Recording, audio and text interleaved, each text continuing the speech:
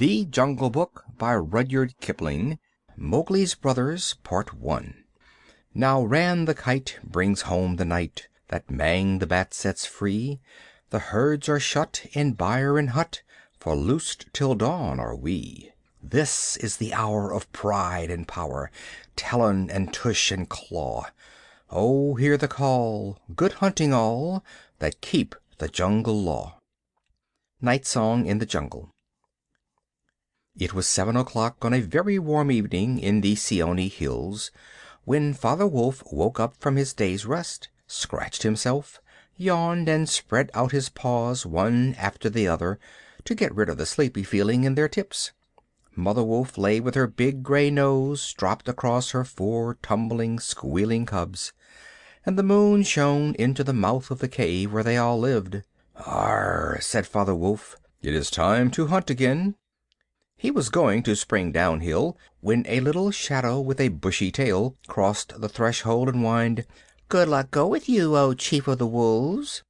And good luck and strong white teeth go with noble children, that they may never forget the hungry in this world." It was the jackal, Tabaqui the dish licker, and the wolves of India despise Tabaqui because he runs about making mischief and telling tales, and eating rags and pieces of leather from the village rubbish heaps. But they are afraid of him, too, because Tabaqui, more than anyone else in the jungle, is apt to go mad, and then he forgets that he was ever afraid of anyone, and runs through the forest biting everything in his way. Even the tiger runs and hides when little Tabaqui goes mad, for madness is the most disgraceful thing that can overtake a wild creature. We call it hydrophobia, but they call it Dwani, the madness, and run. "Enter then and look," said Father Wolf stiffly, "but there is no food here." "For a wolf, no," said Tabaqui, "but for so mean a person as myself, a dry bone is a good feast. Who are we, the Bandar-Log, the jackal people, to pick and choose?" He scuttled to the back of the cave, where he found the bone of a buck with some meat on it, and sat cracking the end merrily. "All thanks for this good meal," he said, licking his lips. "How beautiful are the noble children! How large are their eyes, and so young, too! Indeed, indeed, I might have remembered that the children of kings are men from the beginning."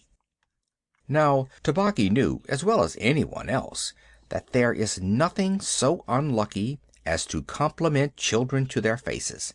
It pleased him to see Mother and Father Wolf look uncomfortable.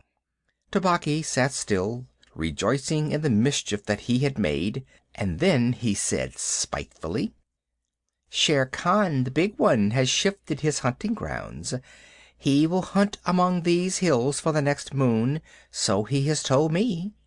Shere Khan was the tiger who lived near the Waingunga River, 20 miles away. "He has no right," Father Wolf began angrily. "By the law of the jungle he has no right to change his quarters without due warning. He will frighten every head of game within 10 miles, and I have to kill for 2 these days."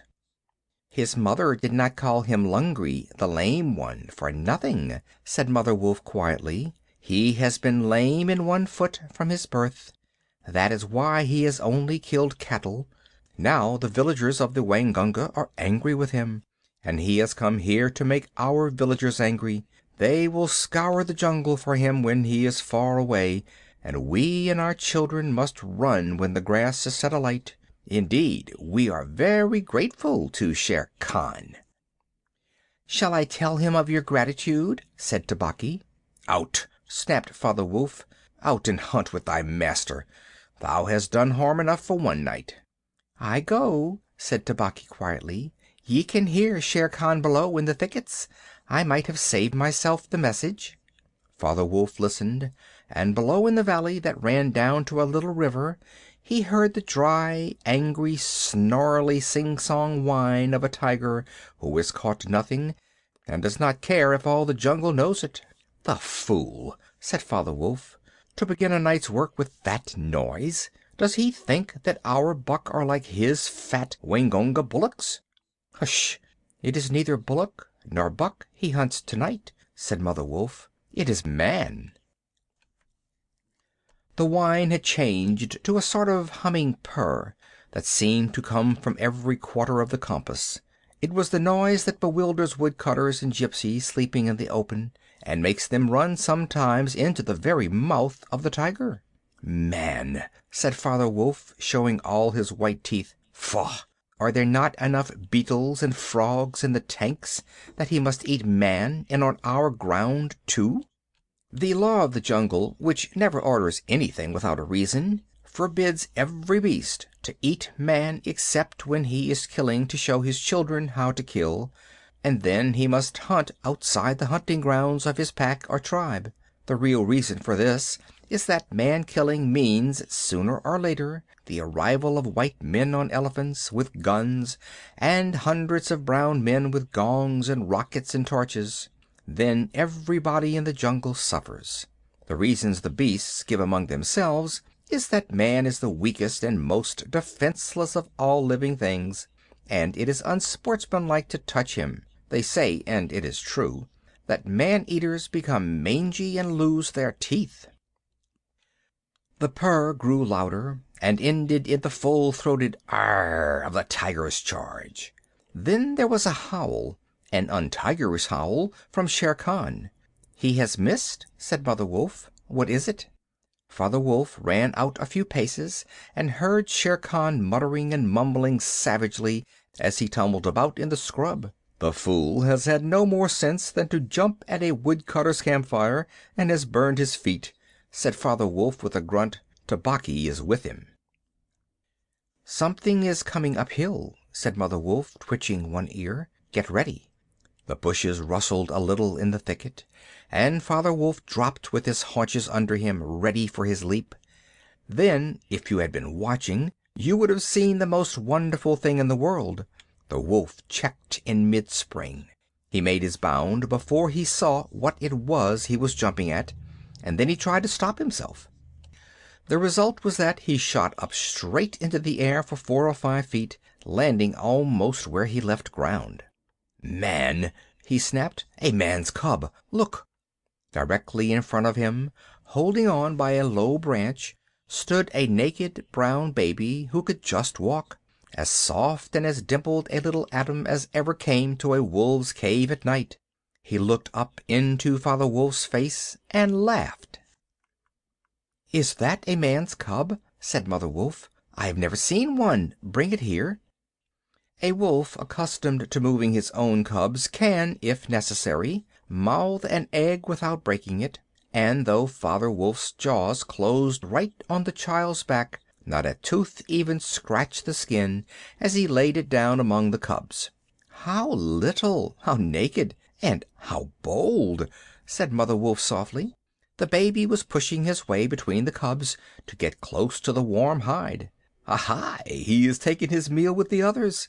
And so this is a man's cub. Now, was there ever a wolf that could boast a man's cub among her children?" "I have heard now and again of such a thing, but never in our pack or in my time," said Father Wolf. "He is altogether without hair, and I could kill him with a touch of my foot. But see, he looks up and is not afraid." The moonlight was blocked out of the mouth of the cave, for Shere Khan's great square head and shoulders were thrust into the entrance. Tabaqui, behind him, was squeaking, my lord, it went in here." "Shere Khan does us great honor," said Father Wolf, but his eyes were very angry. "What does Shere Khan need?" "My quarry. A man's cub went this way," said Shere Khan. "Its parents have run off. Give it to me." Shere Khan had jumped at a woodcutter's campfire, as Father Wolf had said, and was furious from the pain of his burned feet. But Father Wolf knew that the mouth of the cave was too narrow for a tiger to come in by. Even where he was, Shere Khan's shoulders and forepaws were cramped for want of room, as a man's would be if he tried to fight in a barrel. "The wolves are a free people," said Father Wolf. "They take orders from the head of the pack, and not from any striped cattle killer. The man's cub is ours, to kill if we choose." "Ye choose and ye do not choose. What talk is this of choosing?" By the bull that I killed, am I to stand nosing into your dog's den for my fair dues? It is I, Shere Khan, who speak." The tiger's roar filled the cave with thunder. Mother Wolf shook herself clear of the cubs and sprang forward, her eyes like two green moons in the darkness, facing the blazing eyes of Shere Khan. "And it is I, Raksha, the demon, who answers. The man's cub is mine, Lungri, mine to me. He shall not be killed.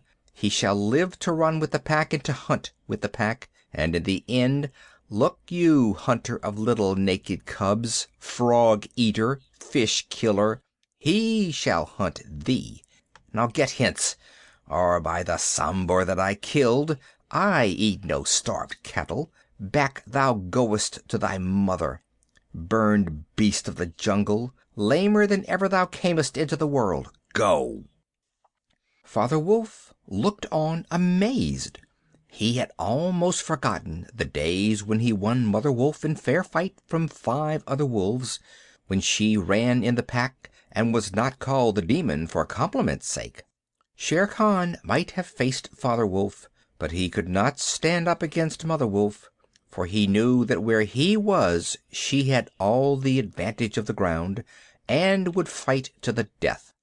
So he backed out of the cave mouth, growling, and when he was clear he shouted, "Each dog barks in his own yard. We shall see what the pack will say to this fostering of man cubs. The cub is mine, and to my teeth he will come in the end, O bush-tailed thieves." Mother Wolf threw herself down panting among the cubs, and Father Wolf said to her gravely, "Shere Khan speaks this much truth. The cub must be shown to the pack. Wilt thou still keep him, Mother?" "Keep him," she gasped. "He came naked, by night, alone, and very hungry, yet he was not afraid. Look, he has pushed one of my babes to one side already, and that lame butcher would have killed him, and would have run off to the Waingunga while the villagers here hunted through all our lairs in revenge. Keep him? Assuredly I will keep him. Lie still, little frog, O thou Mowgli, for Mowgli the frog I will call thee.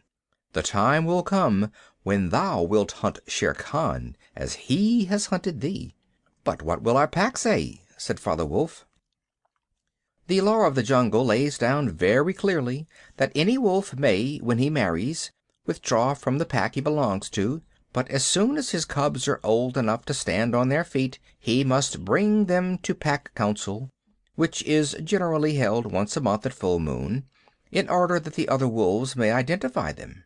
After that inspection the cubs are free to run where they please, and until they have killed their first buck no excuse is accepted if a grown wolf of the pack kills one of them. The punishment is death where the murderer can be found, and if you think for a minute you will see that this must be so." Father Wolf waited till his cubs could run a little, and then, on the night of the pack meeting, took them and Mowgli and Mother Wolf to the Council Rock, a hilltop covered with stones and boulders where 100 wolves could hide. Akela, the great gray lone wolf, who led all the pack by strength and cunning, lay out at full length on his rock, and below him sat 40 or more wolves of every size and color, from badger-colored veterans who could handle a buck alone to young black 3-year-olds who thought they could. The lone wolf had led them for a year now. He had fallen twice into a wolf trap in his youth, and once he had been beaten and left for dead, so he knew the manners and customs of men. There was very little talking at the rock. The cubs tumbled over each other in the center of the circle, where their mothers and fathers sat, and now and again a senior wolf would go quietly up to a cub, look at him carefully, and return to his place on noiseless feet. Sometimes a mother would push her cub far out into the moonlight to be sure that he was not overlooked. Akela from his rock would cry, "Ye know the law, ye know the law. Look well, O wolves." And the anxious mothers would take up the call, "Look, look well, O wolves." At last, and Mother Wolf's neck bristles lifted as the time came, Father Wolf pushed Mowgli the Frog, as they called him, into the center, where he sat laughing and playing with some pebbles that glistened in the moonlight. Akela never raised his head from his paws, but went on with his monotonous cry, "Look well." A muffled roar came up from behind the rocks, the voice of Shere Khan crying, "The cub is mine, mine to me. What have the Free People to do with a man's cub?" Akela never even twitched his ears. All he said was, "Look well, O wolves. What have the Free People to do with the orders of any save the Free People? Look well." There was a chorus of deep growls, and a young wolf in his 4th year flung back Shere Khan's question to Akela. What have the Free People to do with a man's cub? Now the law of the jungle lays down that if there is any dispute as to the right of a cub to be accepted by the pack, he must be spoken for by at least 2 members of the pack who are not his father and mother. "Who speaks for this cub?" said Akela. "Among the Free People, who speaks?" There was no answer, and Mother Wolf got ready for what she knew would be her last fight, if things came to fighting. Then the only other creature who is allowed at the pack council, Baloo, the sleepy brown bear who teaches the wolf cubs the law of the jungle, old Baloo, who can come and go where he pleases because he eats only nuts and roots and honey, rose upon his hind quarters and grunted. "The man's cub, the man's cub," he said. "I speak for the man's cub. There is no harm in a man's cub. I have no gift of words, but I speak the truth. Let him run with the pack and be entered with the others. I myself will teach him." "We need yet another," said Akela. "Baloo has spoken, and he is our teacher for the young cubs. Who speaks besides Baloo?" A black shadow dropped down into the circle. It was Bagheera, the Black Panther, inky black all over, but with the panther markings showing up in certain lights like the pattern of watered silk. Everybody knew Bagheera, and nobody cared to cross his path, for he was as cunning as Tabaqui, as bold as the wild buffalo, and as reckless as the wounded elephant. But he had a voice as soft as wild honey dripping from a tree, and a skin softer than down. "Oh, Akela and ye Free People," he purred, "I have no right in your assembly, but the law of the jungle says that if there is a doubt which is not a killing matter in regard to a new cub, the life of that cub may be bought at a price. And the law does not say who may or may not pay that price. Am I right?" "Good, good," said the young wolves, who are always hungry. "Listen to Bagheera. The cub can be bought for a price. It is the law." "Knowing that I have no right to speak here, I ask your leave." "Speak, then," cried 20 voices. "To kill a naked cub is shame. Besides, he may make better sport for you when he is grown. Baloo has spoken in his behalf. Now to Baloo's word I will add 1 bull, and a fat one, newly killed, not half a mile from here, if ye will accept the man's cub according to the law. Is it difficult?" There was a clamor of scores of voices, saying, "What matter? He will die in the winter rains. He will scorch in the sun. What harm can a naked frog do us? Let him run with the pack. Where is the bull, Bagheera? Let him be accepted." And then came Akela's deep bay, crying, look well, O wolves." Mowgli was still deeply interested in the pebbles, and he did not notice when the wolves came and looked at him one by one. At last they all went down the hill for the dead bull, and only Akela, Bagheera, Baloo, and Mowgli's own wolves were left. Shere Khan roared still in the night, for he was very angry that Mowgli had not been handed over to him. "Aye, roar well," said Bagheera under his whiskers, "for the time will come when this naked thing will make thee roar to another tune, or I know nothing of man." "It is well done," said Akela. "Men and their cubs are very wise. He may be a help in time." "Truly a help in time of need, for none can hope to lead the pack forever," said Bagheera. Akela said nothing. He was thinking of the time that comes to every leader of every pack, when his strength goes from him, and he gets feebler and feebler, till at last he is killed by the wolves, and a new leader comes up, to be killed in his turn. "Take him away," he said to Father Wolf, "and train him as befits one of the Free People." End of Part 1 of Mowgli's Brothers. Mowgli's Brothers Part 2, and the Hunting Song of the Seeonee Pack. And that is how Mowgli was entered into the Seeonee wolf pack for the price of a bull and on Baloo's good word. Now you must be content to skip 10 or 11 whole years, and only guess at all the wonderful life that Mowgli led among the wolves, because if it were written out it would fill ever so many books. He grew up with the cubs, though they, of course, were grown wolves almost before he was a child, and Father Wolf taught him his business and the meaning of things in the jungle, till every rustle in the grass, every breath of the warm night air, every note of the owls above his head, every scratch of a bat's claws as it roosted for a while in a tree, and every splash of every little fish jumping in a pool meant just as much to him as the work of his office means to a business man. When he was not learning, he sat out in the sun and slept, and ate and went to sleep again. When he felt dirty or hot, he swam in the forest pools, and when he wanted honey, Baloo told him that honey and nuts were just as pleasant to eat as raw meat. He climbed up for it, and that Bagheera showed him how to do. Bagheera would lie out on a branch and call, "Come along, little brother," and at first Mowgli would cling like the sloth, but afterward he would fling himself through the branches almost as boldly as the gray ape. He took his place at the Council Rock, too, when the pack met, and there he discovered that if he stared hard at any wolf, the wolf would be forced to drop his eyes, and so he used to stare for fun. At other times he would pick the long thorns out of the pads of his friends, for wolves suffer terribly from thorns and burrs in their coats. He would go down the hillside into the cultivated lands by night and look very curiously at the villagers in their huts, but he had a mistrust of men because Bagheera showed him a square box with a drop gate so cunningly hidden in the jungle that he nearly walked into it, and told him that it was a trap. He loved better than anything else to go with Bagheera into the dark warm heart of the forest, to sleep all through the drowsy day, and at night see how Bagheera did his killing.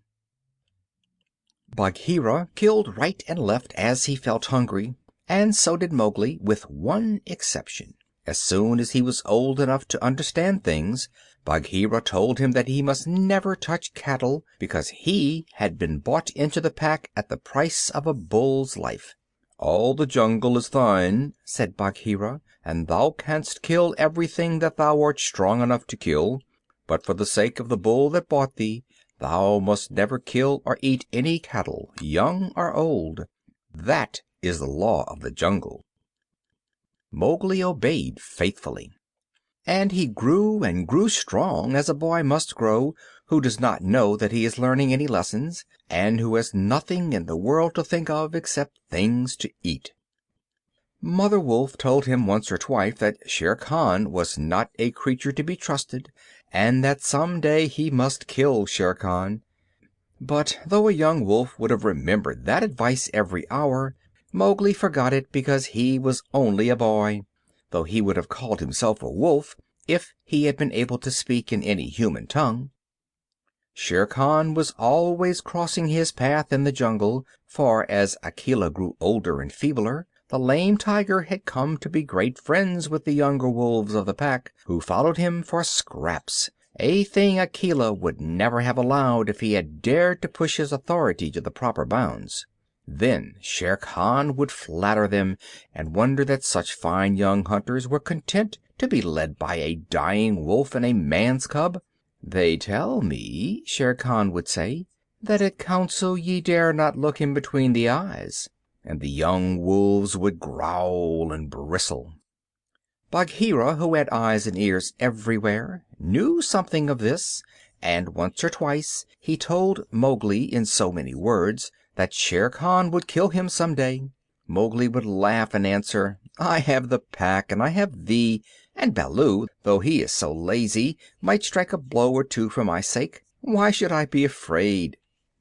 It was one very warm day that a new notion came to Bagheera, born of something that he had heard. Perhaps Ikki the Porcupine had told him, but he said to Mowgli when they were deep in the jungle, as the boy lay with his head on Bagheera's beautiful black skin, "Little brother, how often have I told thee that Shere Khan is thy enemy?" "As many times as there are nuts on that palm," said Mowgli, who naturally could not count. "What of it? I am sleepy, Bagheera, and Shere Khan is all long tail and loud talk, like Mao the peacock. But this is no time for sleeping. Baloo knows it, I know it, the Pack knows it, and even the foolish, foolish deer know. Tabaqui has told thee too." "Ho, ho!" said Mowgli. "Tabaqui came to me not long ago with some rude talk, that I was a naked man's cub and not fit to dig pig nuts. But I caught Tabaqui by the tail and swung him twice against the palm tree to teach him better manners. That was foolishness, for though Tabaqui is a mischief maker, he would have told thee of something that concerned thee closely. Open those eyes, little brother. Shere Khan dare not kill thee in the jungle, but remember, Akela is very old, and soon the day comes when he cannot kill his buck, and then he will be leader no more. Many of the wolves that looked thee over when thou wast brought to the council first are old too, and the young wolves believe, as Shere Khan has taught them, that a man cub has no place with the Pack. In a little time thou wilt be a man." "And what is a man that he should not run with his brothers?" said Mowgli. "I was born in the jungle.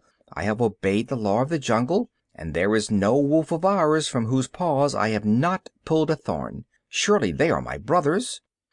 Bagheera stretched himself at full length and half shut his eyes. "Little brother," said he, "feel under my jaw."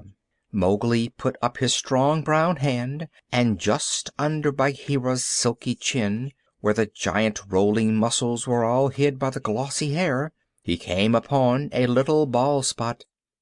"There is no one in the jungle that knows that I, Bagheera, carry that mark, the mark of the collar. And yet, little brother, I was born among men, and it was among men that my mother died, in the cages of the king's palace at Oodeypore. It was because of this that I paid the price for thee at the council when thou wast a little naked cub. Yes, I too was born among men. I had never seen the jungle. They fed me behind bars from an iron pan, till one night I felt that I was Bagheera the panther, and no man's plaything, and I broke the silly lock with one blow of my paw and came away. And because I had learned the ways of men, I became more terrible in the jungle than Shere Khan. Is it not so?" "Yes," said Mowgli. "All the jungle fear Bagheera, all except Mowgli." "Oh, thou art a man's cub," said the Black Panther very tenderly, "and even as I return to my jungle, so thou must go back to men at last, to the men who are thy brothers, if thou art not killed in the council." "But why? But why should any wish to kill me?" said Mowgli. "Look at me," said Bagheera, and Mowgli looked at him steadily between the eyes. The big panther turned his head away in half a minute. "That is why," he said, shifting his paw on the leaves. "Not even I can look thee between the eyes, and I was born among men, and I love thee, little brother. The others, they hate thee because their eyes cannot meet thine, because thou art wise, because thou hast pulled out thorns from their feet, because thou art a man."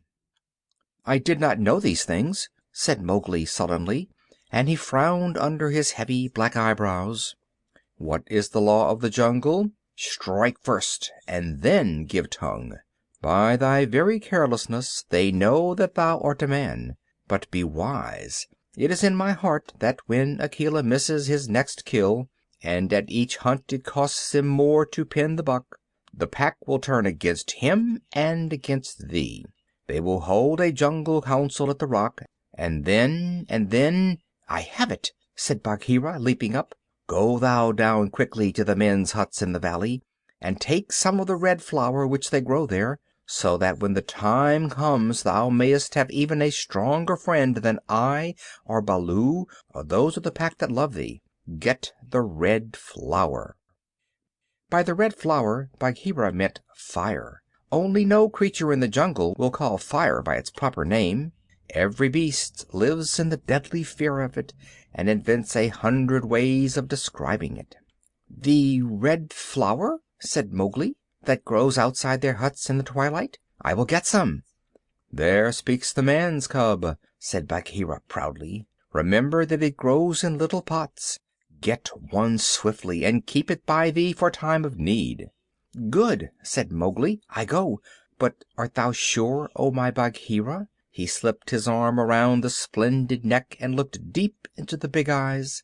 "Art thou sure that all this is Shere Khan's doing?" "By the broken lock that freed me, I am sure, little brother." "Then by the bull that bought me, I will pay Shere Khan full tale for this, and it may be a little over," said Mowgli, and he bounded away. "That is a man. That is all a man," said Bagheera to himself, lying down again. "Oh, Shere Khan, never was a blacker hunting than that frog hunt of thine 10 years ago." Mowgli was far and far through the forest, running hard, and his heart was hot in him. He came to the cave as the evening mist rose, and drew breath, and looked down the valley. The cubs were out, but Mother Wolf, at the back of the cave, knew by his breathing that something was troubling her frog. "What is it, son?" she said. "Some bat's chatter of Shere Khan," he called back. "I hunt among the plowed fields tonight." And he plunged downward through the bushes to the stream at the bottom of the valley. There he checked, for he heard the yell of the pack hunting, heard the bellows of a hunted Sambur, and the snort as the buck turned at bay. Then there were wicked, bitter howls from the young wolves. "Akela! Akela! Let the lone wolf show his strength! Room for the leader of the pack! Spring, Akela!" The lone wolf must have sprung and missed his hold, for Mowgli heard the snap of his teeth, and then a yelp as the Sambur knocked him over with his forefoot. He did not wait for anything more, but dashed on, and the yells grew fainter behind him as he ran into the croplands where the villagers lived. "Bagheera spoke truth," he panted, as he nestled down in some cattle fodder by the window of a hut. "Tomorrow is one day both for Akela and for me." Then he pressed his face close to the window and watched the fire on the hearth. He saw the husbandman's wife get up and feed it in the night with black lumps, and when the morning came and the mists were all white and cold, he saw the man's child pick up a wicker pot plastered inside with earth, fill it with lumps of red-hot charcoal, and put it under his blanket, and go out to tend the cows in the byre. "Is that all?" said Mowgli. "If a cub can do it, there is nothing to fear." So he strode round the corner and met the boy, took the pot from his hand, and disappeared into the mist, while the boy howled with fear. "They are very like me," said Mowgli, blowing into the pot as he had seen the woman do. "This thing will die if I do not give it things to eat." And he dropped twigs and dried bark on the red stuff. Halfway up the hill he met Bagheera with the morning dew shining like moonstones on his coat. "Akela has missed," said the panther. "They would have killed him last night, but they needed thee also. They were looking for thee on the hill." "I was among the plowed lands. I am ready. See!" Mowgli held up the fire pot. "Good. Now I have seen men thrust a dry branch into that stuff, and presently the red flower blossomed at the end of it. Art thou not afraid?" "No. Why should I fear? I remember now, if it is not a dream, how, before I was a wolf, I lay beside the red flower, and it was warm and pleasant." All that day Mowgli sat in the cave tending his fire pot and dipping dry branches into it to see how they looked. He found a branch that satisfied him, And in the evening, when Tabaqui came to the cave and told him rudely enough that he was wanted at the Council Rock, he laughed till Tabaqui ran away. Then Mowgli went to the council, still laughing. Akela the Lone Wolf lay by the side of the rock as a sign that the leadership of the pack was open, and Shere Khan, with his following of scrap-fed wolves, walked to and fro openly, being flattered. Bagheera lay close to Mowgli, and the fire-pot was between Mowgli's knees. When they were all gathered together, Shere Khan began to speak, a thing he would never have dared to do when Akela was in his prime. "He has no right," whispered Bagheera. "Say so. He is a dog's son. He will be frightened." Mowgli sprang to his feet. "Free People!" he cried. "Does Shere Khan lead the pack? What has a tiger to do with our leadership?" "Seeing that the leadership is yet open, and being asked to speak," Shere Khan began. "By whom?" said Mowgli. "Are we all jackals to fawn on this cattle butcher? The leadership of the pack is with the pack alone." There were yells of "Silence, thou man's cub! Let him speak. He has kept our law." And at last the seniors of the pack thundered, "Let the dead wolf speak." When a leader of the pack has missed his kill, he is called the dead wolf as long as he lives, which is not long. Akela raised his old head wearily. "Free People, and ye too, jackals of Shere Khan, for 12 seasons I have led ye to and from the kill, and in all that time no one has been trapped or maimed. Now I have missed my kill. Ye know how that plot was made. Ye know how ye brought me up to an untried buck to make my weakness known. It was cleverly done. Your right is to kill me here on the Council Rock now. Therefore I ask, who comes to make an end of the Lone Wolf? For it is my right by the law of the jungle that ye come one by one." There was a long hush, for no single wolf cared to fight Akela to the death. Then Shere Khan roared, "Bah!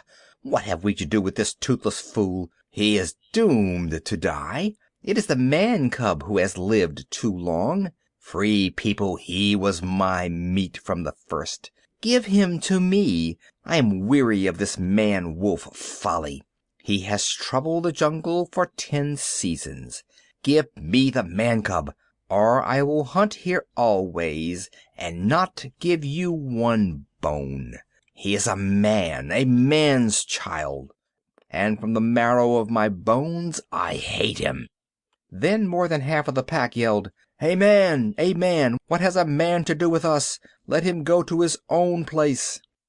"And turn all the people of the villages against us?" clamored Shere Khan. "No, give him to me. He is a man, and none of us can look him between the eyes."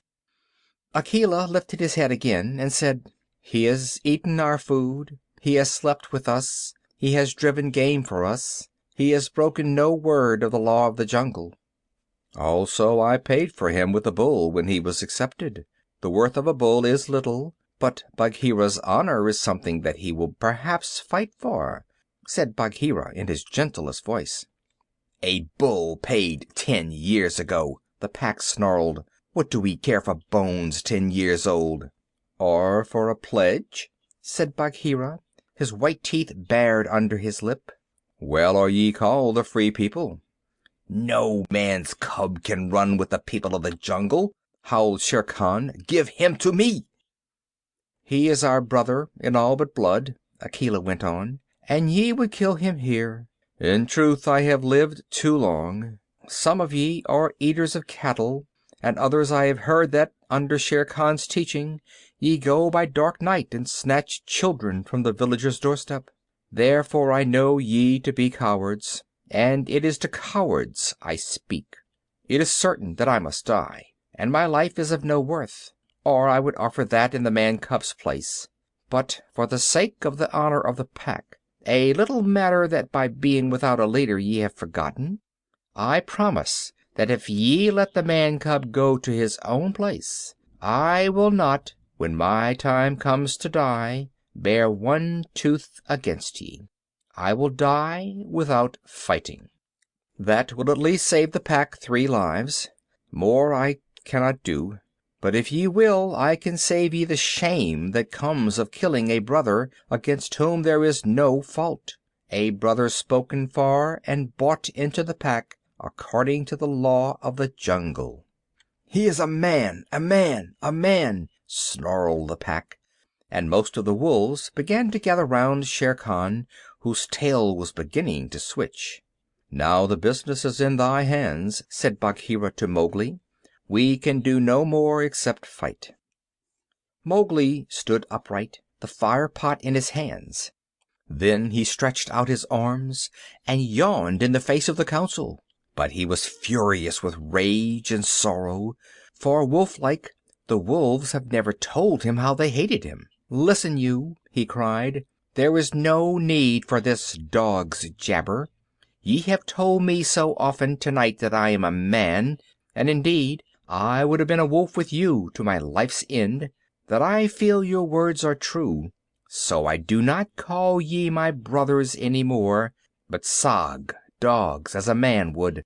What ye will do and what ye will not do is not yours to say. That matter is with me, and that we may see the matter more plainly, I, the man, have brought here a little of the red flower which ye, dogs, fear." He flung the fire pot on the ground, and some of the red coals lit a tuft of dried moss that flared up, as all the council drew back in terror before the leaping flames. Mowgli thrust his dead branch into the fire till the twigs lit and crackled, and whirled it above his head among the cowering wolves. "Thou art the master," said Bagheera in an undertone. "Save Akela from the death. He was ever thy friend." Akela, the grim old wolf, who had never asked for mercy in his life, gave one piteous look at Mowgli as the boy stood all naked, his long black hair tossing over his shoulders in the light of the blazing branch that made the shadows jump and quiver. "Good," said Mowgli, staring round slowly. "I see that ye are dogs. I go from you to my own people, if they be my own people. The jungle is shut to me, and I must forget your talk and your companionship. But I will be more merciful than ye are. Because I was all but your brother in blood, I promise that when I am a man among men, I will not betray ye to men as ye have betrayed me." He kicked the fire with his foot, and the sparks flew up. "There shall be no war between any of us in the pack. But here is a debt to pay before I go." He strode forward to where Shere Khan sat blinking stupidly at the flames, and caught him by the tuft of his chin. Bagheera followed in case of accidents. "Up, dog!" Mowgli cried. "Up when a man speaks, or I will set that coat ablaze." Shere Khan's ears lay flat back on his head, and he shut his eyes, for the blazing branch was very near. This cattle killer said he would kill me and the council because he had not killed me when I was a cub. Thus, and thus, then, do we beat dogs when we are men. Stir a whisker, Lungri, and I ram the red flower down thy gullet." He beat Shere Khan over the head with the branch, and the tiger whimpered and whined in an agony of fear. "Pah! Singed jungle cat! Go now. But remember, when next I come to the Council Rock as a man should come, it will be with Shere Khan's hide on my head. For the rest, Akela goes free to live as he pleases. Ye will not kill him, because that is not my will. Nor do I think that ye will sit here any longer, lolling out your tongues as though ye were somebodies, instead of dogs whom I drive out. Thus, go!" The fire was burning furiously at the end of the branch, and Mowgli struck right and left round the circle, and the wolves ran howling with the sparks burning their fur. At last there were only Akela, Bagheera, and perhaps 10 wolves that had taken Mowgli's part. Then something began to hurt Mowgli inside him, as he had never been hurt in his life before, and he caught his breath and sobbed, and the tears ran down his face. "What is it? What is it?" he said. "I do not wish to leave the jungle, and I do not know what this is. Am I dying, Bagheera?" "No, little brother. That is only tears such as men use," said Bagheera. "Now I know thou art a man, and a man's cub no longer. The jungle is shut indeed to thee henceforward. Let them fall, Mowgli. They are only tears." So Mowgli sat and cried as though his heart would break, and he had never cried in all his life before. "Now," he said, "I will go to men, but first I must say farewell to my mother." And he went to the cave where she lived with Father Wolf, and he cried on her coat, while the 4 cubs howled miserably. "Ye will not forget me?" said Mowgli. "Never while we can follow a trail," said the cubs. "Come to the foot of the hill when thou art a man, and we will talk to thee, and we will come into the croplands to play with thee by night." "Come soon," said Father Wolf. "O wise little frog, come again soon, for we be old, thy mother and I." "Come soon," said Mother Wolf, "little naked son of mine, for listen, child of man, I love thee more than I ever loved my cubs." "I will surely come," said Mowgli, "and when I come it will be to lay out Shere Khan's hide upon the Council Rock. Do not forget me. Tell them in the jungle never to forget me." The dawn was beginning to break when Mowgli went down the hillside alone to meet those mysterious things that are called men. Hunting Song of the Seeonee Pack. As the dawn was breaking, the Sambhur belled once, twice, and again, and a doe leaped up, and a doe leaped up from the pond in the wood where the wild deer sup. This I, scouting alone, beheld once, twice, and again. As the dawn was breaking, the Sambhur belled once, twice, and again, and a wolf stole back, and a wolf stole back, to carry the word to the waiting pack. And we sought, and we found, and we bayed on his track once, twice, and again. As the dawn was breaking, the wolf pack yelled once, twice, and again.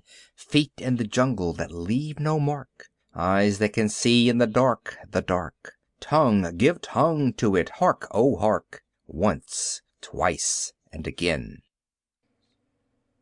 End of Part 2 of Mowgli's Brothers. Kaa's Hunting, Part 1. His spots are the joy of the leopard, his horns are the buffalo's pride. Be clean, for the strength of the hunter is known by the gloss of his hide. If ye find that the bullock can toss you, or the heavy-browed Sambhur can gore, ye need not stop work to inform us. We knew it 10 seasons before. Oppress not the cubs of the stranger, but hail them as sister and brother. For though they are little and fubsy, it may be the bear is their mother. "There is none like to me," says the cub in the pride of his earliest kill. But the jungle is large, and the cub he is small. Let him think and be still. Maxims of Baloo. All that is told here happened some time before Mowgli was turned out of the Seeonee wolf pack, or revenged himself on Shere Khan the tiger.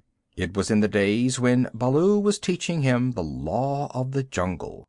The big, serious old brown bear was delighted to have so quick a pupil, for the young wolves will only learn as much of the law of the jungle as applies to their own pack and tribe, and run away as soon as they can repeat the hunting verse: feet that make no noise, eyes that can see in the dark, ears that can hear the winds in their lairs, and sharp white teeth. All of these are the marks of our brothers, except Tabaqui the jackal and the hyena whom we hate. But Mowgli, as a man cub, had to learn a great deal more than this. Sometimes Bagheera the black panther would come lounging through the jungle to see how his pet was coming on, and would purr with his head against a tree, while Mowgli recited the day's lesson to Baloo. The boy could climb almost as well as he could swim, and swim almost as well as he could run. So Baloo, the teacher of the law, taught him the wood and water laws, how to tell a rotten branch from a sound one, how to speak politely to the wild bees when he came upon a hive of them 50 feet above ground, what to say to Mang the bat when he disturbed him in the branches at midday, and how to warn the water snakes in the pools before he splashed down among them. None of the Jungle People like to be disturbed, and all are ready to fly at an intruder. Then, too, Mowgli was taught the stranger's hunting call, which must be repeated aloud till it is answered, whenever one of the Jungle People hunts outside his own grounds. It means, translated, "Give me leave to hunt here, because I am hungry," and the answer is, "Hunt then for food, but not for pleasure." All this will show you how much Mowgli had to learn by heart, and he grew very tired of saying the same thing over 100 times. But, as Baloo said to Bagheera one day, when Mowgli had been cuffed and run off in a temper, a man's cub is a man's cub, and he must learn all the law of the jungle. "But think how small he is," said the Black Panther, who would have spoiled Mowgli if he had had his own way. "How can his little head carry all thy long talk?" Is there anything in the jungle too little to be killed? No. That is why I teach him these things, and that is why I hit him very softly when he forgets. "Softly? What doth thou know of softness, old Iron Feet?" Bagheera grunted. "His face is all bruised today by thy softness. Huh!" Better he should be bruised from head to foot by me, who love him, than that he should come to harm through ignorance," Baloo answered very earnestly. "I am now teaching him the master words of the jungle, that shall protect him with the birds and the Snake People and all that hunt on 4 feet, except his own pack. He can now claim protection, if he will only remember the words, from all in the jungle. Is not that worth a little beating?"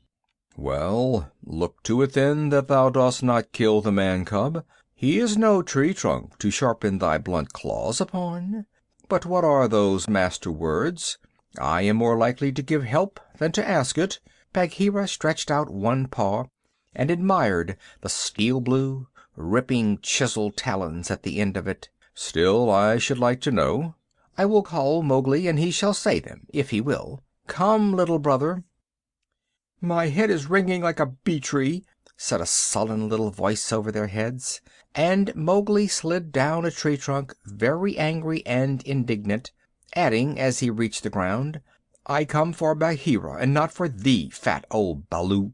"That is all one to me," said Baloo, though he was hurt and grieved. "Tell Bagheera, then, the master words of the jungle that I have taught thee this day." "Master words for which people?" said Mowgli, delighted to show off. "The jungle has many tongues. I know them all." "A little thou knowest, but not much. See, O Bagheera, they never thank their teacher. Not one small wolfling has ever come back to thank old Baloo for his teaching. Say the word for the hunting people, then, great scholar." "We be of one blood, ye and I," said Mowgli, giving the words the Bear accent which all the hunting people use. "Good. Now for the birds." Mowgli repeated, with the kite's whistle at the end of the sentence. "Now for the Snake People," said Bagheera. The answer was a perfectly indescribable hiss, and Mowgli kicked up his feet behind, clapped his hands together to applaud himself, and jumped onto Bagheera's back, where he sat sideways, drumming his heels on the glossy skin and making the worst faces he could think of at Baloo. "There, there, that was worth a little bruise," said the Brown Bear tenderly. "Some day thou wilt remember me." Then he turned aside to tell Bagheera how he had begged the master words from Hathi the Wild Elephant, who knows all about these things, and how Hathi had taken Mowgli down to a pool to get the snake word from a water snake, because Baloo could not pronounce it, and how Mowgli was now reasonably safe against all accidents in the jungle, because neither snake, bird, nor beast would hurt him. "No one then is to be feared," Baloo wound up, patting his big furry stomach with pride. "Except his own tribe," said Bagheera under his breath, and then aloud to Mowgli, "Have a care for my ribs, little brother. What is all this dancing up and down?" Mowgli had been trying to make himself heard by pulling at Bagheera's shoulder fur and kicking hard, When the two listened to him, he was shouting at the top of his voice, "And so I shall have a tribe of my own, and lead them through the branches all day long." "What is this new folly, little dreamer of dreams?" said Bagheera. "Yes, and throw branches and dirt at old Baloo," Mowgli went on. "They have promised me this. Ah!" Oh! Baloo's big paw scooped Mowgli off Bagheera's back, and as the boy lay between the big forepaws he could see the bear was angry. "Mowgli," said Baloo, "thou hast been talking with the Bandar-Log, the Monkey People." Mowgli looked at Bagheera to see if the panther was angry too, and Bagheera's eyes were as hard as jadestones. "Thou hast been with the Monkey People, the Gray Apes, the people without a law, the eaters of everything? That is great shame." "When Baloo hurt my head," said Mowgli, he was still on his back, "I went away, and the Gray Apes came down from the trees and had pity on me. No one else cared." He snuffled a little. "The pity of the Monkey People!" Baloo snorted. "The stillness of the mountain stream, the cool of the summer sun. And then, man cub?" And then they gave me nuts and pleasant things to eat, and they carried me in their arms up to the top of the trees, and said I was their blood brother, except that I had no tail, and should be their leader some day." "They have no leader," said Bagheera. "They lie. They have always lied."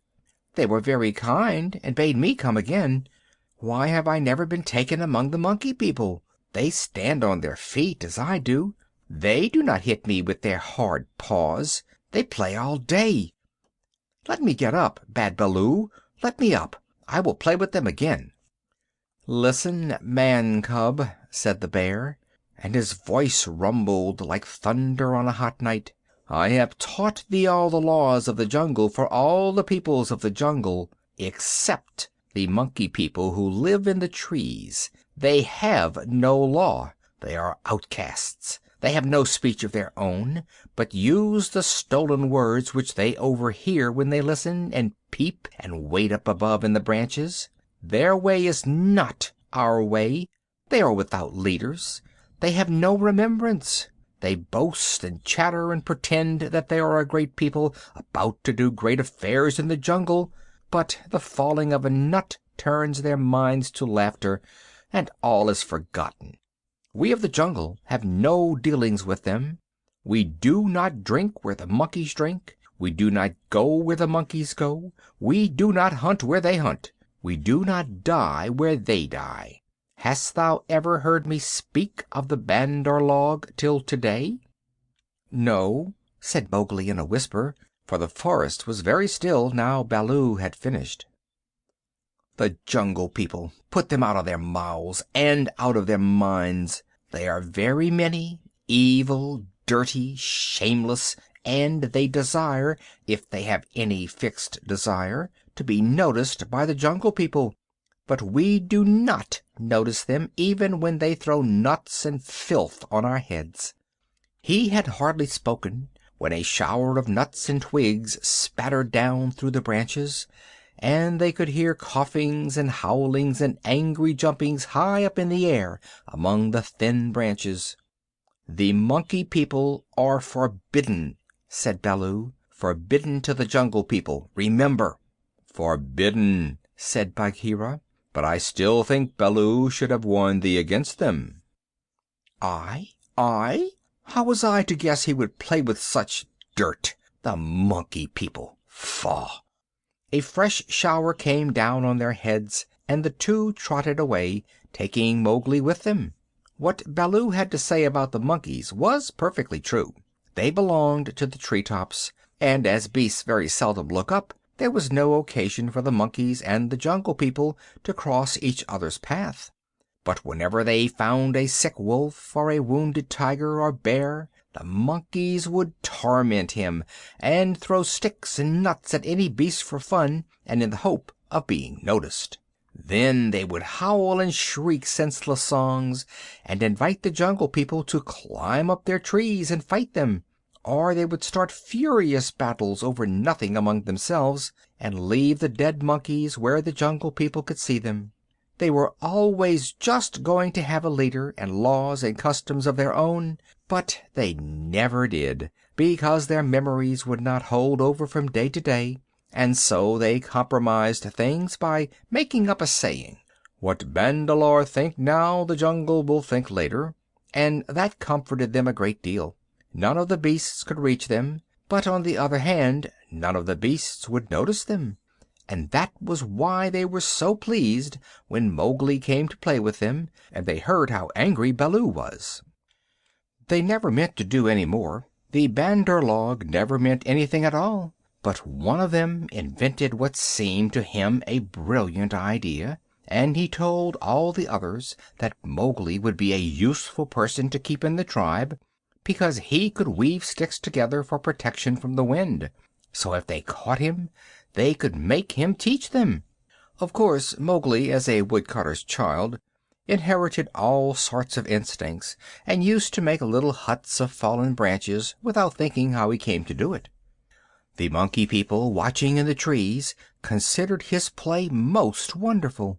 This time, they said, they were really going to have a leader, and become the wisest people in the jungle. So wise that everyone else would notice and envy them.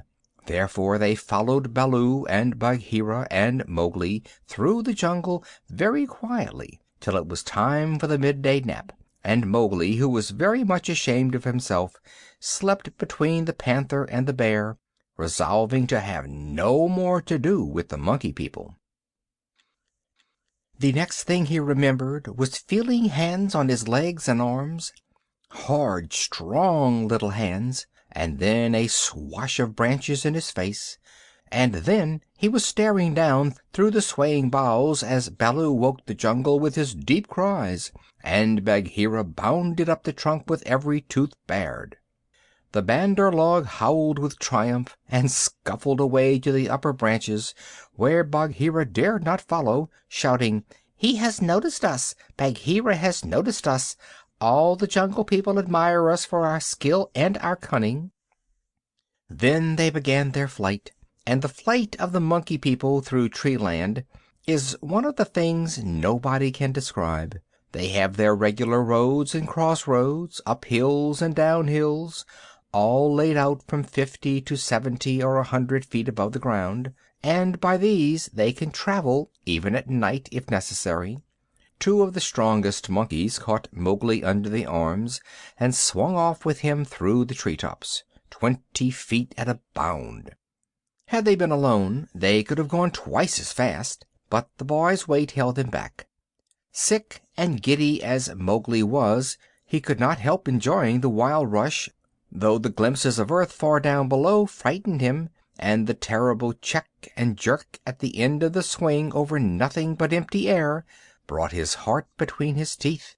His escort would rush him up a tree till he felt the thinnest, topmost branches crackle and bend under them, and then, with a cough and a whoop, would fling themselves into the air outward and downward, and bring up, hanging by their hands or their feet, to the lower limbs of the next tree. Sometimes he could see for miles and miles across the still green jungle, as a man on the top of a mast can see for miles across the sea. And then the branches and leaves would lash him across the face, and he and his two guards would be almost down to earth again. So, bounding and crashing and whooping and yelling, the whole tribe of Bandar-Log swept along the tree roads with Mowgli their prisoner. For a time he was afraid of being dropped. Then he grew angry, but knew better than to struggle. And then he began to think. The first thing was to send back word to Baloo and Bagheera, for at the pace the monkeys were going, he knew his friends would be left far behind. It was useless to look down, for he could only see the top sides of the branches, so he stared upward and saw, far away in the blue, Ran the Kite, balancing and wheeling as he kept watch over the jungle, waiting for things to die. Ron saw that the monkeys were carrying something, and dropped a few 100 yards to find out whether their load was good to eat. He whistled with surprise when he saw Mowgli being dragged up to a treetop, and heard him give the kite call for "We be of one blood, thou and I." The waves of the branches closed over the boy, but Ron balanced away to the next tree in time to see the little brown face come up again. "Mark my trail!" Mowgli shouted. "Tell Baloo of the Seeonee pack and Bagheera of the Council Rock." "In whose name, brother?" Ron had never seen Mowgli before, though of course he had heard of him. "Mowgli the Frog. Man cub they call me. Mark my trail." The last words were shrieked as he was being swung through the air, but Ron nodded and rose up till he looked no bigger than a speck of dust, and there he hung, watching with his telescope eyes the swaying of the treetops as Mowgli's escort whirled along. "They never go far," he said with a chuckle. "They never do what they set out to do. Always pecking at new things are the Bandar-Log. This time, if I have any eyesight, they have pecked down trouble for themselves. For Baloo is no fledgling, and Bagheera can, as I know, kill more than goats." So he rocked his wings, his feet gathered up under him, and waited. Meantime Baloo and Bagheera were furious with rage and grief. Bagheera climbed as he had never climbed before, but the thin branches broke beneath his weight, and he slipped down, his claws full of bark. "Why didst thou not warn the man cub?" he roared to poor Baloo, who had set off at a clumsy trot in the hope of overtaking the monkeys. "What was the use of half slaying him with blows if thou didst not warn him?" "Haste, oh haste! We may catch them yet," Baloo panted. "At that speed? It would not tire a wounded cow. Teacher of the law, cub beater! A mile of that rolling to and fro would burst thee open. Sit still and think. Make a plan. This is no time for chasing. They may drop him if we follow too close." "Arula! Ooh, they may have dropped him already, being tired of carrying him.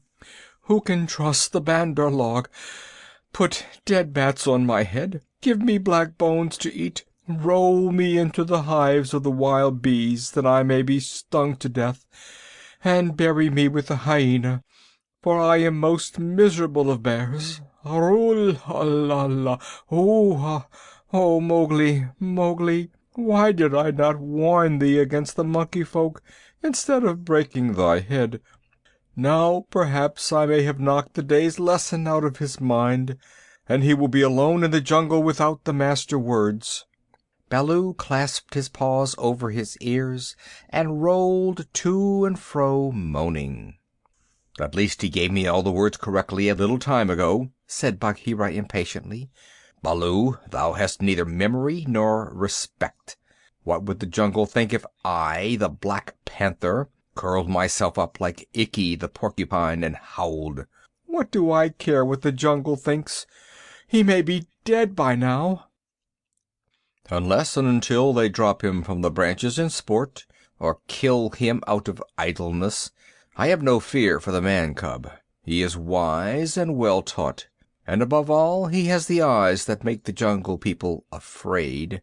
But, and it is a great evil, he is in the power of the Bandar-Log, and they, because they live in trees, have no fear of any of our people." Bagheera licked one forepaw thoughtfully.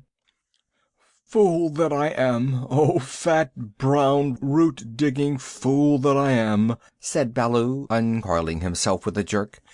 "It is true what Hathi the wild elephant says, to each his own fear. And they, the Bandar-Log, fear Kaa the rock snake. He can climb as well as they can. He steals the young monkeys in the night. The whisper of his name makes their wicked tails cold. Let us go to Kaa."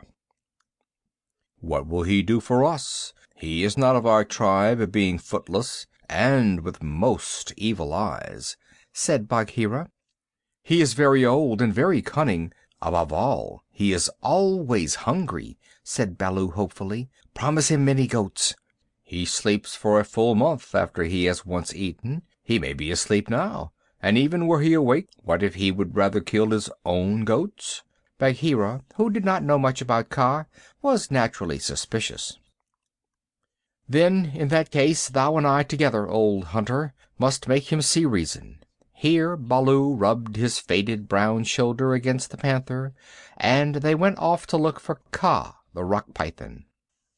They found him stretched out on a warm ledge in the afternoon sun, admiring his beautiful new coat, for he had been in retirement for the last 10 days, changing his skin, and now he was very splendid, darting his big blunt-nosed head along the ground, and twisting the 30 feet of his body into fantastic knots and curves, and licking his lips as he thought of his dinner to come.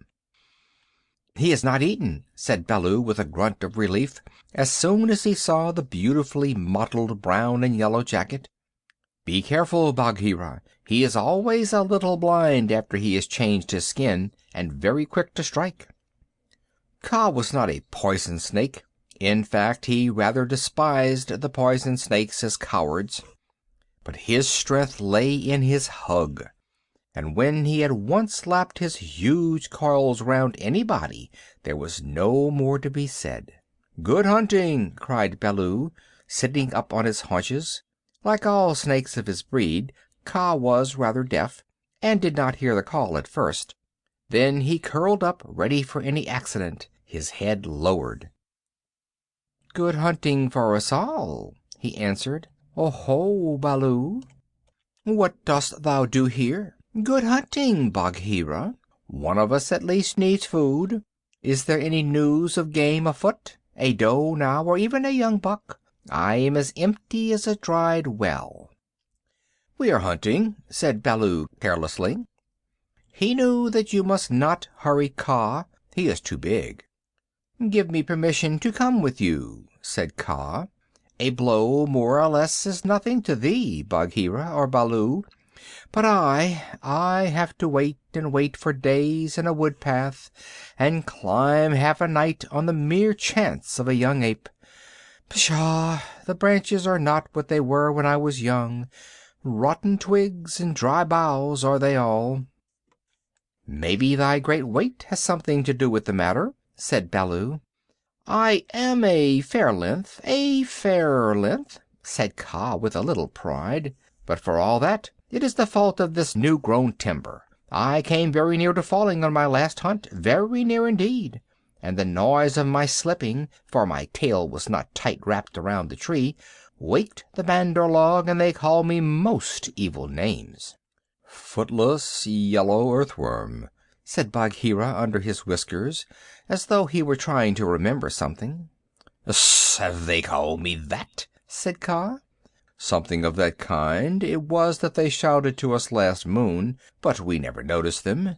They will say anything, even that thou hast lost all thy teeth, and wilt not face anything bigger than a kid, because they are indeed shameless, these Bandar-Log because thou art afraid of the he-goat's horns," Bagheera went on sweetly.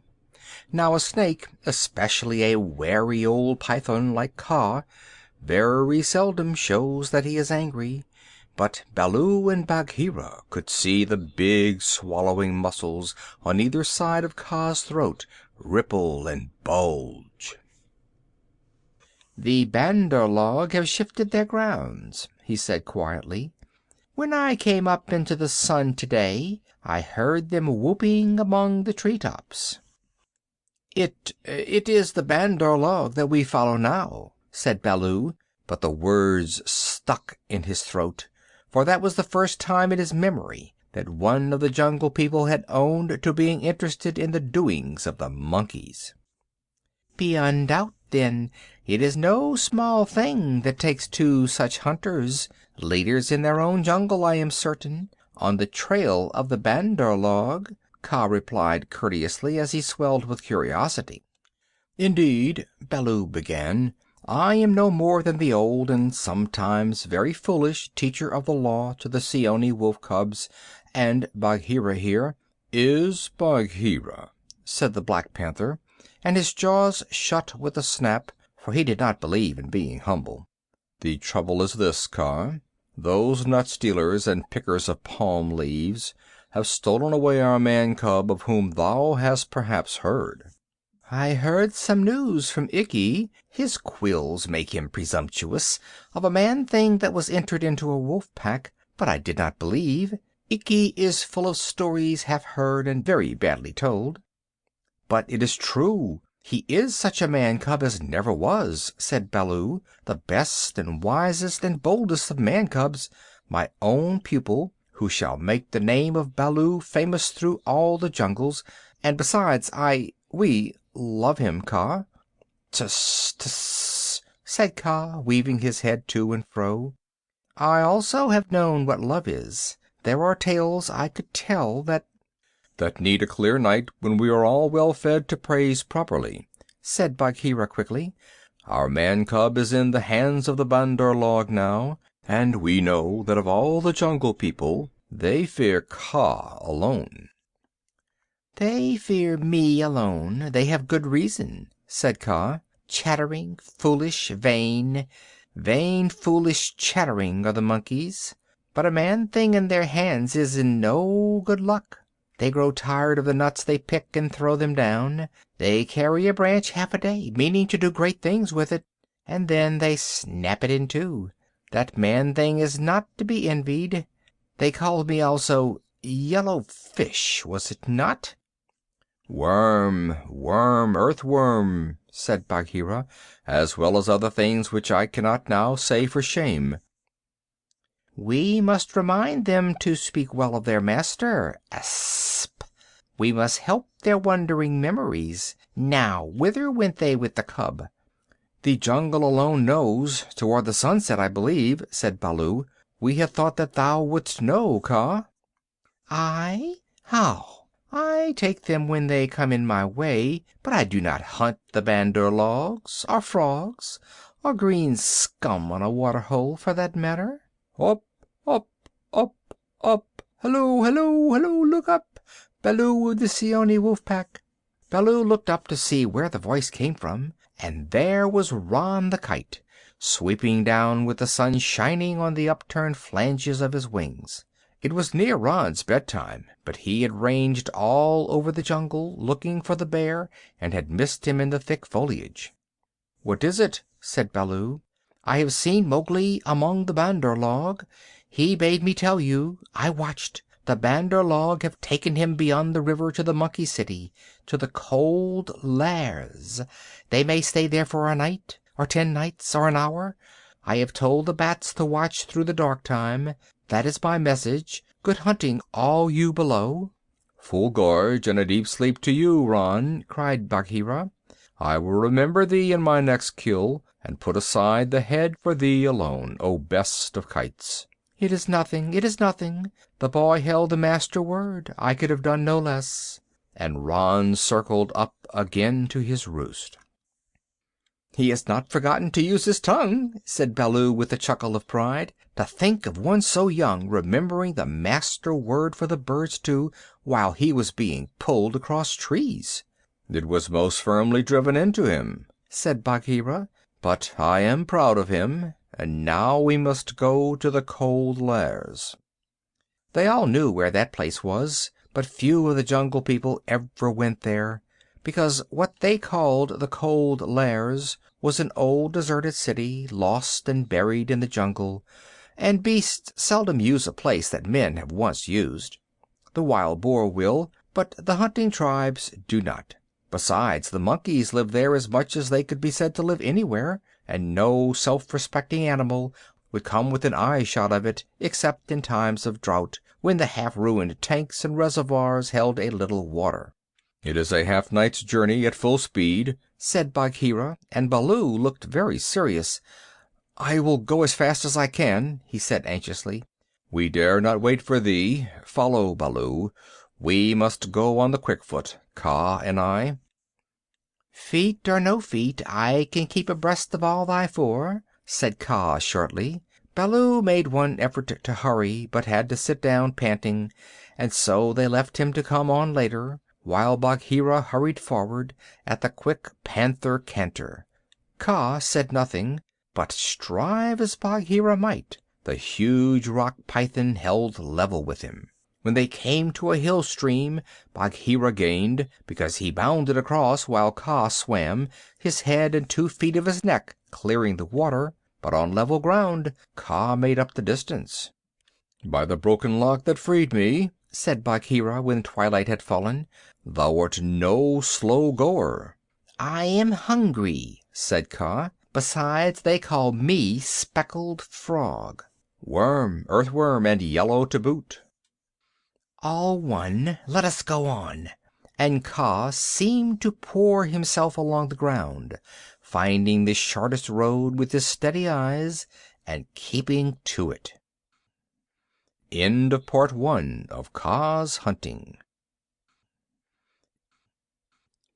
Kaa's Hunting, Part 2.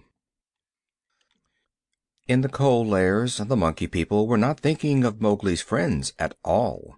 They had brought the boy to the lost city, and were very much pleased with themselves for the time. Mowgli had never seen an Indian city before, and though this was almost a heap of ruins, it seemed very wonderful and splendid. Some king had built it long ago on a little hill. You could still trace the stone causeways that led up to the ruined gates, where the last splinters of wood hung to the worn, rusted hinges. Trees had grown into and out of the walls. The battlements were tumbled down and decayed, and wild creepers hung out of the windows of the towers on the walls in bushy, hanging clumps. A great roofless palace crowned the hill, and the marble of the courtyards and the fountains was split and stained with red and green, and the very cobblestones in the courtyard, where the king's elephants used to live, had been thrust up and apart by grasses and young trees. From the palace you could see the rows and rows of roofless houses that made up the city, looking like empty honeycombs filled with blackness. The shapeless block of stone that had been an idol in the square where 4 roads met, the pits and dimples at street corners where the public wells once stood, and the shattered domes of temples with wild figs sprouting on their sides. The monkeys called the place their city, and pretended to despise the Jungle People because they lived in the forest, and yet they never knew what the buildings were made for, nor how to use them. They would sit in circles on the hall of the king's council chamber, and scratch for fleas and pretend to be men, or they would run in and out of the roofless houses and collect pieces of plaster and old bricks in a corner, and forget where they had hidden them, and fight and cry in scuffling crowds, and then break off to play up and down the terraces of the king's garden, where they would shake the rose trees and the oranges in sport to see the fruit and flowers fall. They explored all the passages and dark tunnels in the palace, and the hundreds of little dark rooms, but they never remembered what they had seen and what they had not, and so drifted about in ones and twos or crowds, telling each other that they were doing as men did.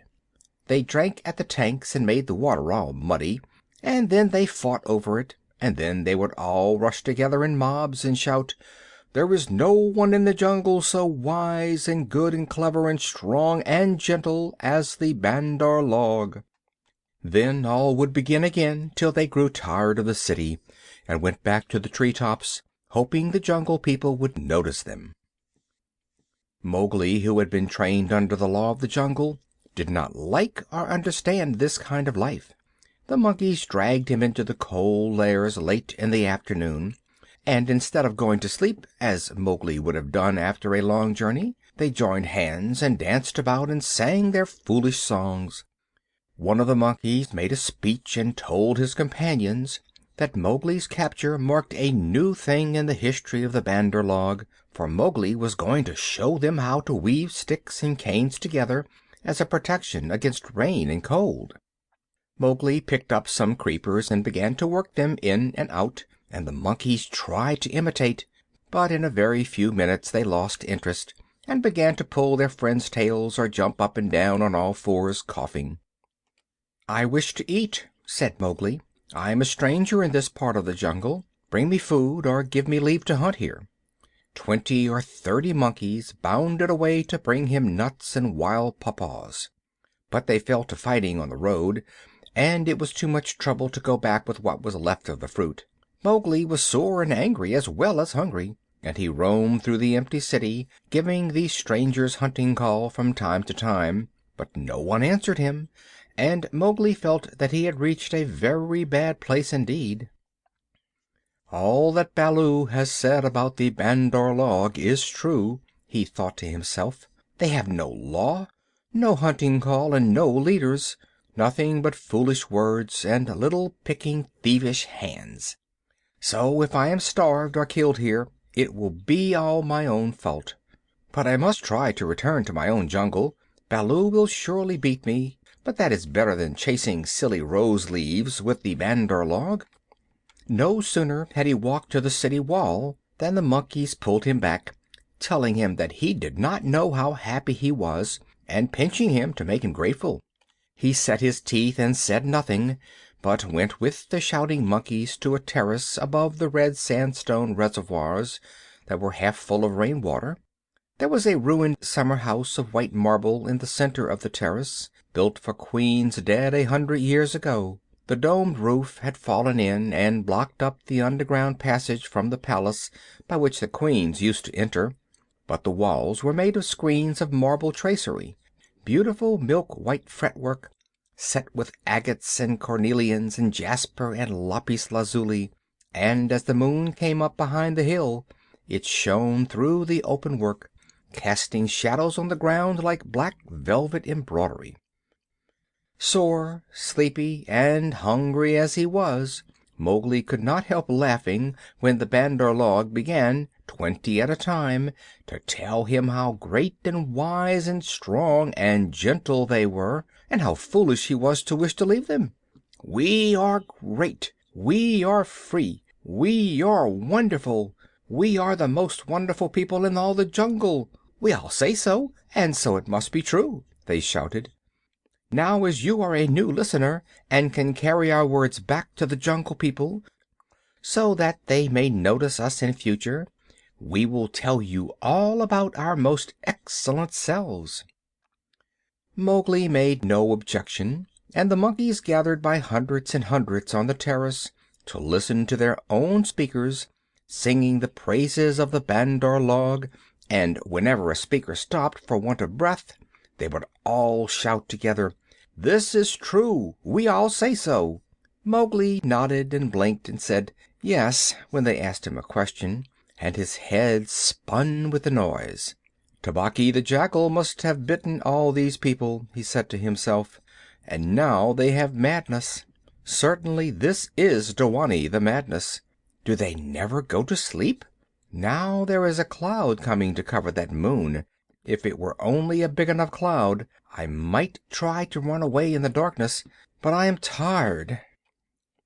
That same cloud was being watched by 2 good friends in the ruined ditch below the city wall, for Bagheera and Kaa, knowing well how dangerous the Monkey People were in large numbers, did not wish to run any risks.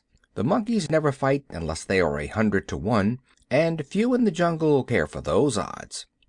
"I will go to the west wall," Kaa whispered, "and come down swiftly with the slope of the ground in my favor. They will not throw themselves upon my back in their hundreds, but—" "I know it," said Bagheera. "Would that Baloo were here, but we must do what we can. When that cloud covers the moon, I shall go to the terrace. They hold some sort of council there over the boy." "Good hunting," said Kaa grimly, and glided away to the west wall. That happened to be the least ruined of any, and the big snake was delayed a while before he could find a way up the stones. The cloud hid the moon, and as Mowgli wondered what would come next, he heard Bagheera's light feet on the terrace. The black panther had raced up the slope almost without a sound, and was striking, he knew better than to waste time in biting, right and left among the monkeys, who were seated round Mowgli in circles 50 and 60 deep. There was a howl of fright and rage, and then, as Bagheera tripped on the rolling, kicking bodies beneath him, a monkey shouted, "There is only one here! Kill him! Kill!" A scuffling mass of monkeys, biting, scratching, tearing, and pulling, closed over Bagheera, while 5 or 6 laid hold of Mowgli, dragged him up the wall of the summer house, and pushed him through the hole of the broken dome. A man-trained boy would have been badly bruised, for the fall was a good 15 feet. But Mowgli fell as Baloo had taught him to fall, and landed on his feet. "Stay there," shouted the monkeys, "till we have killed thy friends, and later we will play with thee, if the Poison People leave thee alive." "We be of one blood, ye and I," said Mowgli, quickly giving the snake's call. He could hear rustling and hissing in the rubbish all round him, and gave the call a second time to make sure. "Even so, down hoods all," said a half-dozen low voices. Every ruin in India becomes, sooner or later, a dwelling place of snakes, and the old summer house was alive with cobras. "Stand still, little brother, for thy feet may do us harm." Mowgli stood as quietly as he could, peering through the open work and listening to the furious din of the fight round the black panther, the yells and chatterings and scufflings, and Bagheera's deep hoarse cough as he backed and bucked and twisted and plunged under the heaps of his enemies. For the first time since he was born, Bagheera was fighting for his life. Baloo must be at hand. Bagheera would not have come alone, Mowgli thought, and then he called aloud, "To the tank, Bagheera! Roll to the water tanks! Roll and plunge! Get to the water!" Bagheera heard, and the cry that told him Mowgli was safe gave him new courage. He worked his way desperately, inch by inch, straight for the reservoirs, halting in silence. Then from the ruined wall nearest the jungle rose up the rumbling war shout of Baloo. The old bear had done his best, but he could not come before. "Bagheera!" he shouted. "I am here! I climb! I haste! Howror! The stones slip under my feet! Wait my coming, O most infamous Bandar-Log!" He panted up the terrace, only to disappear to the head in a wave of monkeys, but he threw himself squarely on his haunches, and, spreading out his 4 paws, hugged as many as he could hold, and then began to hit with a regular bat, bat, bat, like the flipping strokes of a paddle wheel.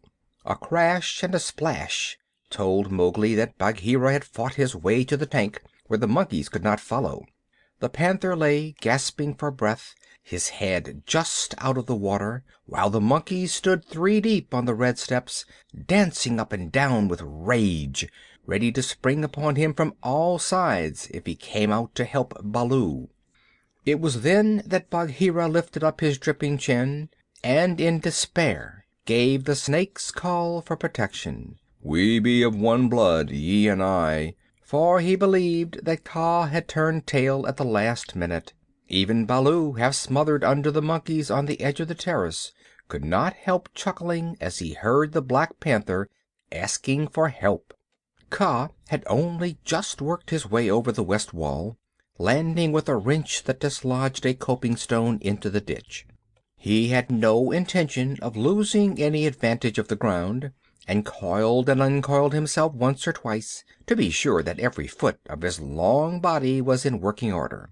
All that while the fight with Baloo went on, and the monkeys yelled in the tank round Bagheera, and Mang the Bat, flying to and fro, carried the news of the great battle over the jungle, till even Hathi the wild elephant trumpeted, and far away scattered bands of the monkey folk woke and came leaping along the tree roads to help their comrades in the cold lairs, and the noise of the fight roused all the day birds for miles around. Then Kaa came straight, quickly and anxious to kill. The fighting strength of a python is in the driving blow of his head, backed by all the strength and weight of his body. If you can imagine a lance or a battering ram, or a hammer weighing nearly half a ton, driven by a cool, quiet mind living in the middle of it, you can roughly imagine what Kaa was like when he fought.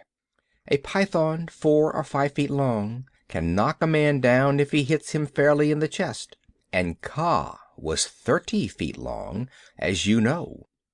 His first stroke was delivered into the heart of the crowd round Baloo. It was sent home with shut mouth in silence, and there was no need of a second. The monkeys scattered with cries of "Kaa! It is Kaa! Run! Run!"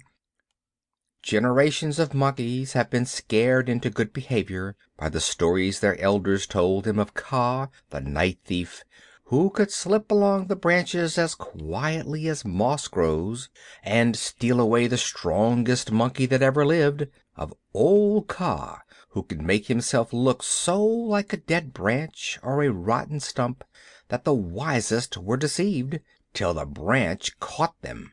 Kaa was everything that the monkeys feared in the jungle, for none of them knew the limits of his power.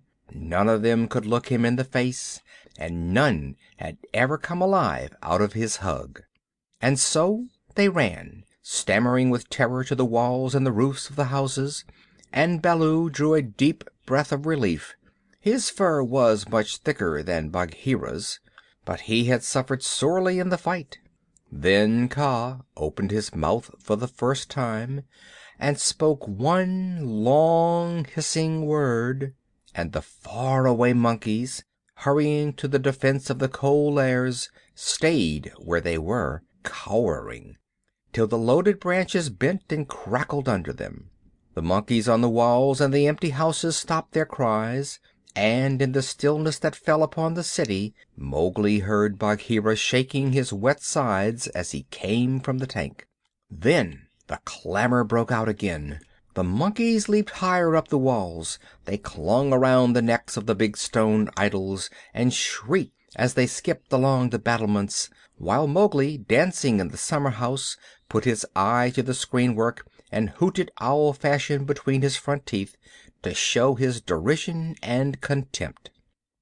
"Get the man cub out of that trap. I can do no more," Bagheera gasped. "Let us take the man cub and go. They may attack again." "They will not move till I order them. Stay you so!" Kaa hissed, and the city was silent once more. "I could not come before, brother, but I think I heard thee call." This was to Bagheera. I may have cried out in the battle," Bagheera answered. "Baloo, art thou hurt?"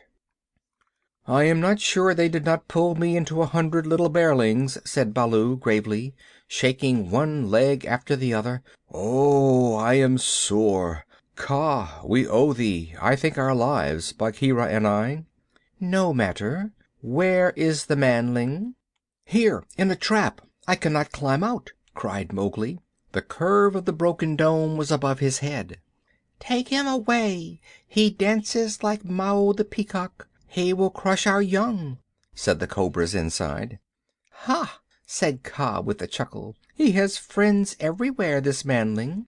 Stand back, manling, and hide you, O poison people. I break down the wall."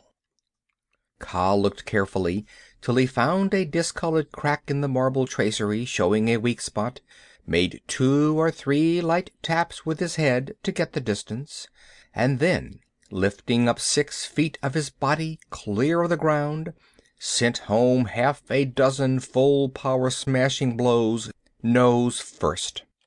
The screen-work broke and fell away in a cloud of dust and rubbish, and Mowgli leaped through the opening and flung himself between Baloo and Bagheera, an arm around each big neck. "Art thou hurt?" said Baloo, hugging him softly. "I am sore, hungry, and not a little bruised. But oh, they have handled ye grievously, my brothers. Ye bleed." "Others also," said Bagheera, licking his lips and looking at the monkey dead on the terrace and round the tank. It is nothing, if thou art safe," "Oh, my pride of all little frogs!" whimpered Baloo. "Of that we shall judge later," said Bagheera in a dry voice that Mowgli did not at all like. "But here is Kaa, to whom we owe the battle, and thou owest thy life. Thank him according to our customs, Mowgli." Mowgli turned and saw the great python's head swaying a foot above his own. "So this is the manling," said Kaa. "Very soft is his skin, and he is not unlike the Bandar-Log. Have a care, manling, that I do not mistake thee for a monkey some twilight when I have newly changed my coat." "We be one blood, thou and I," Mowgli answered. "I take my life from thee tonight. My kill shall be thy kill if ever thou art hungry, O Kaa." "All thanks, little brother," said Kaa, though his eyes twinkled. "And what may so bold a hunter kill? I ask that I may follow when next he goes abroad." "I kill nothing. I am too little. But I drive goats toward such as can use them. When thou art empty, come to me, and see if I speak the truth. I have some skill in these." He held out his hands. "And if ever thou art in a trap, I may pay the debt which I owe to thee, to Bagheera, and to Baloo here. Good hunting to ye all, my masters." "Well said," growled Baloo, for Mowgli had returned thanks very prettily. The python dropped his head lightly for a minute on Mowgli's shoulder. "A brave heart and a courteous tongue," said he. "They shall carry thee far through the jungle, manling. But now go hence quickly with thy friends. Go and sleep, for the moon sets, and what follows it is not well that thou shouldst see." The moon was sinking behind the hills, and the lines of trembling monkeys, huddled together on the walls and battlements, looked like ragged, shaggy fringes of things. Baloo went down to the tank for a drink, and Bagheera began to put his fur in order, as Kaa glided out into the center of the terrace and brought his jaws together with a ringing snap that drew all the monkeys' eyes upon him. "The moon sets," he said. "Is there yet light enough to see?" From the walls came a moan like the wind in the treetops. "We see, O Kaa." "Good. Now begins the dance. The dance of the hunger of Kaa. Sit still and watch." He turned twice or thrice in a big circle, weaving his head from right to left.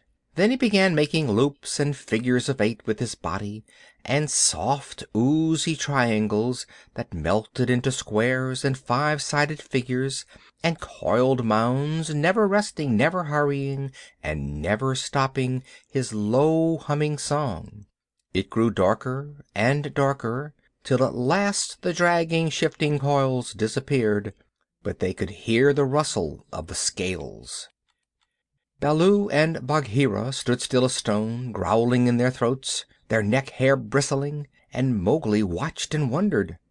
"Bandar-Log," said the voice of Kaa at last, "can ye stir foot or hand without my order? Speak." "Without thy order we cannot stir hand or foot, O Kaa." "Good. Come all one pace nearer to me." The lines of the monkeys swayed forward helplessly, and Baloo and Bagheera took one stiff step forward with them. "Nearer!" hissed Kaa, and they all moved again. Mowgli laid his hands on Baloo and Bagheera to get them away, and the two great beasts started as though they had been waked from a dream. "Keep thy hand on my shoulder," Bagheera whispered. "Keep it there, or I must go back. Must go back to Kaa. Ah!" "It is only old Kaa making circles on the dust," said Mowgli. "Let us go." And the three slipped off through a gap in the walls to the jungle. "Whew!" said Baloo, when he stood under the still trees again. "Nevermore will I make an ally of Kaa," and he shook himself all over. "He knows more than we," said Bagheera, trembling. "In a little time, had I stayed, I should have walked down his throat." "Many will walk by that road before the moon rises again," said Baloo. "He will have good hunting, after his own fashion." "But what was the meaning of it all?" said Mowgli. who did not know anything of a python's power of fascination. I saw no more than a big snake making foolish circles till the dark came, and his nose was all sore. Ho ho!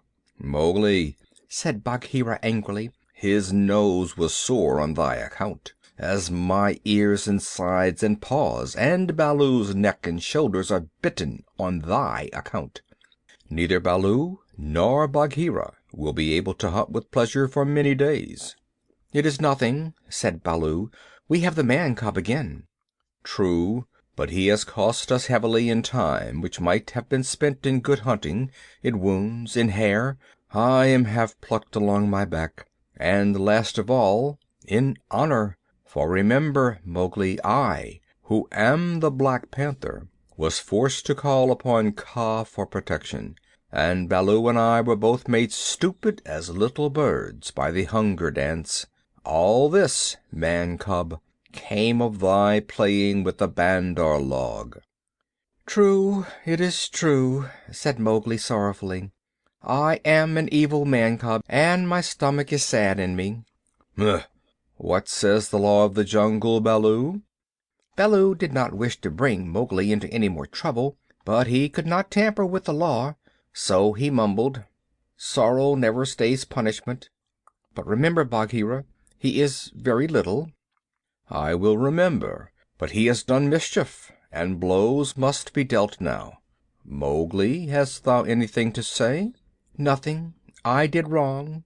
Baloo and thou are wounded. It is just. Bagheera gave him half a dozen love taps from a panther's point of view. They would hardly have waked one of his own cubs, but for a 7-year-old boy they amounted to as severe a beating as you could wish to avoid. When it was all over, Mowgli sneezed and picked himself up without a word. Now, said Bagheera, jump on my back, little brother, and we will go home. One of the beauties of jungle law is that punishment settles all scores. There is no nagging afterward. Mowgli laid his head down on Bagheera's back and slept so deeply that he never waked when he was put down in the home cave. Road Song of the Bandar-Log. Here we go in a flung festoon, halfway up to the jealous moon. Don't you envy our pranceful bands? Don't you wish you had extra hands? Wouldn't you like if your tails were so curved in the shape of a Cupid's bow? Now you're angry, but never mind, brother, thy tail hangs down behind. Here we sit in a branchy row, thinking of beautiful things we know, dreaming of deeds that we meant to do, all complete in a minute or two, something noble and wise and good, done by merely wishing we could. We've forgotten, but never mind, brother, thy tail hangs down behind. All the talk we ever have heard, uttered by bat or beast or bird, hide or fin or scale or feather, jabber it quickly and all together. Excellent, wonderful, once again. Now we are talking just like men. Let's pretend we are. Never mind, brother, thy tail hangs down behind. This is the way of the monkey kind. Then join our leaping lines that scumfish through the pines, that rocket by where light and high the wild grape swings, by the rubbish in our wake, and the noble noise we make. Be sure, we're going to do some splendid things. End of Road Song of the Bandar-Log. End of Part 2 of Kaa's Hunting. Tiger, Tiger, Part 1. What of the hunting, hunter bold? Brother, the watch was long and cold. What of the quarry ye went to kill? Brother, he crops in the jungle still. Where is the power that made your pride? Brother, it ebbs from my flank and side. Where is the haste that ye hurry by? Brother, I go to my lair to die. Now we must go back to the first tale. When Mowgli left the wolves' cave after the fight with the Pack at the Council Rock, he went down to the plowed lands where the villagers lived, but he would not stop there because it was too near to the jungle, and he knew that he had made at least one bad enemy at the council. So he hurried on, keeping to the rough road that ran down the valley, and followed it at a steady jog-trot for nearly 20 miles, till he came to a country that he did not know. The valley opened out into a great plain, dotted over with rocks and cut up by ravines.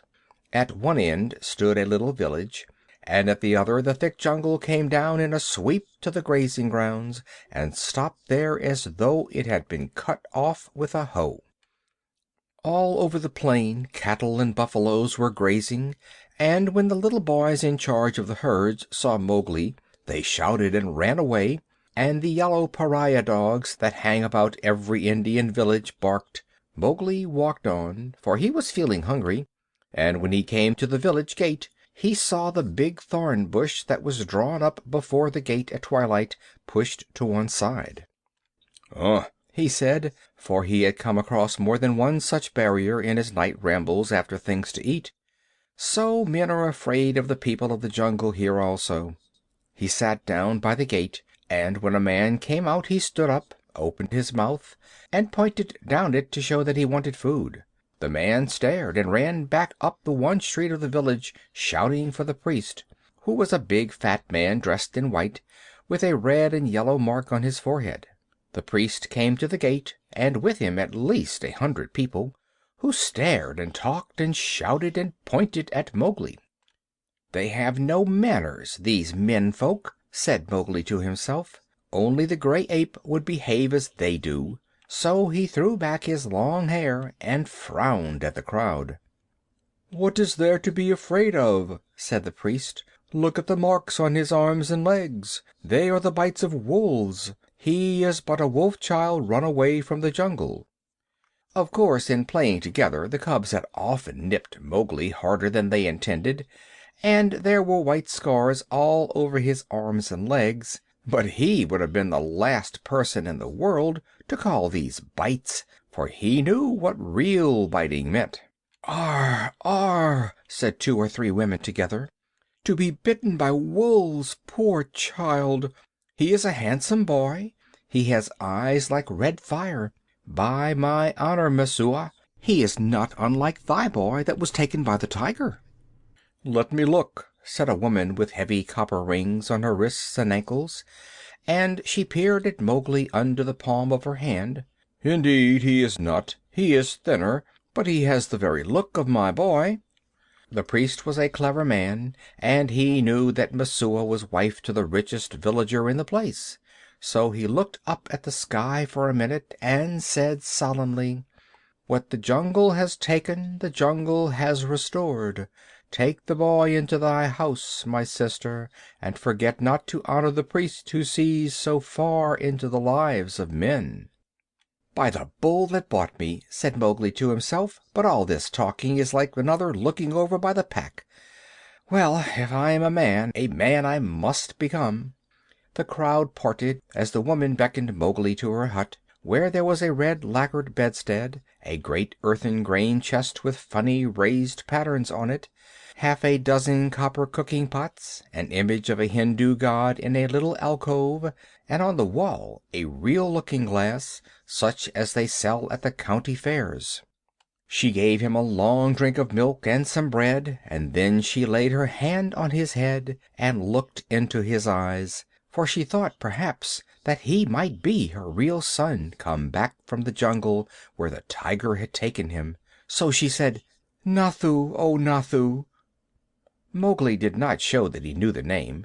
"Doth thou not remember the day when I gave thee thy new shoes?" She touched his foot, and it was almost as hard as horn. "No," she said sorrowfully, "those feet have never worn shoes. But thou art very like my Nathoo, and thou shalt be my son." Mowgli was uneasy because he had never been under a roof before. But as he looked at the thatch he saw that he could tear it out any time if he wanted to get away, and that the window had no fastenings. "What is the good of a man," he said to himself at last, "if he does not understand man's talk? Now I am as silly and dumb as a man would be with us in the jungle. I must speak their talk." It was not for fun that he had learned while he was with the wolves to imitate the challenge of bucks in the jungle and the grunt of the little wild pig. So as soon as Messua pronounced a word, Mowgli would imitate it almost perfectly, and before dark he had learned the names of many things in the hut. There was a difficulty at bedtime, because Mowgli would not sleep under anything that looked so like a panther trap as that hut, and when they shut the door he went through the window. "Give him his will," said Messua's husband. "Remember, he can never till now have slept on a bed. If he is indeed sent in the place of our son, he will not run away." So Mowgli stretched himself in some long clean grass at the edge of the field, but before he had closed his eyes a soft gray nose poked him under the chin. "Phew!" said Gray Brother. He was the eldest of Mother Wolf's cubs. "This is a poor reward for following thee 20 miles. Thou smellest of wood smoke and cattle, altogether like a man already. Wake, little brother, I bring news." "Are all well in the jungle?" said Mowgli, hugging him. "All except the wolves that were burned with the Red Flower. Now listen. Shere Khan has gone away to hunt far off till his coat grows again, for he is badly singed. When he returns he swears that he will lay thy bones in the Waingunga. There are 2 words to that. I also have made a little promise, but news is always good. I am tired tonight, very tired with new things, Gray Brother. But bring me the news always." "Thou wilt not forget that thou art a wolf? Men will not make thee forget?" said Gray Brother anxiously. "Never. I will always remember that I love thee and all in our cave, but also I will always remember that I have been cast out of the pack, and that thou mayest be cast out of another pack. Men are only men, little brother, and their talk is like the talk of frogs in a pond. When I come down here again, I will wait for thee in the bamboos at the edge of the grazing ground." For 3 months after that night Mowgli hardly ever left the village gate. He was so busy learning the ways and customs of men.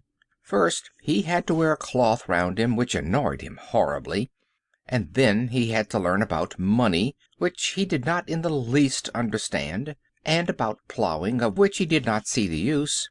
Then the little children in the village made him very angry. Luckily the law of the jungle had taught him to keep his temper, for in the jungle life and food depend on keeping your temper, and when they made fun of him because he would not play games or fly kites, or because he mispronounced some word, only the knowledge that it was unsportsmanlike to kill little naked cubs kept him from picking them up and breaking them in 2. He did not know his own strength in the least. In the jungle he knew he was weak compared with the beasts, but in the village people said that he was as strong as a bull. And Mowgli had not the faintest idea of the difference that caste makes between man and man. When the potter's donkey slipped in the clay pit, Mowgli hauled it out by the tail and helped to stack the pots for their journey to the market at Khanhiwara. That was very shocking, too, for the potter is a low caste man, and his donkey is worse. When the priest scolded him, Mowgli threatened to put him on the donkey, too, and the priest told Messua's husband that Mowgli had better be set to work as soon as possible, and the village head man told Mowgli that he would have to go out with the buffaloes next day and herd them while they grazed. No one was more pleased than Mowgli, and that night, because he had been appointed a servant of the village, as it were, he went off to a circle that met every evening on a masonry platform under a great fig tree. It was the village club, and the head man and the watchman and the barber, who knew all the gossip of the village, and old Buldeo, the village hunter, who had a Tower musket, met and smoked. The monkeys sat and talked in the upper branches, and there was a hole under the platform where a cobra lived, and he had his little platter of milk every night, because he was sacred. And the old men sat around the tree and talked and pulled at the big hookahs, the water pipes, till far into the night. They told wonderful tales of gods and men and ghosts, and Buldeo told even more wonderful ones of the ways of the beasts in the jungle, till the eyes of the children sitting outside the circle bulged out of their heads. Most of the tales were about animals, for the jungle was always at their door. The deer and the wild pig grubbed up their crops, and now and again the tiger carried off a man at twilight within sight of the village gates.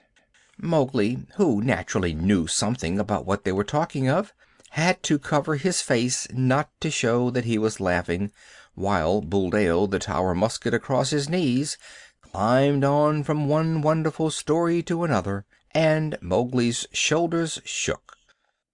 Buldeo was explaining how the tiger that had carried away Messusa's son was a ghost tiger, and his body was inhabited by the ghost of a wicked old moneylender who had died some years ago. "And I know that this is true," he said, "because Purun Dass always limped from the blow that he got in a riot when his account books were burned, and the tiger that I speak of, he limps too, for the tracks of his pads are unequal." "True, true, that must be the truth," said the graybeards, nodding together. "Are all these tales such cobwebs and moon talk?" said Mowgli. "That tiger limps because he was born lame, as everyone knows.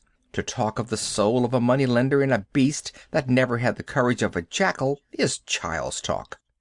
Buldeo was speechless with surprise for a moment, and the headman stared. "Ho, ho! It is the jungle brat, is it?" said Buldeo. "If thou art so wise, better bring his hide to Khanhiwara, for the government has set 100 rupees on his life. Better still, talk not when thy elders speak." Mowgli rose to go. "All the evening I have laid here listening," he called back over his shoulder, "and except once or twice, Buldeo has not said one word of truth concerning the jungle which is at his very doors. How, then, shall I believe the tales of ghosts and gods and goblins which he says he has seen?" "It is full time that boy went to herding," said the headman, while Buldeo puffed and snorted at Mowgli's impertinence. The custom of most Indian villages is for a few boys to take the cattle and buffaloes out to graze in the early morning, and bring them back at night. The very cattle that would trample a white man to death allow themselves to be banged and bullied and shouted at by children that hardly come up to their noses. So long as the boys keep with the herds they are safe, for not even the tiger will charge a mob of cattle. But if they straggle to pick flowers or hunt lizards, they are sometimes carried off. Mowgli went through the village street in the dawn, sitting on the back of Rama, the great herd bull. The slaty blue buffaloes, with their long, backward sweeping horns and savage eyes, rose out of their byres one by one and followed him, and Mowgli made it very clear to the children with him that he was the master. He beat the buffaloes with a long, polished bamboo, and told Kamya, one of the boys, to graze the cattle by themselves, while he went on with the buffaloes, and to be very careful not to stray away from the herd. An Indian grazing ground is all rocks and scrub and tussocks and little ravines, among which the herds scatter and disappear. The buffaloes generally keep to the pools and muddy places, where they lie wallowing and basking in the warm mud for hours. Mowgli drove them on to the edge of the plain, where the Waingunga came out of the jungle. Then he dropped from Rama's neck, trotted off to a bamboo clump, and found Gray Brother. "Ah," said Gray Brother, "I have waited here very many days. What is the meaning of this cattle herding work?" "It is an order," said Mowgli. "I am a village herd for a while. What news of Shere Khan?" "He has come back to this country, and has waited here a long time for thee. Now he has gone off again, for the game is scarce. But he means to kill thee." "Very good," said Mowgli. "So long as he is away, do thou or one of the 4 brothers sit on that rock, so that I can see thee as I come out of the village. When he comes back, wait for me in the ravine by the dahak tree in the center of the plain. We need not walk into Shere Khan's mouth." Then Mowgli picked out a shady place and lay down and slept, while the buffaloes grazed round him. Herding in India is one of the laziest things in the world. The cattle move and crunch and lie down and move on again, and they do not even low. They only grunt, and the buffaloes very seldom say anything, but get down into the muddy pools, one after another, and work their way into the mud till only their noses and staring china blue eyes show above the surface, and then they lie like logs. The sun makes the rocks dance in the heat, and the herd children heard one kite, never any more, whistling almost out of sight overhead. And they know that if they died, or a cow died, that kite would sweep down, and the next kite miles away would see him drop and follow, and the next, and almost before they were dead there would be a score of hungry kites come out of nowhere. Then they sleep and wake and sleep again, and weave little baskets of dried grass and put grasshoppers in them, or catch 2 praying mantises and make them fight, or string a necklace of red and black jungle nuts, or watch a lizard basking on a rock, or a snake hunting a frog near the wallows. Then they sing long, long songs with odd native quavers at the end of them, and the day seems longer than most people's whole lives. And perhaps they make a mud castle with mud figures of men and horses and buffaloes, and put reeds into the men's hands, and pretend that they are kings and the figures are their armies, or that they are gods to be worshipped. Then evening comes, and the children call, and the buffaloes lumber out of the sticky mud with noises like gunshots going off, one after the other, and they all string across the gray plain back to the twinkling village lights.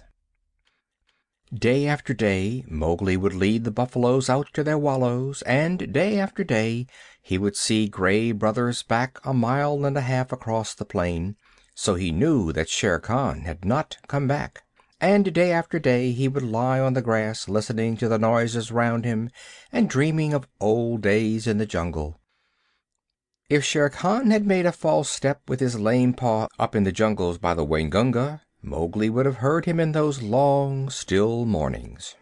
At last a day came when he did not see Gray Brother at the signal place, and he laughed and headed the buffaloes for the ravine by the dahak tree, which was all covered with golden red flowers. There sat Gray Brother, every bristle on his back lifted. "He has hidden for a month to throw thee off thy guard. He crossed the ranges last night with Tabaqui, hot foot on thy trail," said the wolf, panting. Mowgli frowned. "I am not afraid of Shere Khan, but Tabaqui is very cunning." "Have no fear," said Gray Brother, licking his lips a little. "I met Tabaqui in the dawn. Now he is telling all his wisdom to the kites, but he told me everything before I broke his back. Shere Khan's plan is to wait for thee at the village gate this evening, for thee and for no one else. He is lying up now in the big dry ravine of the Waingunga." "Has he eaten today, or does he hunt empty?" said Mowgli, for the answer meant life and death to him. "He killed at dawn a pig, and he has drunk too. Remember, Shere Khan could never fast, even for the sake of revenge." "Oh, fool, fool! What a cub's cub it is!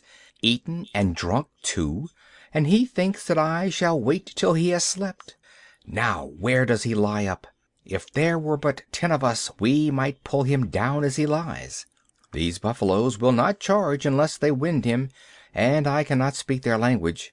Can we get behind his track so that they may smell it?" "He swam far down the Waingunga to cut that off," said Gray Brother. "Tabaqui told him that, I know. He would never have thought of it alone." Mowgli stood with his finger in his mouth, thinking. "The big ravine of the Waingunga, that opens out on the plain, not half a mile from here. I can take the herd round through the jungle to the head of the ravine, and then sweep down. But he would slink out at the foot. We must block that end. Gray Brother, canst thou cut the herd in 2 for me?" "Not I, perhaps, but I have brought a wise helper."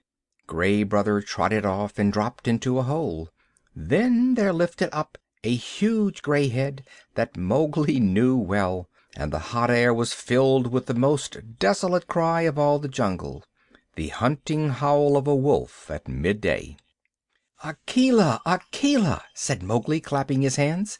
"I might have known that thou wouldst not forget me. We have a big work in hand. Cut the herd in two, Akela. Keep the cows and calves together, and the bulls and the plow buffaloes by themselves." The two wolves ran, ladies' chain fashion, in and out of the herd, which snorted and threw up its head, and separated into two clumps. In one the cow buffaloes stood with their calves in the center, and glared and pawed, ready, if a wolf would only stay still, to charge down and trample the life out of him. In the other, the bulls and the young bulls snorted and stamped, but though they looked more imposing they were much less dangerous, for they had no calves to protect. No 6 men could have divided the herd so neatly. "What orders?" panted Akela. "They are trying to join again." Mowgli slipped onto Rama's back. "Drive the bulls away to the left, Akela. Gray Brother, when we are gone, hold the cows together and drive them to the foot of the ravine." "How far?" said Gray Brother, panting and snapping. "Till the sides are higher than Shere Khan can jump," shouted Mowgli. "Keep them there till we come down." The bulls swept off as Akela bayed, and Gray Brother stopped in front of the cows. They charged down on him, and he ran just before them to the foot of the ravine as Akela drove the bulls far to the left. "Well done! Another charge and they are fairly started. Careful now, careful, Akela. A snap too much and the bulls will charge. Hujah! This is wilder work than driving black buck. Didst thou think these creatures could move so swiftly?" Mowgli called. I have hunted these too in my time," gasped Akela in the dust. "Shall I turn them into the jungle?" "Aye, turn, swiftly turn them. Rama is mad with rage. Oh, if I could only tell him what I need of him today!" The bulls were turned to the right this time, and crashed into the standing thicket. The other herd children, watching with the cattle half a mile away, hurried to the village as fast as their legs could carry them, crying that the buffaloes had gone mad and run away. But Mowgli's plan was simple enough. All he wanted to do was to make a big circle uphill and get at the head of the ravine, and then take the bulls down it and catch Shere Khan between the bulls and the cows. For he knew that after a meal and a full drink Shere Khan would not be in any condition to fight or to clamber up the sides of the ravine. He was soothing the buffaloes now by voice, and Akela had dropped far to the rear, only whimpering once or twice to hurry the rear guard. It was a long, long circle, for they did not wish to get too near the ravine and give Shere Khan warning. At last Mowgli rounded up the bewildered herd at the head of the ravine on a grassy patch that sloped steeply down to the ravine itself. From that height you could see across the tops of the trees down to the plain below, but what Mowgli looked at was the sides of the ravine, and he saw with a great satisfaction that they ran nearly straight up and down, while the vines and creepers that hung over them would give no foothold to a tiger who wanted to get out. "Let them breathe, Akela," he said, holding up his hand. "They have not winded him yet. Let them breathe. I must tell Shere Khan who comes. We have him in the trap." End of Part 1 of Tiger, Tiger. Tiger, Tiger, Part 2 and Mowgli's Song. He put his hands to his mouth and shouted down the ravine. It was almost like shouting down a tunnel, and the echoes jumped from rock to rock. After a long time there came back the drawling, sleepy snarl of a full-fed tiger just wakened. "Who calls?" said Shere Khan, and a splendid peacock fluttered up out of the ravine, screeching. "Hi! Mowgli! Cattle thief, it is time to come to the council rock. Down! Hurry them down, Akela! Down, Rama, down!"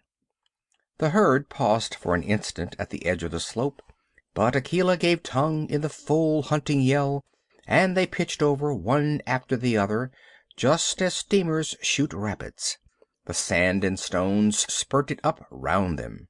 Once started, there was no chance of stopping, and before they were fairly in the bed of the ravine, Rama winded Shere Khan and bellowed.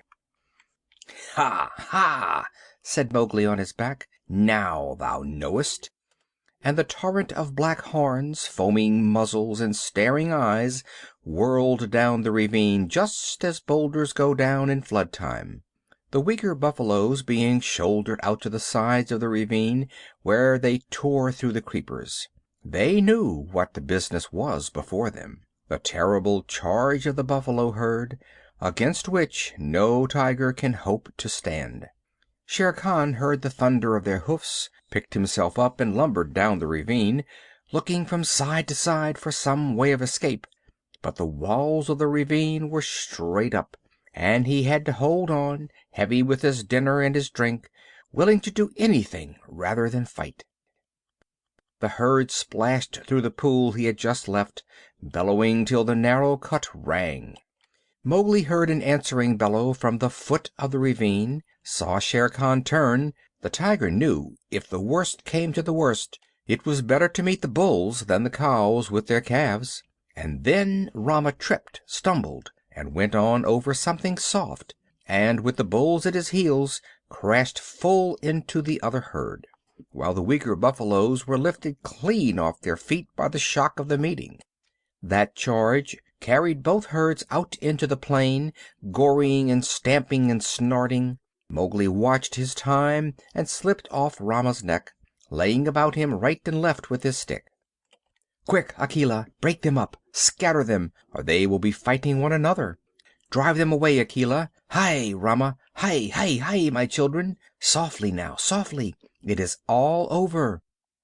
Akela and Gray Brother ran to and fro, nipping the buffaloes' legs, and though the herd wheeled once to charge up the ravine again, Mowgli managed to turn Rama, and the others followed him to the wallows.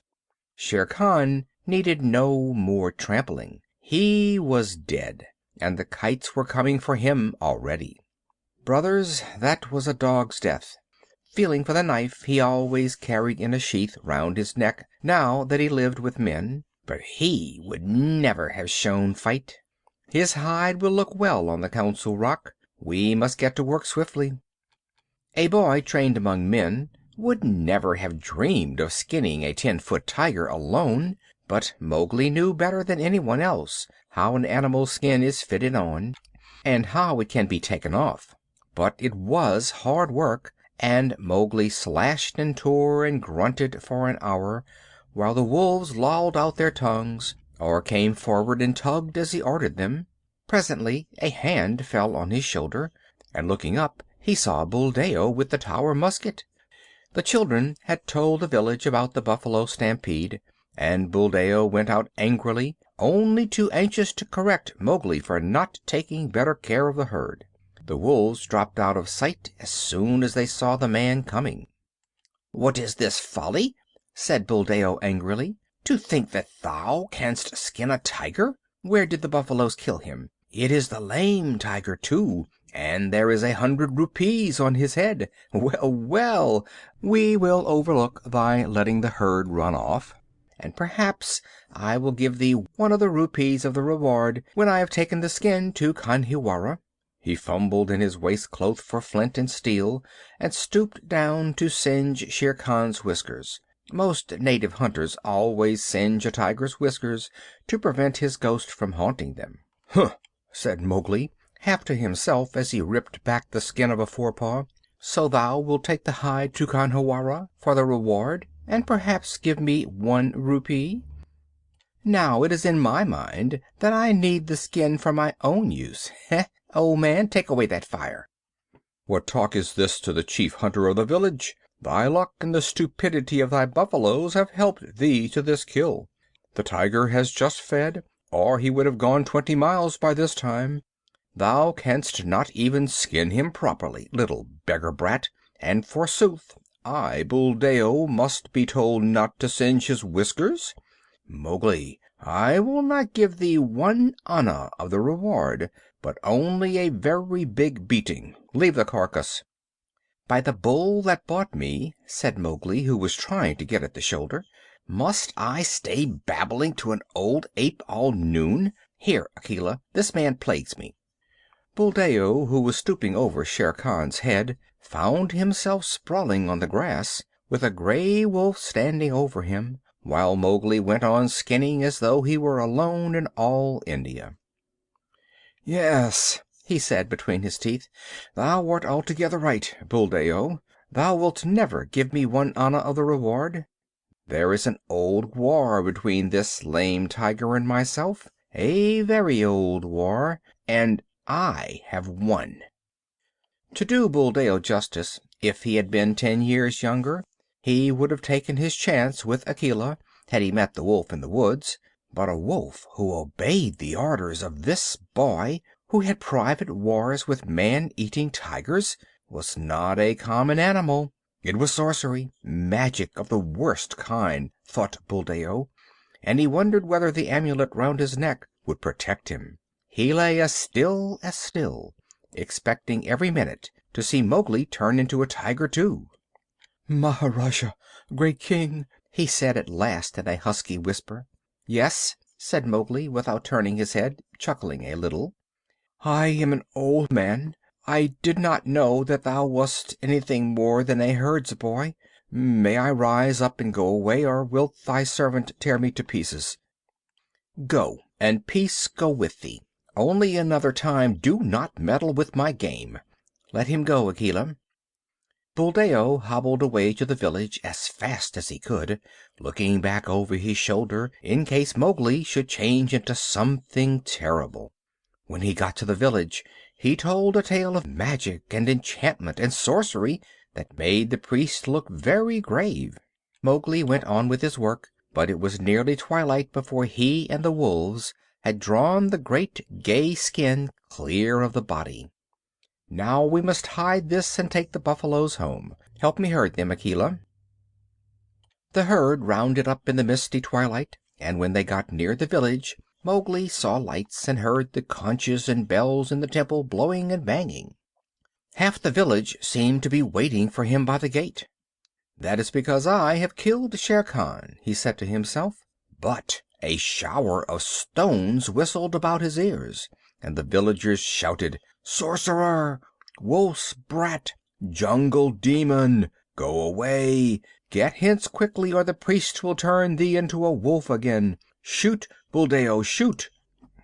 The old tower musket went off with a bang, and a young buffalo bellowed in pain. "More sorcery!" shouted the villagers. "He can turn bullets! Buldeo, that was thy buffalo." "Now what is this?" said Mowgli, bewildered, as the stones flew thicker. "They are not unlike the Pack, these brothers of thine," said Akela, sitting down composedly.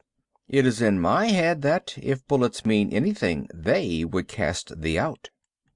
"Wolf! Wolf's cub! Go away!" shouted the priest, waving a sprig of the sacred tulsi plant. "Again? Last time it was because I was a man. This time it is because I am a wolf. Let us go, Akela." A woman, it was Messua, ran across to the herd and cried, "Oh, my son, my son! They say thou art a sorcerer who can turn himself into a beast at will. I do not believe, but go away or they will kill thee. Buldeo says thou art a wizard, but I know that thou hast avenged Nathu's death." "Come back, Messua!" shouted the crowd. "Come back, or we will stone thee." Mowgli laughed a little, short, ugly laugh, for a stone had hit him in the mouth. "Run back, Messua! This is one of the foolish tales they tell under the big tree at dusk. I have at least paid for thy son's life. Farewell, and run quickly, for I shall send the herd in more swiftly than their brickbats. I am no wizard, Messua. Farewell." "Now once more, Akela," he cried. "Bring the herd in." The buffaloes were anxious enough to get to the village. They hardly needed Akela's yell, but charged through the gate like a whirlwind, scattering the crowd right and left. "Keep count!" shouted Mowgli scornfully. "It may be that I have stolen one of them. Keep count, for I will do your herding no more. Fare you well, children of men, and thank Messua that I do not come in with my wolves and hunt you up and down your street. He turned on his heel and walked away with the Lone Wolf, and as he looked up at the stars he felt happy. "No more sleeping in traps for me, Akela. Let us get Shere Khan's skin and go away. No, we will not hurt the village, for Messua was kind to me." When the moon rose over the plain, making it look all milky, the horrified villagers saw Mowgli, with 2 wolves at his heels and a bundle on his head, trotting across at the steady wolf's trot that eats up the long miles like fire. Then they banged the temple bells and blew the conches louder than ever, and Messua cried, and Buldeo embroidered the story of his adventures in the jungle, till he ended by saying that Akela stood up on his hind legs and talked like a man. The moon was just going down when Mowgli and the 2 wolves came to the hill of the Council Rock, and they stopped at Mother Wolf's cave. "They have cast me out from the Man Pack, Mother," shouted Mowgli, "but I come with the hide of Shere Khan to keep my word." Mother Wolf walked stiffly from the cave with the cubs behind her, and her eyes glowed as she saw the skin. "I told him on that day when he crammed his head and shoulders into this cave, hunting for thy life, little frog. I told him that the hunter would be the hunted. It is well done." "Little brother, it is well done," said a deep voice in the thicket. "We are lonely in the jungle without thee." And Bagheera came running to Mowgli's bare feet. They clambered up the Council Rock together, and Mowgli spread the skin out on the flat stone where Akela used to sit, and pegged it down with 4 slivers of bamboo, and Akela lay down upon it and called the old call to the council: "Look! Look well, O wolves!" exactly as he had called when Mowgli was first brought there. Ever since Akela had been deposed, the pack had been without a leader, hunting and fighting at their own pleasure, but they answered the call from habit, and some of them were lame from the traps they had fallen into, and some limped from shot wounds, and some were mangy from eating bad food, and many were missing. But they came to the Council Rock, all that were left of them, and saw Shere Khan's striped hide on the rock, and the huge claws dangling at the end of the empty, dangling feet. It was then that Mowgli made up a song that came up into his throat all by itself, and he shouted it aloud, leaping up and down on the rattling skin, and beating time with his heels till he had no more breath left, while Gray Brother and Akela howled between the verses. "Look well, O wolves! Have I kept my word?" said Mowgli, and the wolves bayed "Yes," and one tattered wolf howled: "Lead us again, O Akela! Lead us again, O Man cub! For we be sick of this lawlessness, and we would be the Free People once more." "Nay," purred Bagheera, "that may not be. When ye are full fed, the madness may come upon you again. Not for nothing are ye called the Free People. Ye fought for freedom, and it is yours. Eat it, O wolves." "Man Pack and Wolf Pack have cast me out," said Mowgli. "Now I will hunt alone in the jungle." "And we will hunt with thee," said the 4 cubs. So Mowgli went away and hunted with the 4 cubs in the jungle from that day on, but he was not always alone, because years afterward he became a man and married, but that is a story for grown-ups. Mowgli's song that he sang at the Council Rock when he danced on Shere Khan's hide. The song that I Mowgli, am singing. Let the jungle listen to the things I have done. Shere Khan said he would kill, would kill. At the gates in the twilight he would kill Mowgli the Frog.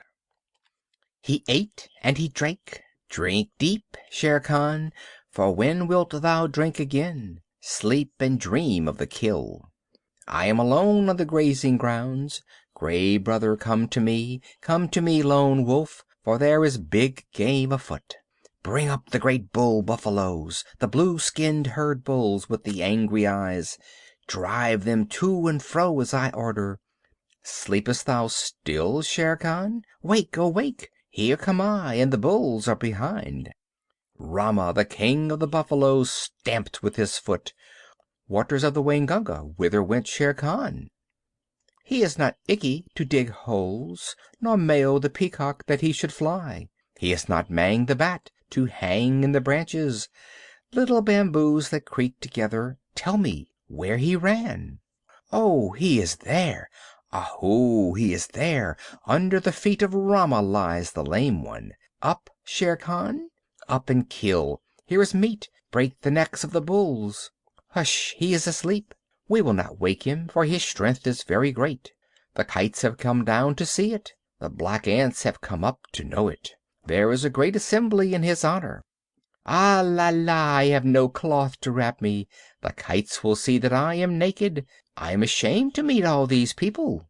Lend me thy coat, Shere Khan. Lend me the gay striped coat, that I may go to the Council Rock. By the bull that bought me, I made a promise, a little promise. Only thy coat is lacking before I keep my word. With the knife that men use, with the knife of the hunter, I will stoop down for my gift.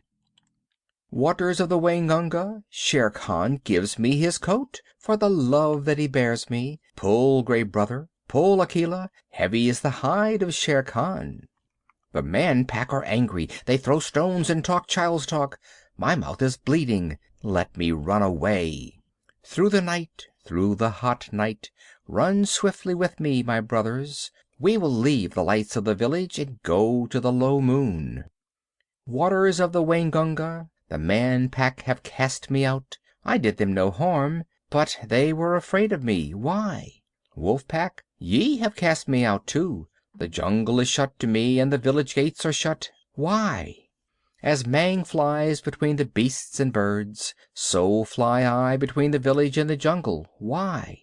I dance on the hide of Shere Khan, but my heart is very heavy. My mouth is cut and wounded with the stones from the village, but my heart is very light, because I have come back to the jungle.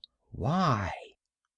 These two things fight together in me as the snakes fight in the spring. The water comes out of my eyes, yet I laugh while it falls. Why? I am two Mowglis, but the hide of Shere Khan is under my feet. All the jungle knows that I have killed Shere Khan. Look, look well, O wolves. Aye, my heart is heavy with the things that I do not understand. End of Part 2 of Tiger, and Mowgli's Song. The White Seal, Part 1. Oh, hush thee, my baby, the night is behind us, and black are the waters that sparkle so green. The moon o'er the combers looks downward to find us, at rest in the hollows that rustle between. Where billow meets billow, then soft be thy pillow. Ah, weary wee flipperling, curl at thy ease. The storm shall not wake thee, nor shark overtake thee, asleep in the arms of the slow-swinging seas. Seal Lullaby. All these things happened several years ago, at a place called Novastoshan, or Northeast Point, on the island of St. Paul, away and away in the Bering Sea. Lemmershin, the winter wren, told me the tale when he was blown on the rigging of a steamer going to Japan, and I took him down to my cabin and warmed and fed him for several days till he was fit to fly back to St. Paul's again. Lemmershin is a very quaint little bird, but he knows how to tell the truth.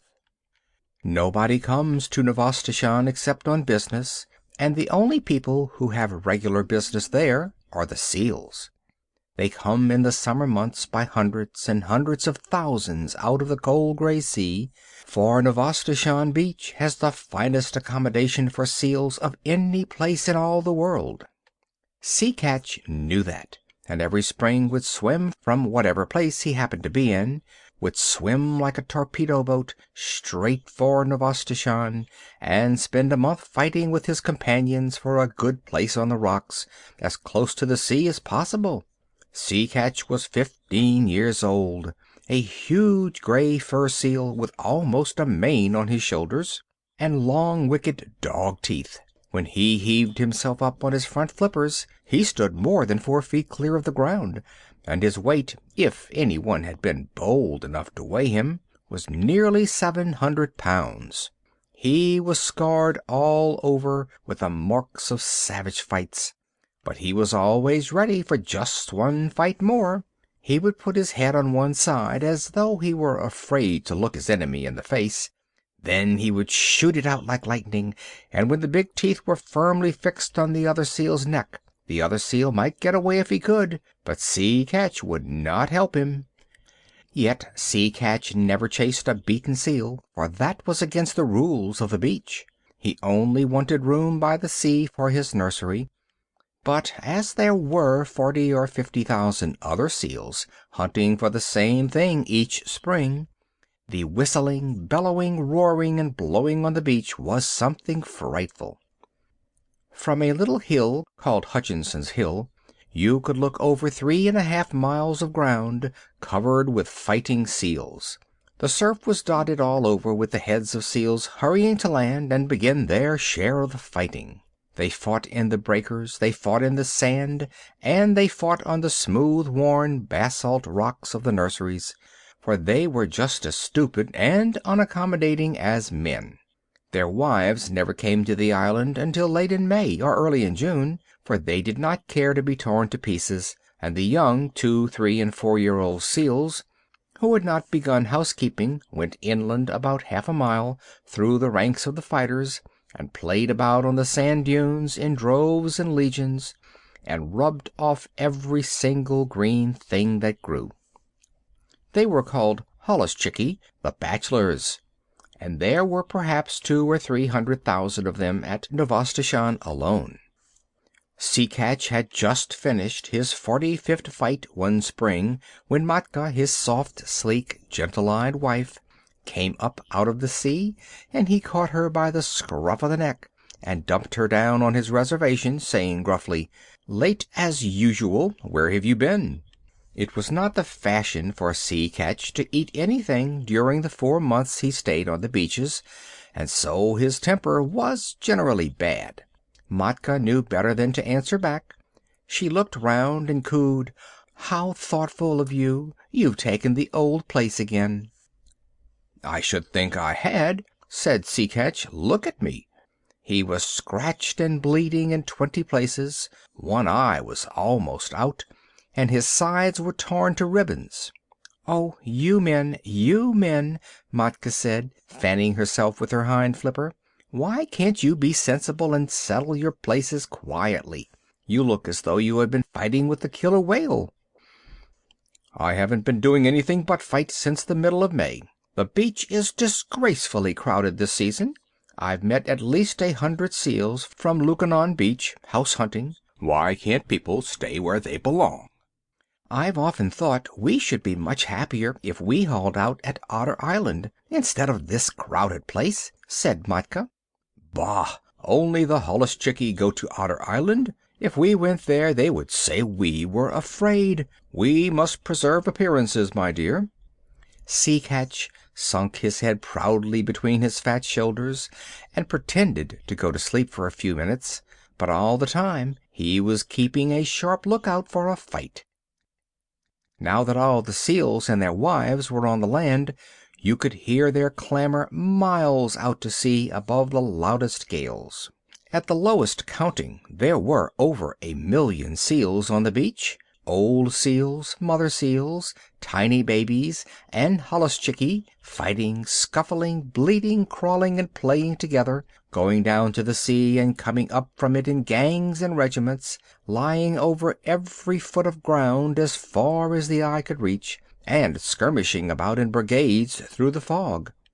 It was nearly always foggy at Novastoshan, except when the sun comes out and makes everything look all pearly and rainbow-colored for a little while. Kotick, Matka's baby, was born in the middle of that confusion, and he was all head and shoulders, with pale, watery blue eyes, as tiny seals must be, but there was something about his coat that made his mother look at him very closely. "Sea Catch," she said at last, "our baby's going to be white." "Empty clams and dry seaweed," snorted Sea Catch. "There never has been such a thing in the world as a white seal." "I can't help that," said Matka. "There's going to be now." and she sang the low crooning seal song that all the mother seals sing to their babies. You mustn't swim till you're 6 weeks old, or your head will be sunk by your heels, and summer gales and killer whales are bad for baby seals, are bad for baby seals, dear rat, as bad can be.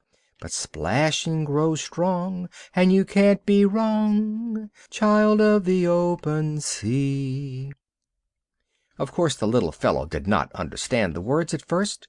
He paddled and scrambled about by his mother's side, and learned to scuffle out of the way when his father was fighting with another seal, and the two rolled and roared up and down the slippery rocks.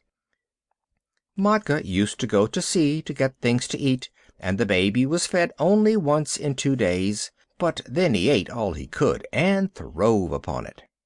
The first thing he did was to crawl inland, and there he met tens of thousands of babies of his own age, and they played together like puppies, went to sleep on the clean sand, and played again.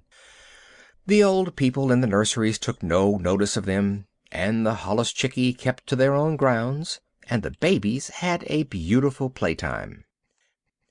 When Matka came back from her deep-sea fishing, she would go straight to their playground and call as a sheep calls for a lamb, and wait until she heard Kotick bleat. Then she would take the straightest of straight lines in his direction, striking out with her 4 flippers and knocking the youngsters head over heels right and left. There were always a few hundred mothers hunting for their children through the playgrounds, and the babies were kept lively. But, as Matka told Kotick, so long as you don't lie in muddy water and get mange, or rub the hard sand into a cut or scratch, and so long as you never go swimming when there is a heavy sea, nothing will hurt you here. Little seals can no more swim than little children, but they are unhappy till they learn. The first time that Kotick went down to the sea, a wave carried him out beyond his depth, and his big head sank, and his little hind flippers flew up, exactly as his mother had told him in the song, and if the next wave had not thrown him back again, he would have drowned. After that he learned to lie in a beach pool, and let the wash of the waves just cover him, and lift him up while he paddled, but he always kept his eye open for big waves that might hurt. He was 2 weeks learning to use his flippers, and all that while he floundered in and out of the water, and coughed and grunted and crawled up the beach, and took cat naps on the sand, and went back again, until at last he found that he truly belonged to the water. Then you can imagine the times that he had with his companions, ducking under the rollers, or coming in on top of a comber and landing with a swash and a splutter as the big wave went whirling far up the beach, or standing up on his tail and scratching his head as the old people did, or playing "I'm the king of the castle" on slippery, weedy rocks that just stuck out of the wash. Now and then he would see a thin fin, like a big shark's fin, drifting along close to shore, and he knew that that was the killer whale, the grampus, who eats young seals when he can get them, and Kotick would head for the beach like an arrow, and the fin would jig off slowly, as if it were looking for nothing at all. Late in October the seals began to leave St. Paul's for the deep sea, by families and tribes, and there was no more fighting over the nurseries, and the holluschickie played anywhere they liked. "Next year," said Matka to Kotick, "you will be a holluschickie, but this year you must learn how to catch fish." They set out together across the Pacific, and Matka showed Kotick how to sleep on his back, with his flippers tucked down by his side, and his little nose just out of the water. No cradle is so comfortable as the long rocking swell of the Pacific. When Kotick felt his skin tingle all over, Matka told him he was learning the feel of the water, and that tingly, prickly feelings meant bad weather coming, and he must swim hard and get away. "In a little time," she said, "you'll know where to swim to, but just now we'll follow Sea Pig, the porpoise, for he is very wise." A school of porpoises were ducking and tearing through the water, and little Kotick followed them as fast as he could. "How do you know where to go to?" he panted. The leader of the school rolled his white eye and ducked under. "My tail tingles, youngster," he said. "That means there's a gale behind me. Come along. When you're south of the sticky water," he meant the equator, "and your tail tingles, that means there's a gale in front of you and you must head north. Come along. The water feels bad here." This was one of the very many things that Kotick learned, and he was always learning. Matka taught him to follow the cod and the halibut along the undersea banks, and wrench the rockling out of his hold among the weeds; how to skirt the wrecks laying 100 fathoms below water, and dart like a rifle bullet in at one porthole and out at another as the fishes ran; how to dance on the top of the waves when the lightning was racing all over the sky, and wave his flipper politely to the stumpy-tailed albatross and the man-of-war hawk as they went down the wind; how to jump 3 or 4 feet clear of the water like a dolphin, flippers close to the side and tail curved; to leave the flying fish alone because they are all bony; to take the shoulder piece out of a cod at full speed 10 fathoms deep, and never to stop and look at a boat or a ship, but particularly a rowboat. At the end of 6 months, what Kotick did not know about deep-sea fishing was not worth knowing. And all that time he never set flipper on dry land. One day, however, as he was lying half asleep in the warm water somewhere off the island of Juan Fernandez, he felt faint and lazy all over, just as humans do when the spring is in their legs.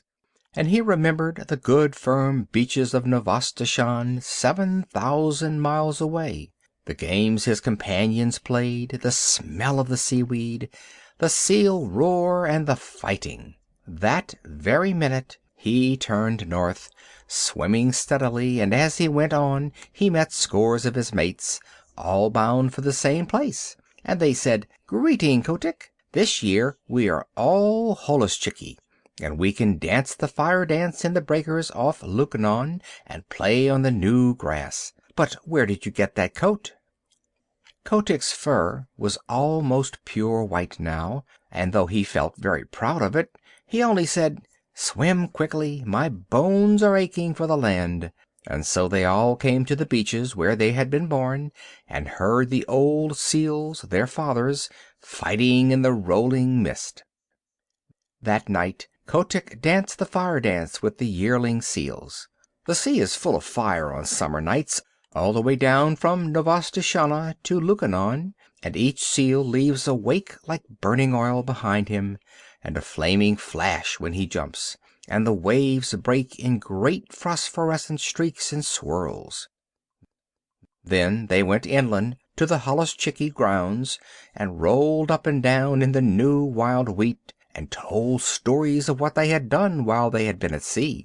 They talked about the Pacific as boys would talk about a wood that they had been nutting in, and if anyone had understood them he could have gone away and made such a chart of that ocean as never was. The 3- and 4-year-old holluschickie romped down from Hutchinson's Hill crying, "Out of the way, youngsters! The sea is deep and you don't know all that's in it yet. Wait till you've rounded the Horn. Hi, you yearling, where did you get that white coat?" "I didn't get it," said Kotick. "It grew." And just as he was going to roll the speaker over, a couple of black-haired men with flat red faces came from behind a sand dune, and Kotick, who had never seen a man before, coughed and lowered his head. The holluschickie just bundled off a few yards and sat staring stupidly. The men were no less than Kerick Booterin, the chief of the seal hunters on the island, and Pantalaimon, his son. They came from the little village not half a mile from the sea nurseries, and they were deciding what seals they would drive up to the killing pens, for the seals were driven, just like sheep, to be turned into sealskin jackets later on. "Ho!" said Pantalaimon. "Look, there's a white seal." Kerick Booterin turned nearly white under his oil and smoke, for he was an Aleut, and Aleuts are not clean people. Then he began to mutter a prayer. "Don't touch him, Pantalaimon. There has never been a white seal since I was born. Perhaps it's old Zaharrof's ghost. He was lost last year in the big gale." "I'm not going near him," said Pantalaimon. "He's unlucky." "Do you really think he is old Zaharrof come back? I owe him some gulls' eggs." "Don't look at him," said Kerick. "Head off that drove of 4-year-olds. The men ought to skin 200 today, but it's the beginning of the season, and they are new to the work. 100 will do. Quick." Pantalaimon rattled a pair of seal's shoulder bones in front of a herd of holluschickie, and they stopped dead, puffing and blowing. Then he stepped near, and the seals began to move, and Kerick headed them inland, and they never tried to get back to their companions. Hundreds and hundreds of thousands of seals watched them being driven, but they went on playing just the same. Kotick was the only one who asked questions, and none of his companions could tell him anything, except that the men always drove seals in that way for 6 weeks or 2 months of every year. "I am going to follow," he said, and his eyes nearly popped out of his head as he shuffled along in the wake of the herd. "The white seal is coming after us!" cried Pantalaimon. "That's the first time a seal has ever come to the killing grounds alone." "Hush! Don't look behind you," said Kerick. "It is Zaharrof's ghost. I must speak to the priest about this." The distance to the killing grounds was only half a mile, but it took an hour to cover, because if the seals went too fast, Kerick knew that they would get heated, and then their fur would come off in patches when they were skinned. So they went on very slowly, past Sea Lion's Neck, past Webster House, till they came to the salt house just beyond the sight of the seals on the beach. Kotick followed, panting and wondering.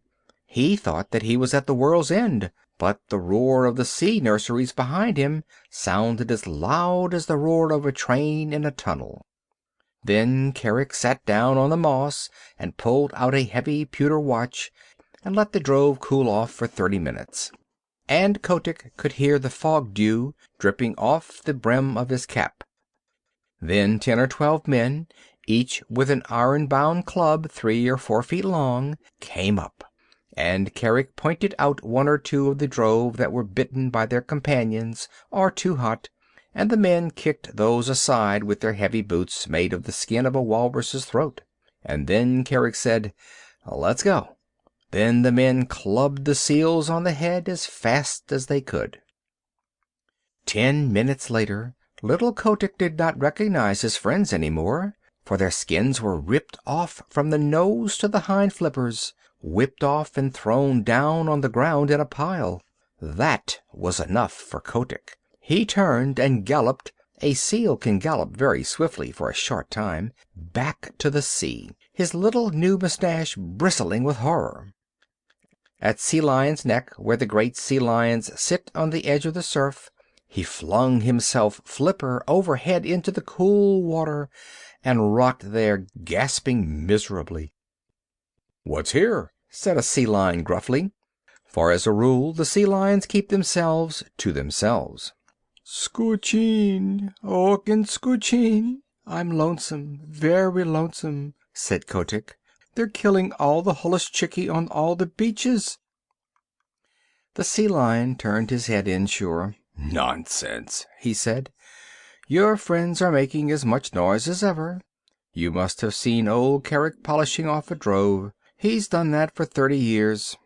"It's horrible," said Kotick, backing water as a wave went over him, and steadying himself with a screw stroke of his flippers that brought him all standing within 3 inches of a jagged edge of a rock. "Well done for a yearling," said the sea lion, who could appreciate good swimming. "I suppose it is rather awful from your way of looking at it, but if you seals will come here year after year, of course the men will get to know of it, and unless you can find an island where no men ever come, you will always be driven."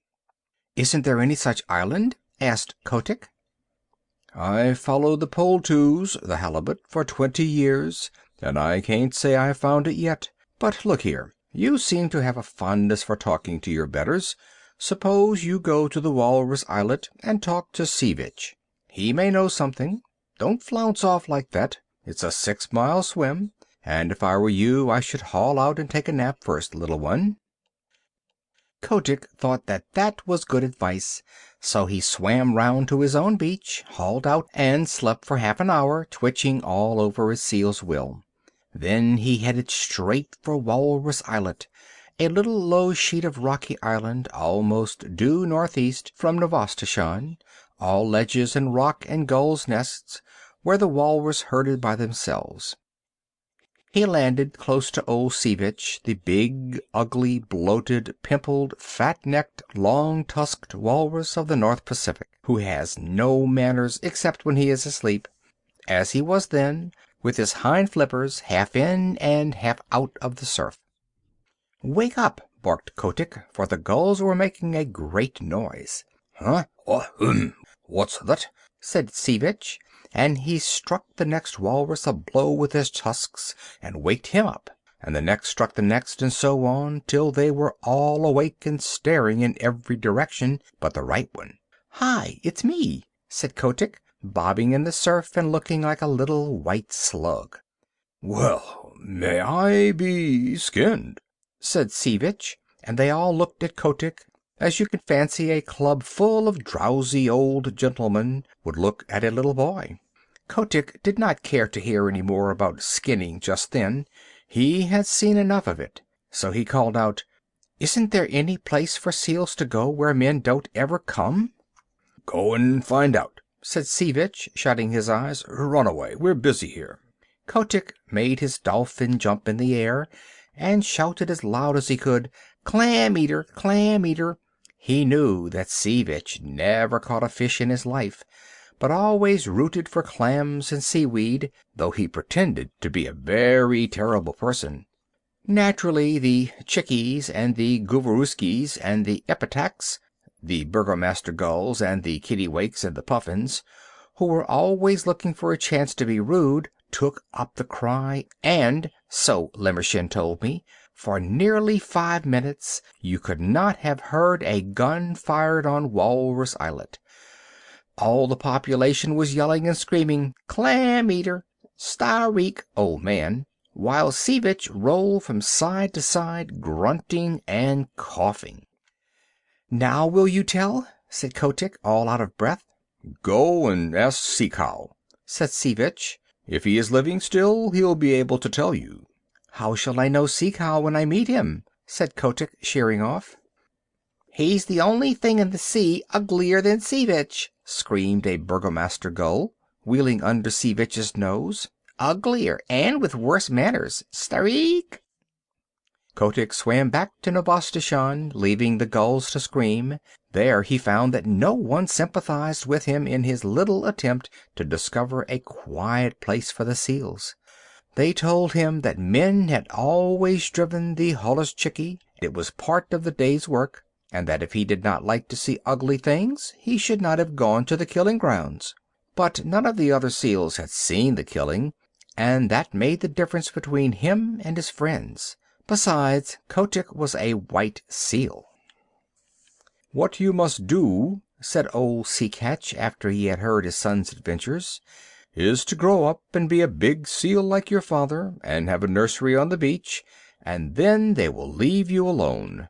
In another 5 years you ought to be able to fight for yourself." Even gentle Matka, his mother, said, "You will never be able to stop the killing. Go and play in the sea, Kotick." And Kotick went off and danced the fire dance with a very heavy little heart. End of Part 1 of The White Seal. The White Seal, Part 2, and Lukannon. That autumn he left the beach as soon as he could, and set off alone because of a notion in his bullet head. He was going to find Sea Cow, if there was such a person in the sea, and he was going to find a quiet island with good firm beaches for seals to live on, where men could not get at them. So he explored and explored by himself from the North to the South Pacific, swimming as much as 300 miles in a day and a night.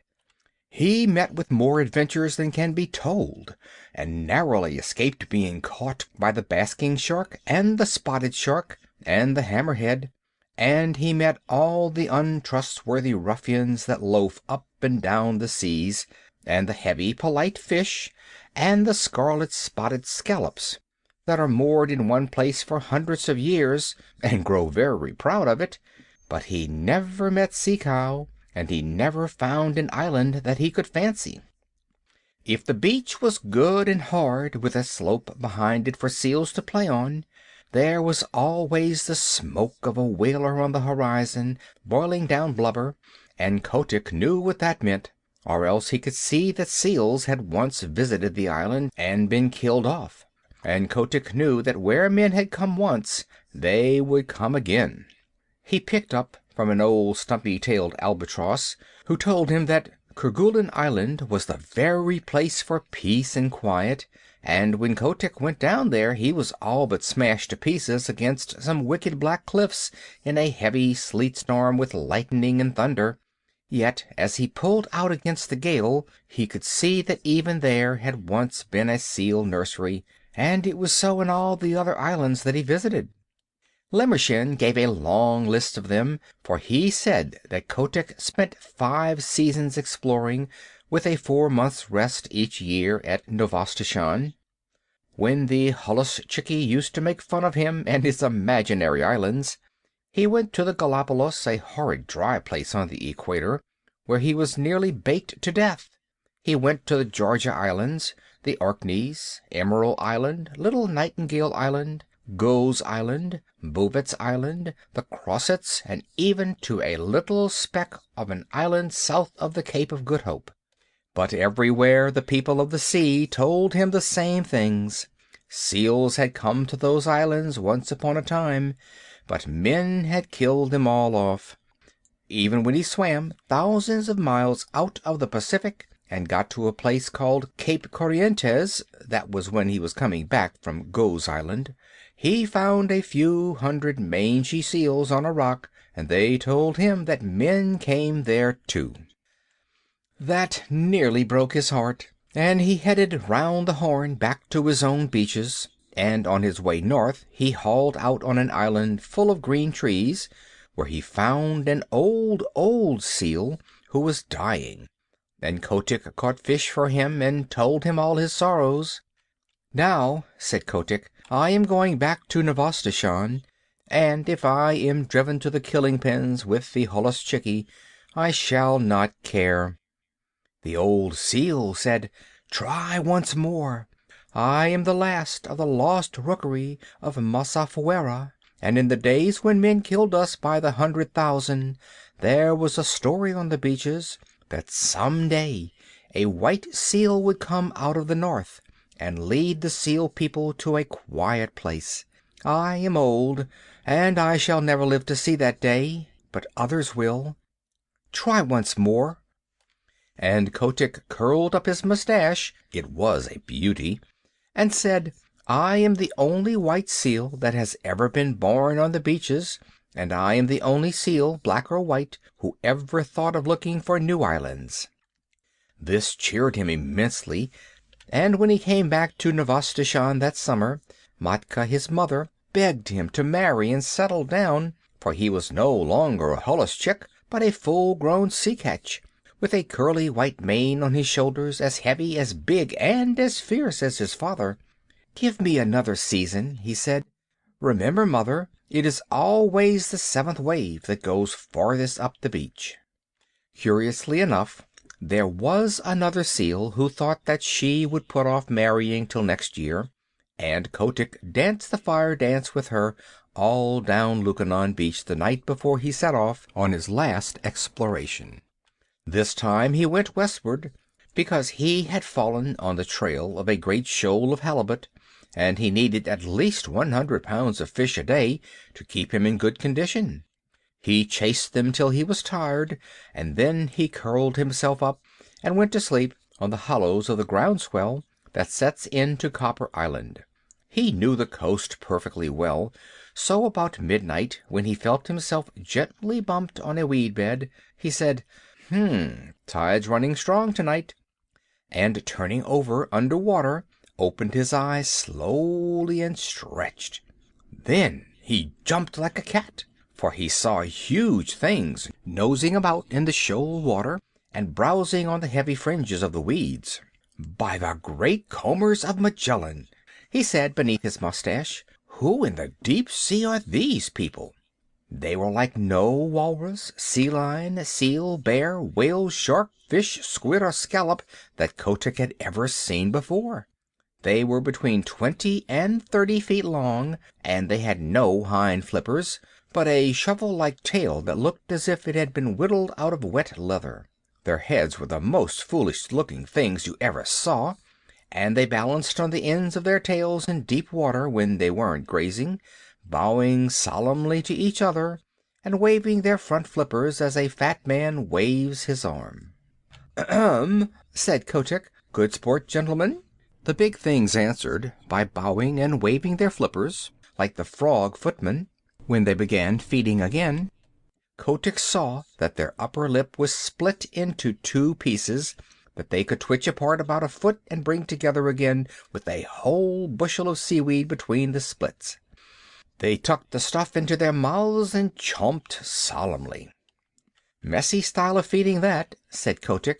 They bowed again, and Kotick began to lose his temper. "Very good," he said. "If you do happen to have an extra joint in your front flipper, you needn't show off so. I see you bow gracefully, but I should like to know your names." The split lips moved and twitched, and the glassy green eyes stared, but they did not speak. "Well," said Kotick, "you're the only people I've ever met uglier than Sea-Vitch, and with worse manners." Then he remembered in a flash what the Burgomaster Gull had screamed to him when he was a little yearling at Walrus Islet, and he tumbled backward in the water, for he knew that he had found Sea Cow at last. The sea cows went on schlooping and grazing and chumping in the weed, and Kotick asked them questions in every language that he had picked up in his travels. And the sea people talk nearly as many languages as human beings, but the sea cows did not answer, because sea cows cannot talk. He has only 6 bones in his neck where he ought to have 7, and they say undersea that prevents him from speaking even to his companions. But, as you know, he has an extra joint in his foreflipper, and by waving it up and down and about, he makes what answers to a sort of clumsy telegraphic code. By daylight, Kotick's mane was standing on end, and his temper was gone where the dead crabs go. Then the sea cow began to travel northward, very slowly, stopping to hold absurd bowing councils from time to time, and Kotick followed them, saying to himself, "People who are such idiots as these are would have been killed long ago if they hadn't found out some safe island, and what is good enough for Sea Cow is good enough for the Sea Catch. All the same, I wish they'd hurry."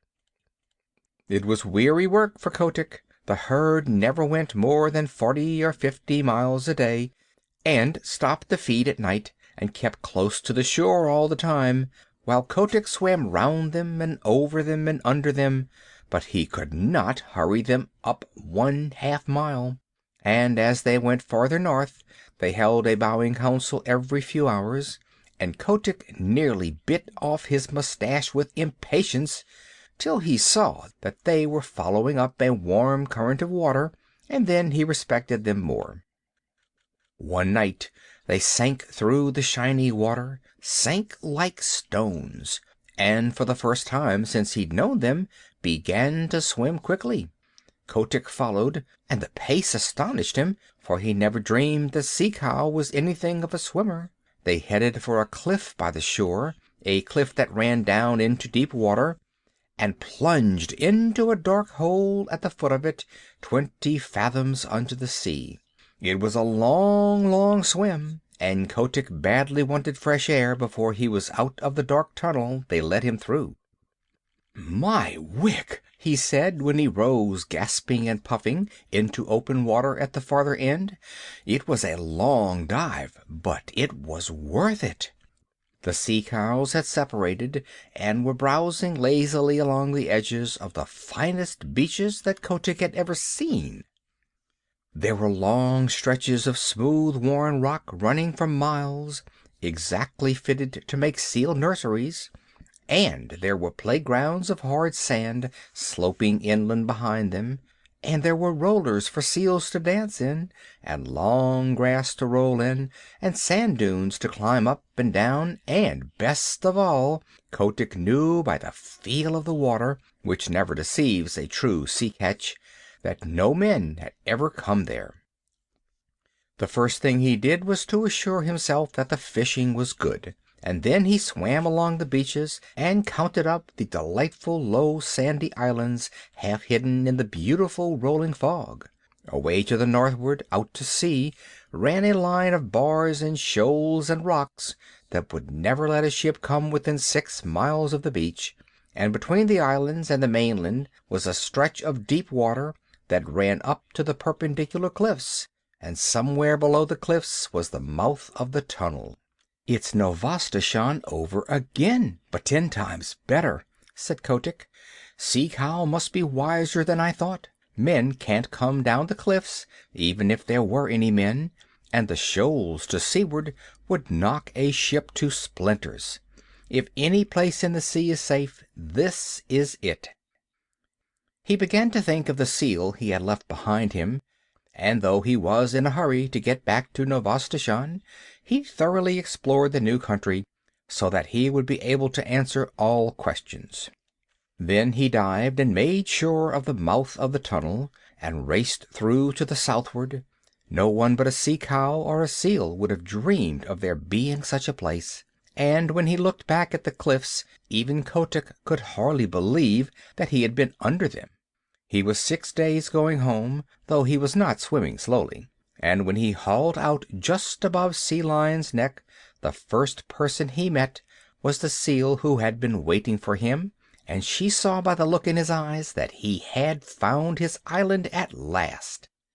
But the holluschickie and Sea Catch, his father, and all the other seals laughed at him when he told him what he had discovered, and a young seal about his own age said, "That is all very well, Kotick, but you can't come from no one knows where and order us off like this. Remember, we've been fighting for our nurseries, and that's a thing you never did. You prefer prowling about in the sea." The other seals laughed at this, and the young seal began twisting his head from side to side. He had just married that year, and was making a great fuss about it. "I've no nursery to fight for," said Kotick. "I only want to show you all a place where you will be safe. What's the use of fighting?" "Oh, if you're trying to back out, of course I've no more to say," said the young seal with an ugly chuckle.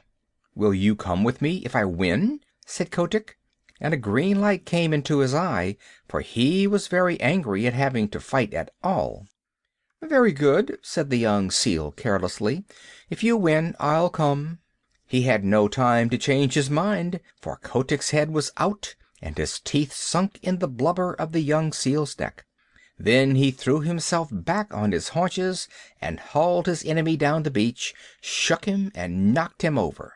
Then Kotick roared to the seals, "I've done my best for you these 5 seasons past. I've found you an island where you'll be safe, but unless your heads are dragged off your silly necks, you won't believe. I'm going to teach you now. Look out for yourselves." Limmershin told me that never in his life, and Limmershin sees 10,000 big seals fighting every year, never in all his little life did he see anything like Kotick's charge into the nurseries. He flung himself at the biggest sea catch he could find, caught him by the throat, choked him, and bumped him and banged him till he grunted for mercy, and then threw him aside and attacked the next.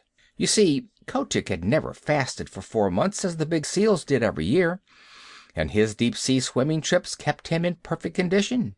And, best of all, he had never fought before. His curly white mane stood up with rage, and his eyes flamed, and his big dog teeth glistened, and he was splendid to look at.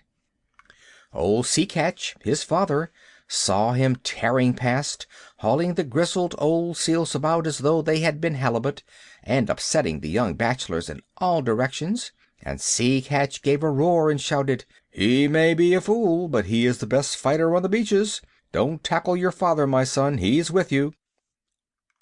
Kotick roared in answer, and old Sea Catch waddled in with his mustache on one end, blowing like a locomotive, while Matka and the seal that was going to marry Kotick cowered down and admired their menfolk.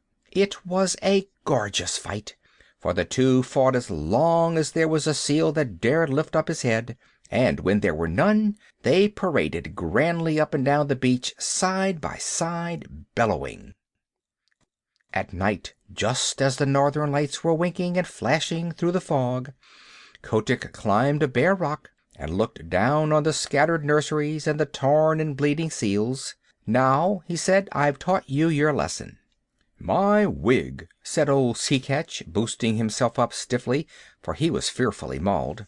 "The killer whale himself could not have cut them up worse. Son, I'm proud of you. And what's more, I'll come with you to your island, if there is such a place. Here, you fat pigs of the sea, who comes with me to the Sea Cow's tunnel?" "Answer, or I shall teach you again," roared Kotick. There was a murmur like the ripple of the tide all up and down the beaches. "We will come," said thousands of tired voices. "We will follow Kotick, the white seal." Then Kotick dropped his head between his shoulders and shut his eyes proudly.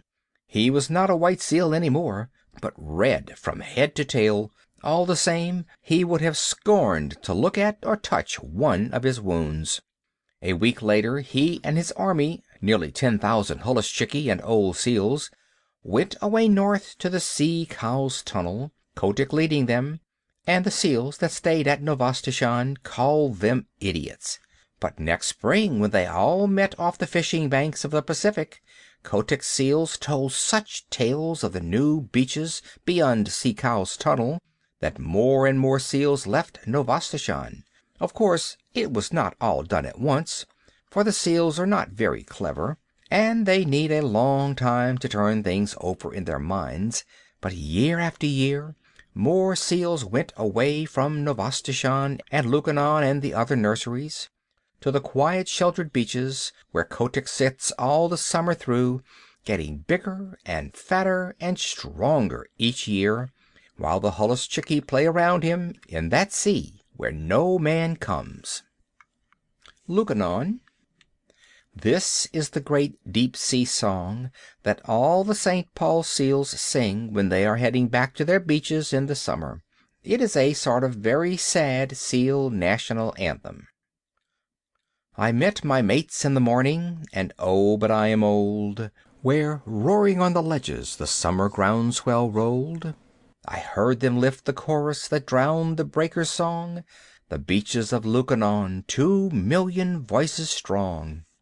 The song of pleasant stations beside the salt lagoons, the song of blowing squadrons that shuffled down the dunes, the song of midnight dances that churned the sea to flame, the beaches of Lukannon before the sealers came. I met my mates in the morning, I'll never meet them more. They came and went in legions that darkened all the shore, and o'er the foam-flecked offing, as far as voice could reach, we hailed the landing parties and we sang them up the beach.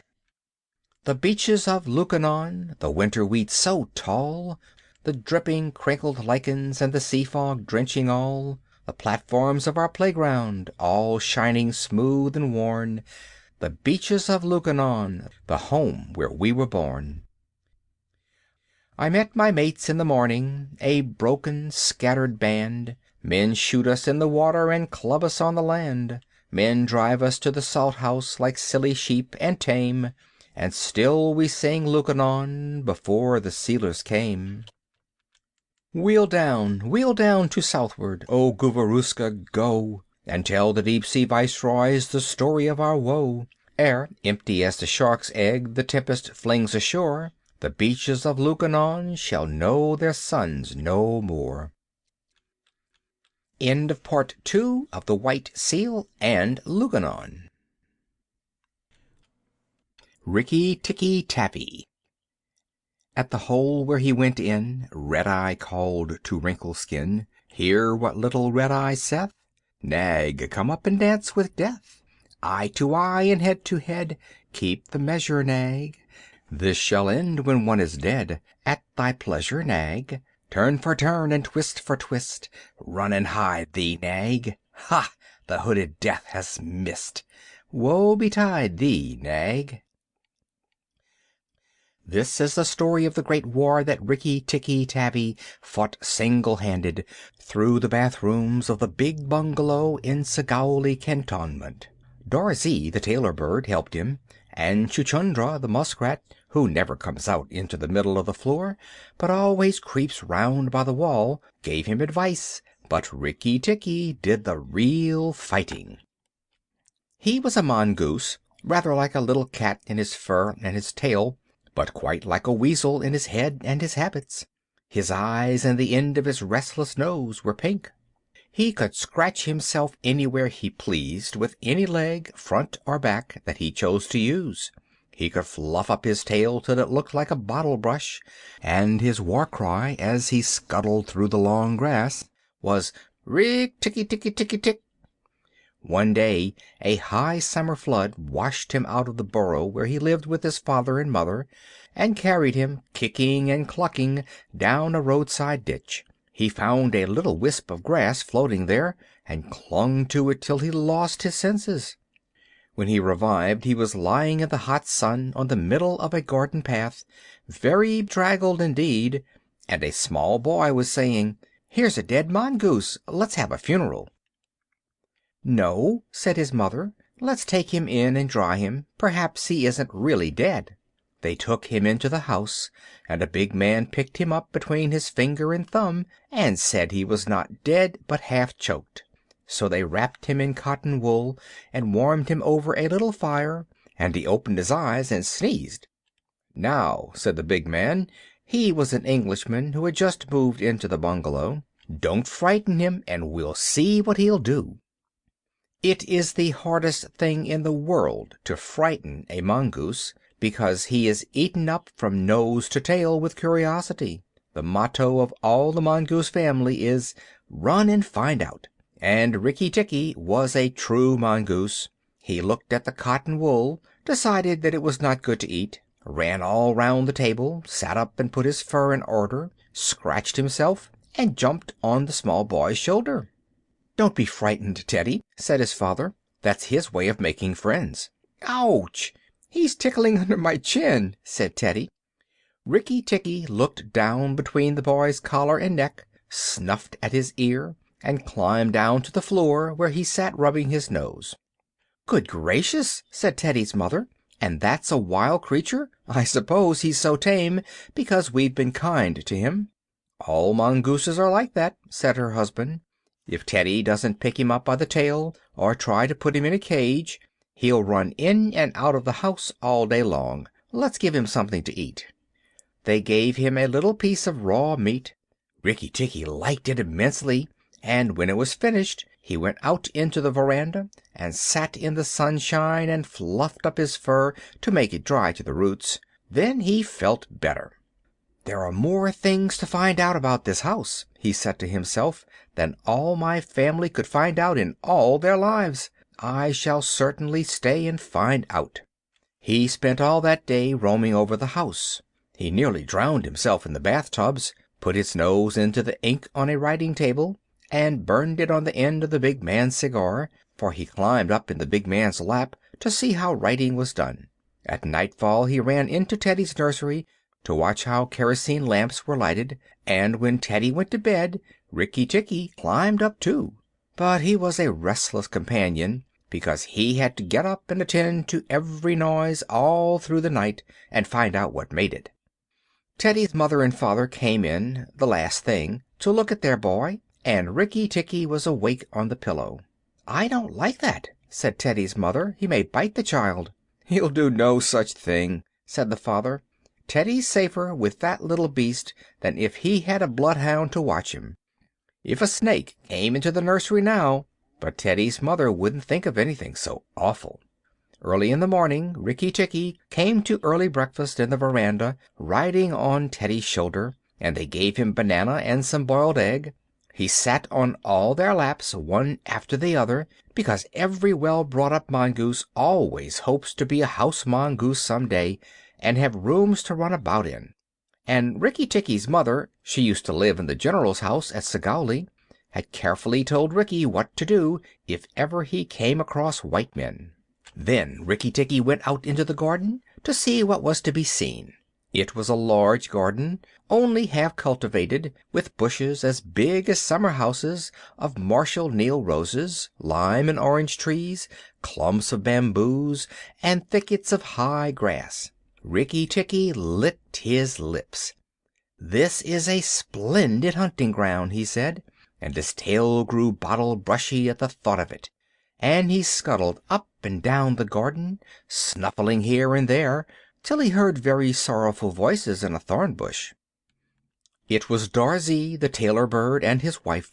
They had made a beautiful nest by pulling two big leaves together and stitching them up the edges with fibers, and had filled the hollow with cotton and downy fluff. The nest swayed to and fro as they sat on the rim and cried. "What is the matter?" asked Rikki-Tikki. "We are very miserable," said Darzee. "One of our babies fell out of the nest yesterday, and Nag ate him." Said Rikki-Tikki. "That is very sad, but I am a stranger here. Who is Nag?" Darzee and his wife only cowered down in the nest without answering, for from the thick grass at the foot of the bush there came a low hiss, a horrid cold sound that made Rikki-Tikki jump back 2 clear feet.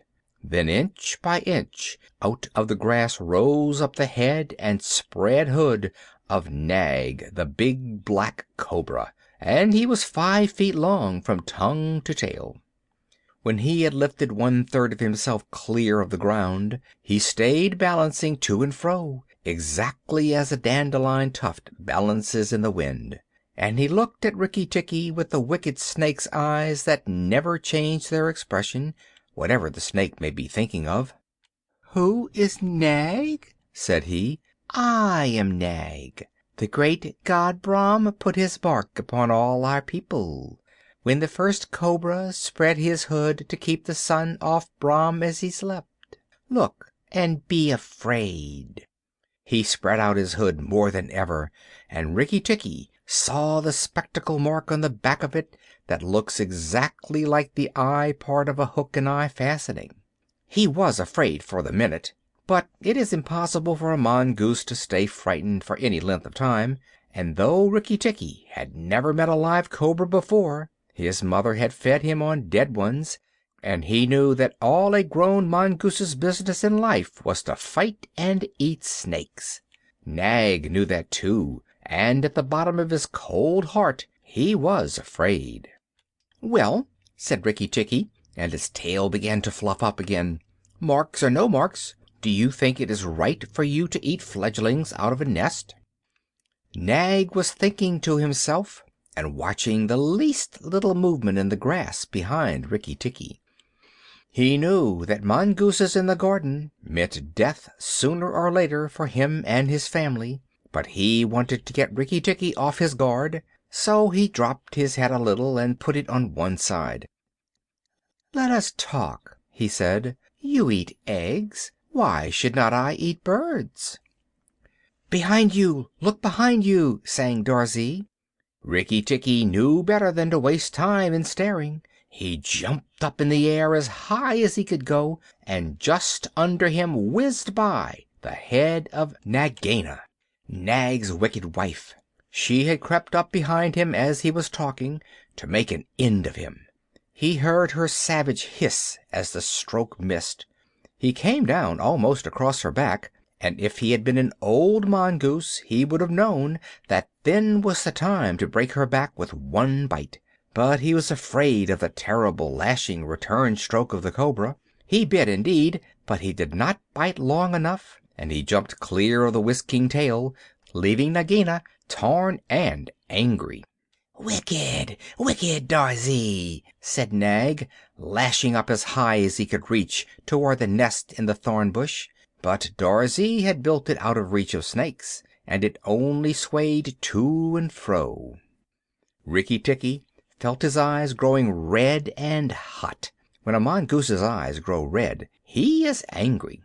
And he sat back on his tail and hind legs like a little kangaroo, and looked all round him, and chattered with rage. But Nag and Nagaina had disappeared into the grass. When a snake misses its stroke, it never says anything, or gives any sign of what it means to do next. Rikki-Tikki did not care to follow them, for he did not feel sure that he could manage 2 snakes at once. So he trotted off to the gravel path near the house, and sat down to think. It was a serious matter for him. If you read the old books of natural history, you will find they say that when the mongoose fights the snake and happens to get bitten, he runs off and eats some herb that cures him. That is not true. The victory is only a matter of quickness of eye and quickness of foot. Snakes blow against mongooses jump, and as no eye can follow the motion of a snake's head when it strikes, this makes things much more wonderful than any magic herb. Rikki-Tikki knew he was a young mongoose, and it made him all the more pleased to think that he had managed to escape a blow from behind. It gave him confidence in himself, and when Teddy came running down the path, Rikki-Tikki was ready to be petted. But just as Teddy was stooping, something wriggled a little in the dust, and a tiny voice said, "Be careful, I am Death." It was Crate, the dusty brown snakeling that lies for choice on the dusty earth, and his bite is as dangerous as the cobra's. But he is so small that nobody thinks of him, and so he does the more harm to people. Rikki-Tikki's eyes grew red again, and he danced up to Crate with the peculiar rocking, swaying motion that he had inherited from his family. It looks very funny, but it is so perfectly balanced a gait that you can fly off from it at any angle you please, and in dealing with snakes this is an advantage. If Rikki-Tikki had only known, he was doing a much more dangerous thing than fighting Nag, for Crate is so small and can turn so quickly that unless Rikki bit him close to the back of the head, he would get the return stroke in his eye or his lip. But Rikki did not know. His eyes were all red, and he rocked back and forth, looking for a good place to hold. Crate struck out. Rikki jumped sideways and tried to run in, but the wicked little dusty gray head lashed within a fraction of his shoulder, and he had to jump over the body, and the head followed his heels close. Teddy shouted to the house, "Oh, look here! Our mongoose is killing a snake!" And Rikki-Tikki heard a scream from Teddy's mother. His father ran out with a stick, but by the time he came up, Crate had lunged out once too far, and Rikki-Tikki had jumped on the snake's back, dropped his head far between his forelegs, bitten as high up the back as he could get hold, and rolled away. That bite paralyzed Crate, and Rikki-Tikki was just going to eat him from the tail, after the custom of his family at dinner, when he remembered that a full meal makes a slow mongoose, and if he wanted all his strength and quickness ready, he must keep himself thin. He went away for a dust bath under the castor oil bushes, while Teddy's father beat the dead Crate. "What is the use of that?" thought Rikki-Tikki. "I have settled it all." And then Teddy's mother picked him up from the dust and hugged him, crying that he had saved Teddy from death. And Teddy's father said that he was a providence, and Teddy looked on with big, scared eyes. Rikki-Tikki was rather amused at all this fuss, which, of course, he did not understand. Teddy's mother might just as well have petted Teddy for playing in the dust. Rikki was thoroughly enjoying himself.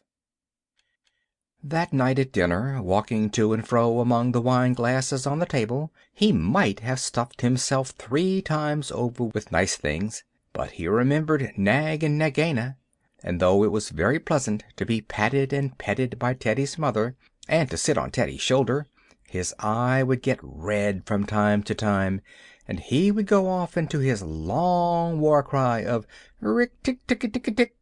Teddy carried him off to bed, and insisted on Rikki-Tikki sleeping under his chin. Rikki-Tikki was too well bred to bite or scratch, but as soon as Teddy was asleep he went off for his nightly walk round the house, and in the dark he ran up against Chuchundra the muskrat, creeping around by the wall. Chuchundra is a broken-hearted little beast. He whimpers and cheeps all the night, trying to make up his mind to run into the middle of the room, but he never gets there. "Don't kill me," said Chuchundra, almost weeping. "Rikki-Tikki, don't kill me." "Do you think a snake killer kills muskrats?" said Rikki-Tikki scornfully. "Those who kill snakes get killed by snakes," said Chuchundra, more sorrowfully than ever. "And how am I to be sure that Nag won't mistake me for you some dark night?" "There's not the least danger," said Rikki-Tikki. "But Nag is in the garden, and I know you don't go there." "My cousin Chua the rat told me—" said Chuchundra, and then he stopped. "Told you what?" "Hush! Nag is everywhere, Rikki-Tikki. You should have talked to Chua in the garden." "I didn't, so you must tell me. Quick, Chuchundra, or I'll bite you." Chuchundra sat down and cried till the tears rolled off his whiskers. "I am a very poor man," he sobbed. "I never had spirit enough to run out into the middle of the room. Hush! I mustn't tell you anything. Can't you hear, Rikki-Tikki?" Rikki-Tikki listened. The house was as still, but he thought he could just catch the faintest scratch, scratch in the world, a noise as faint as that of a wasp walking on a window pane, the dry scratch of a snake's scales on brickwork. "That's Nag or Nagina," he said to himself, "and he is crawling into the bathroom sluice. You're right, Chuchundra. I should have talked to Chua." He stole off to Teddy's bathroom, but there was nothing there, and then to Teddy's mother's bathroom. At the bottom of the smooth plaster wall there was a brick pulled out to make a sluice for the bath water, and as Rikki-Tikki stole in by the masonry curb where the bath is put, he heard Nag and Nagina whispering together outside in the moonlight. "When the house is emptied of people," said Nagina to her husband, "he will have to go away, and then the garden will be our own again. Go in quietly, and remember that the big man who killed Crate is the first one to bite. Then come out and tell me, and we will hunt for Rikki-Tikki together." "But are you sure that there is anything to be gained by killing the people?" said Nag. "Everything. When there were no people in the bungalow, did we have any mongoose in the garden? So long as the bungalow is empty, we are king and queen of the garden. And remember that as soon as our eggs in the melon patch hatch, as they may tomorrow, our children will need room and quiet." "I had not thought of that," said Nag. "I will go, but there is no need that we should hunt for Rikki-Tikki afterward. I will kill the big man and his wife and the child if I can, and come away quietly. Then the bungalow will be empty, and Rikki-Tikki will go."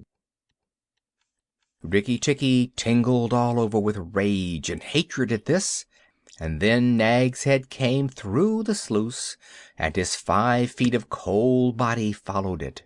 Angry as he was, Rikki-Tikki was very frightened as he saw the size of the big cobra. Nag coiled himself up, raised his head, and looked into the bathroom in the dark, and Rikki could see his eyes glitter. "Now, if I kill him here, Nagaina will know, and if I fight him on the open floor, the odds are in his favor. What am I to do?" said Rikki-Tikki-Tavi. Nag waved to and fro, and then Rikki-Tikki heard him drinking from the biggest water jar that was used to fill the bath. "That is good," said the snake. "Now, when Crate was killed, the big man had a stick. He may have that stick still, but when he comes in to bathe in the morning he will not have a stick. I will wait here till he comes. Nagaina, do you hear me? I shall wait here in the cool till daytime."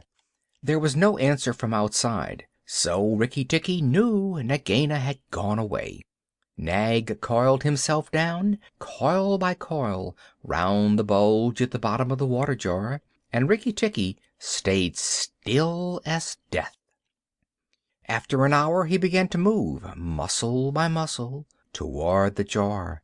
Nag was asleep, and Rikki-Tikki looked at his big back, wondering which would be the best place for a good hold. "If I don't break his back at the first jump," said Rikki, "he can still fight. And if he fights, oh, Rikki!" He looked at the thickness of the neck below the hood, but that was too much for him, and the bite near the tail would only make Nag savage. "It must be the head," he said at last, "the head above the hood, and when I am once there I must not let go." Then he jumped. The head was lying a little clear of the water jar, under the curve of it, and as his teeth met, Rikki braced his back against the bulge of the red earthenware to hold down the head. This gave him just 1 second's purchase, and he made the most of it. Then he was battered to and fro like a rat is shaken by a dog, to and fro on the floor, up and down and around in great circles. But his eyes were red, and he held on as the body cart whipped over the floor, upsetting the tin dipper and the soap dish and the flesh brush, and banged against the tin side of the bath. As he held, he closed his jaws tighter and tighter, for he made sure he would be banged to death, and for the honor of his family he preferred to be found with his teeth locked. He was dizzy, aching, and felt shaken to pieces when something went off like a thunderclap just behind him. A hot wind knocked him senseless, and red fire singed his fur. The big man had been wakened by the noise, and had fired both barrels of a shotgun into Nag just behind the hood. Rikki-Tikki held on with his eyes shut, for now he was quite sure he was dead. But the head did not move, and the big man picked him up and said, "It's the mongoose again, Alice. The little chap has saved our lives now."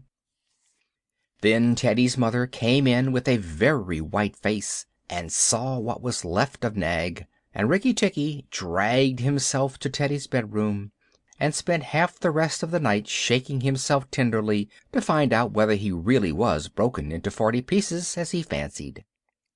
When morning came he was very stiff, but well pleased with his doings. "Now I have Nagaina to settle with, and she will be worse than 5 Nags, and there is no knowing when the eggs she spoke of will hatch. Goodness, I must go and see Darzee," he said. Without waiting for breakfast, Rikki-Tikki ran to the thorn bush where Darzee was singing a song of triumph at the top of his voice. The news of Nag's death was all over the garden, for the sweeper had thrown the body on the rubbish heap. "Oh, you stupid tuft of feathers!" said Rikki-Tikki angrily. "Is this the time to sing?" "Nag is dead, is dead, is dead," sang Darzee. "The valiant Rikki-Tikki caught him by the head and held fast. The big man brought the bang stick, and Nag fell into pieces. He will never eat my babies again." "All that's true enough, but where's Nagaina?" said Rikki-Tikki, looking carefully round him. "Nagaina came to the bathroom sluice and called for Nag," Darzee went on, "and Nag came out on the end of a stick. The sweeper picked him up on the end of a stick and threw him on the rubbish heap. Let us sing about the red-eyed Rikki-Tikki." And Darzee filled his throat and sang. "If I could get up to your nest I'd roll your babies out," said Rikki-Tikki. "You don't know when to do the right thing at the right time. You're safe enough in your nest there, but it's war for me down here. Stop singing a minute, Darzee." "For the great, the beautiful Rikki-Tikki's sake, I will stop," said Darzee. "What is it, O killer of the terrible Nag? Where is Nagaina for the 3rd time?" "On the rubbish heap by the stables, mourning for Nag. Great is Rikki-Tikki with the white teeth. Bother my white teeth! Have you ever heard where she keeps her eggs?"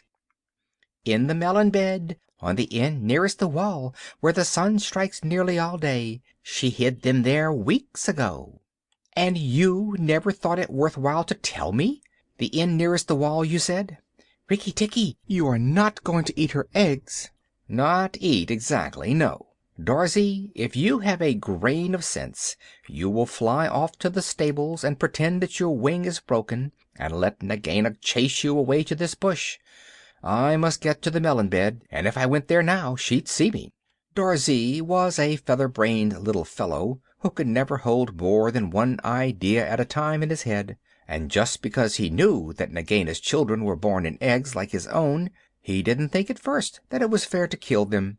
But his wife was a sensible bird, and she knew that cobras' eggs meant young cobras later on. So she flew off from the nest and left Darzee to keep the babies warm and continue his song about the death of Nag. Darzee was very like a man in some ways. She fluttered in front of Nagaina by the rubbish heap and cried out, "Oh, my wing is broken!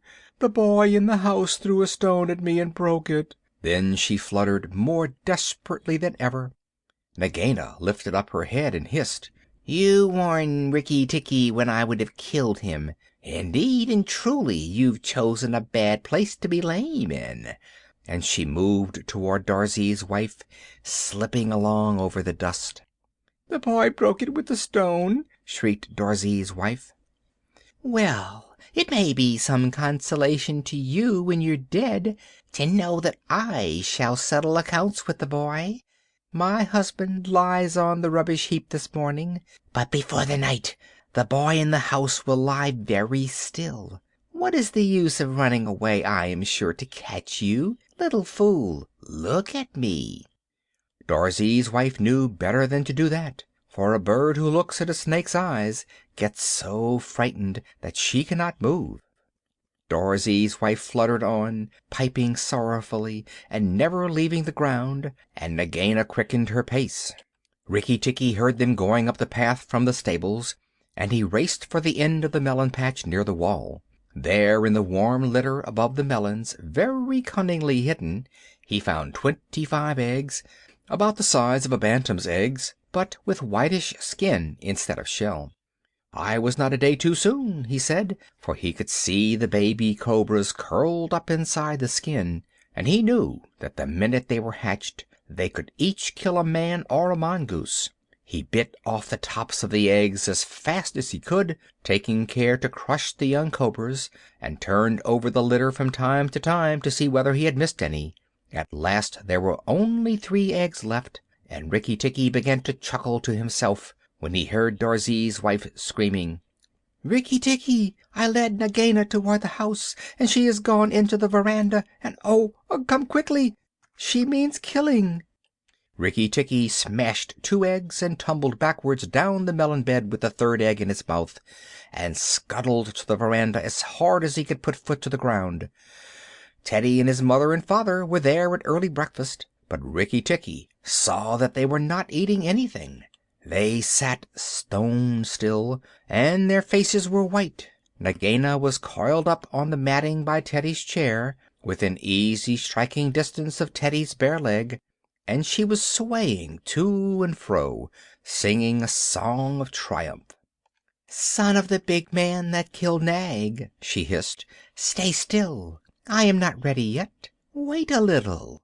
Keep very still, all you 3. If you move, I strike, and if you do not move, I strike. Oh, foolish people who killed my Nag!" Teddy's eyes were fixed on his father, and all his father could do was to whisper, "Sit still, Teddy. You mustn't move. Teddy, keep still." Then Rikki-Tikki came up and cried, "Turn round, Nagaina. Turn and fight." "All in good time," said she, without moving her eyes. "I will settle my account with you presently. Look at your friends, Rikki-Tikki. They are still and white. They are afraid. They dare not move, and if you come a step nearer, I strike." "Look at your eggs," said Rikki-Tikki, "in the melon bed near the wall. Go and look, Nagaina." The big snake turned half around and saw the egg on the veranda. "Ah, give it to me!" she cried. Rikki-Tikki put his paws one on each side of the egg, and his eyes were blood red. What price for a snake's egg?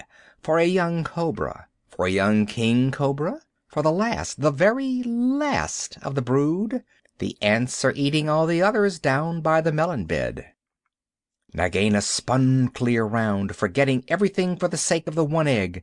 Rikki-Tikki saw Teddy's father shoot out a big hand, catch Teddy by the shoulder, and drag him across the little table with the teacups, safe and out of reach of Nagaina. "Tricked, tricked, tricked! Rick-tick-tick!" chuckled Rikki-Tikki. "That boy is safe, and it was I that caught Nag by the hood last night in the bathroom." Then he began to jump up and down, all 4 feet together, his head close to the floor. "He threw me to and fro, but he could not shake me off. He was dead before the big man blew him in two. I did it. Rikki-Tikki-Tikki-Tick! Come then, Nagaina, come and fight me. You shall not be a widow long." Nagaina saw that she had lost her chance of killing Teddy, and the egg lay between Rikki-Tikki's paws.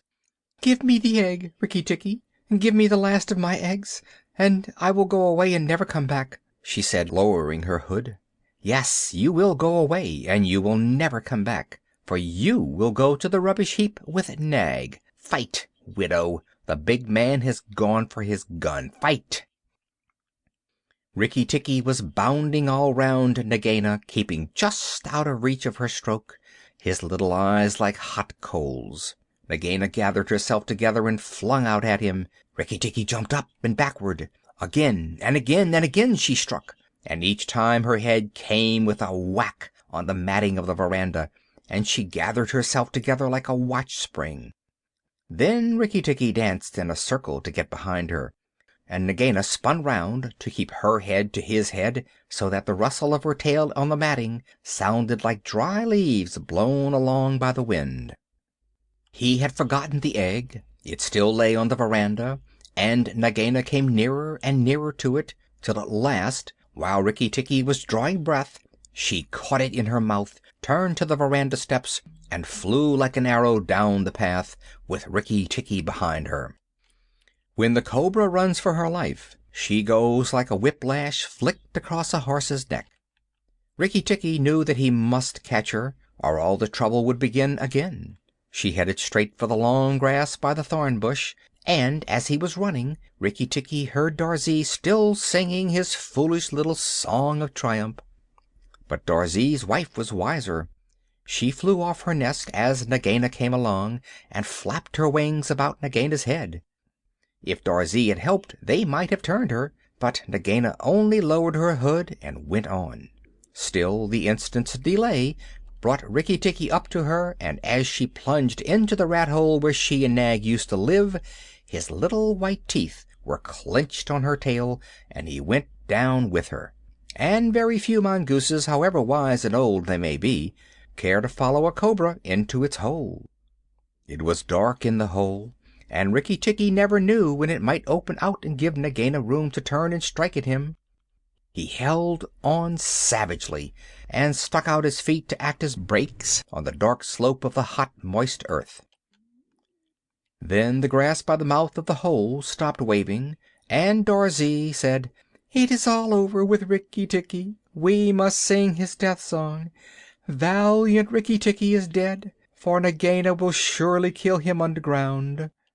So he sang a very mournful song that he made up on the spur of the minute, and just as he got to the most touching part, the grass quivered again, and Rikki-Tikki, covered with dirt, dragged himself out of the hole, leg by leg, licking his whiskers.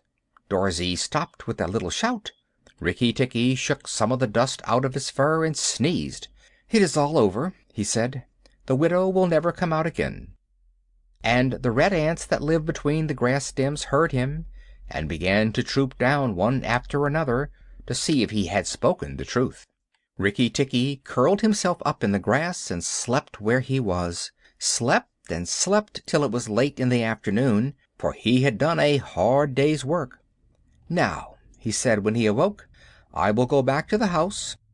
Tell the coppersmith, Darzee, and he will tell the garden that Nagaina is dead." The coppersmith is a bird which makes a noise exactly like the beating of a little hammer on a copper pot. And the reason he is always making it is because he is the town crier to every Indian garden, and tells all the news to everybody who cares to listen.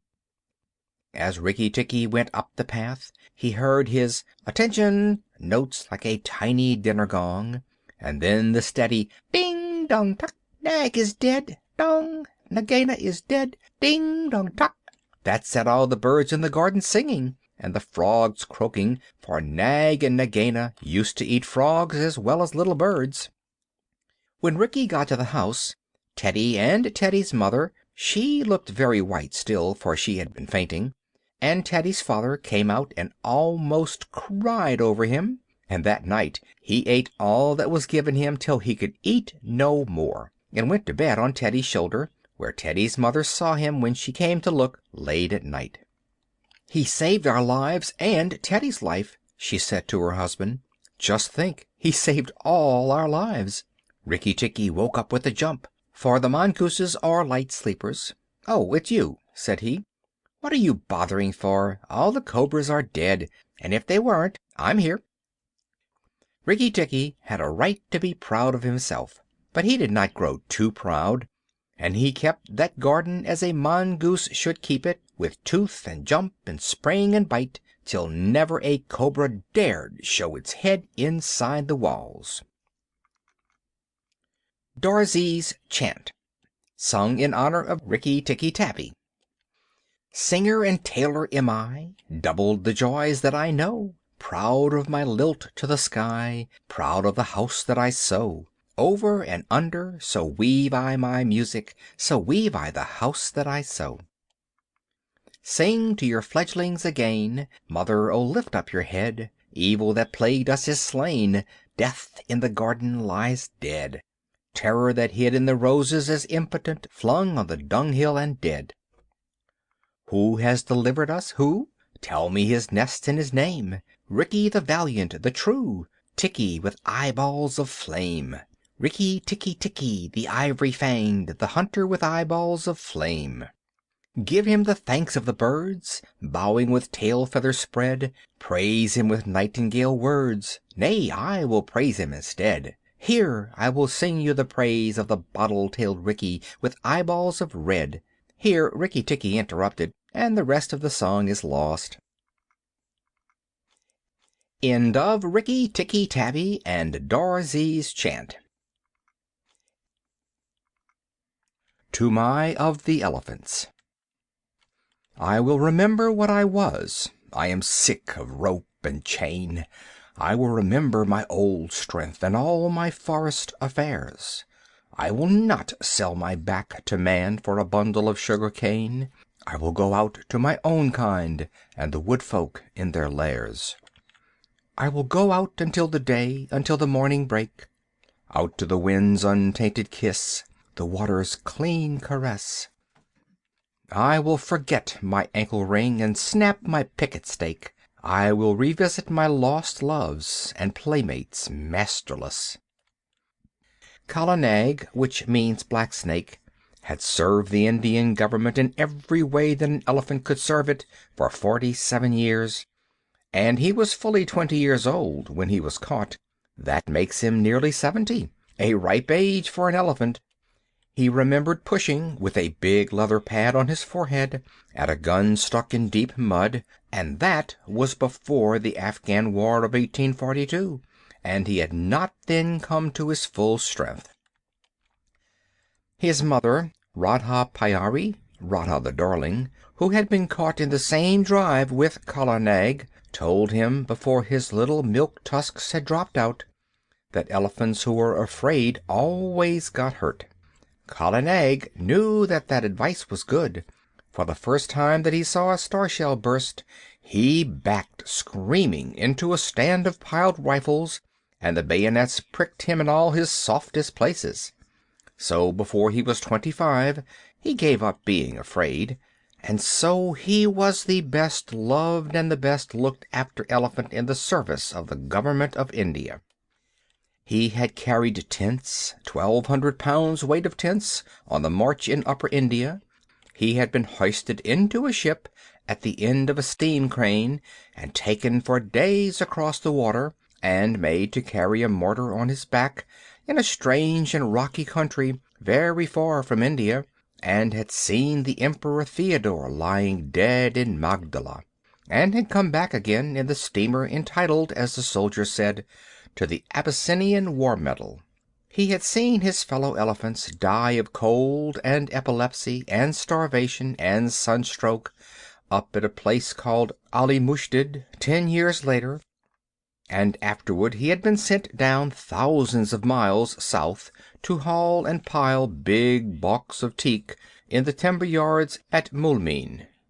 There he had half killed an insubordinate young elephant who was shirking his fair share of work. After that he had been taken off timber hauling and employed, with a few score other elephants who were trained to the business, in helping catch wild elephants among the Garo hills. Elephants are very strictly preserved by the Indian government. There is one whole department which does nothing else but hunt them and catch them and break them in, and send them up and down the country as they are needed for work. Kala Nag stood 10 fair feet at the shoulders, and his tusks had been cut off short at 5 feet and bound round the ends, to prevent them from splitting, with bands of copper. But he could do more with those stumps than any untrained elephant could do with the real sharpened ones. When, after weeks and weeks of cautious driving of scattered elephants across the hills, the 40 or 50 wild monsters were driven into the last stockade, and the big drop gate, made of tree trunks lashed together, jarred down behind them, Kala Nag, at the word of command, would go into that flaring, trumpeting pandemonium, generally at night, when the flicker of the torches made it difficult to judge distances, and, picking out the biggest and wildest tusker of the mob, would hammer him and hustle him into quiet, while the men on the backs of the other elephants roped and tied the smaller ones. There was nothing in the way of fighting that Kala Nag, the old wise black snake, did not know, for he had stood up more than once in his time to the charge of the wounded tiger, and, curling up his soft trunk to be out of harm's way, had knocked the springing brute sideways in midair with a quick sickle cut of his head that he had invented all by himself, had knocked him over and kneeled upon him with his huge knees till the life went out with a gasp and a howl, and there was only a fluffy, striped thing on the ground for Kala Nag to pull by the tail. "Yes," said Big Toomai, his driver, the son of Black Toomai, who had taken him to Abyssinia, and grandson of Toomai of the elephants, who had seen him caught. "There is nothing that the black snake fears except me. He has seen 3 generations of us feed him and groom him, and he will live to see 4. "He is afraid of me also," said little Toomai, standing up to his full height of 4 feet, with only one rag upon him. He was 10 years old, the eldest son of Big Toomai, and according to custom he would take his father's place on Kala Nag's neck when he grew up, and would handle the heavy iron ankus, the elephant goad, that had been worn smooth by his father and his grandfather and his great-grandfather. He knew what he was talking of, for he had been born under Kala Nag's shadow, had played with the end of his trunk before he could walk, had taken him down to the water as soon as he could walk, and Kala Nag would no more have dreamed of disobeying his shrill little orders than he would have dreamed of killing him on that day when Big Toomai carried the little brown baby under Kala Nag's tusks and told him to salute his master that was to be. "Yes," said little Toomai, "he is afraid of me," and he took long strides up to Kala Nag, called him a fat old pig, and made him lift up his feet one after the other. "Wah!" said little Toomai, "thou art a big elephant," and he wagged his fluffy head, quoting his father, "The government may pay for elephants, but they belong to us mahouts. When thou art old, Kala Nag, there will come some rich Rajah, and he will buy thee from the government on account of thy size and thy manners, and then thou wilt have nothing to do but to carry gold earrings in thy ears, and a gold howdah on thy back, and a red cloth covered with gold at thy sides, and walk at the head of the processions of the king. Then I shall sit on thy neck, O Kala Nag, with a silver ankus, and men will run before us with golden sticks, crying, 'Room for the king's elephant!' That will be good, Kala Nag, but not so good as this hunting in the jungles." "Humph," said Big Toomai. "Thou art a boy and as wild as a buffalo calf. This running up and down among the hills is not the best government service. I am getting old, and I do not love wild elephants. Give me brick elephant lines, one stall to each elephant, and big stumps to tie them to safely, and flat, broad roads to exercise upon, instead of this come-and-go camping. Ah, the Cawnpore barracks were good. There was a bazaar close by, and only 3 hours' work a day." Little Toomai remembered the Cawnpore elephant lines and said nothing. He very much preferred the camp life, and hated those broad, flat roads, with the daily grubbing for grass in the forage reserve, and the long hours when there was nothing to do except to watch Kala Nag fidgeting in his pickets. What little Toomai liked was to scramble up bridle paths that only an elephant could take, the dip into the valley below, the glimpses of the wild elephants browsing miles away, the rush of the frightened pig and peacock under Kala Nag's feet, the blinding warm rains when all the hills and valleys smoked, the beautiful misty mornings when nobody knew where they would camp that night, the steady, cautious drive of the wild elephants, and the mad rush and blaze and hullabaloo of the last night's drive, when the elephants poured into the stockade like boulders in a landslide, found that they could not get out, and flung themselves at the heavy posts, only to be driven back by yells and flaring torches and volleys of blank cartridge. Even a little boy could be of use there, and Toomai was as useful as 3 boys. He would get his torch and wave it and yell with the best. But the really good time came when the driving out began, and the keddah, that is, the stockade, looked like a picture at the end of the world, and men had to make signs to one another because they could not hear themselves speak. Then little Toomai would climb up to the top of one of the quivering stockade posts, his sun-bleached brown hair flying loose all over his shoulders, and he looking like a goblin in the torchlight. And as soon as there was a lull, you could hear his high-pitched yells of encouragement to Kala Nag, above the trumpeting and crashing and snapping of ropes, and groans of the tethered elephants. "Mail, mail, Kala Nag! Go on, Black Snake! Don't do! Give him the tusk! Smalo, smalo! Careful, careful! Maro, mar! Hit him! Mind the post! Ar, hi-ya! Kia!"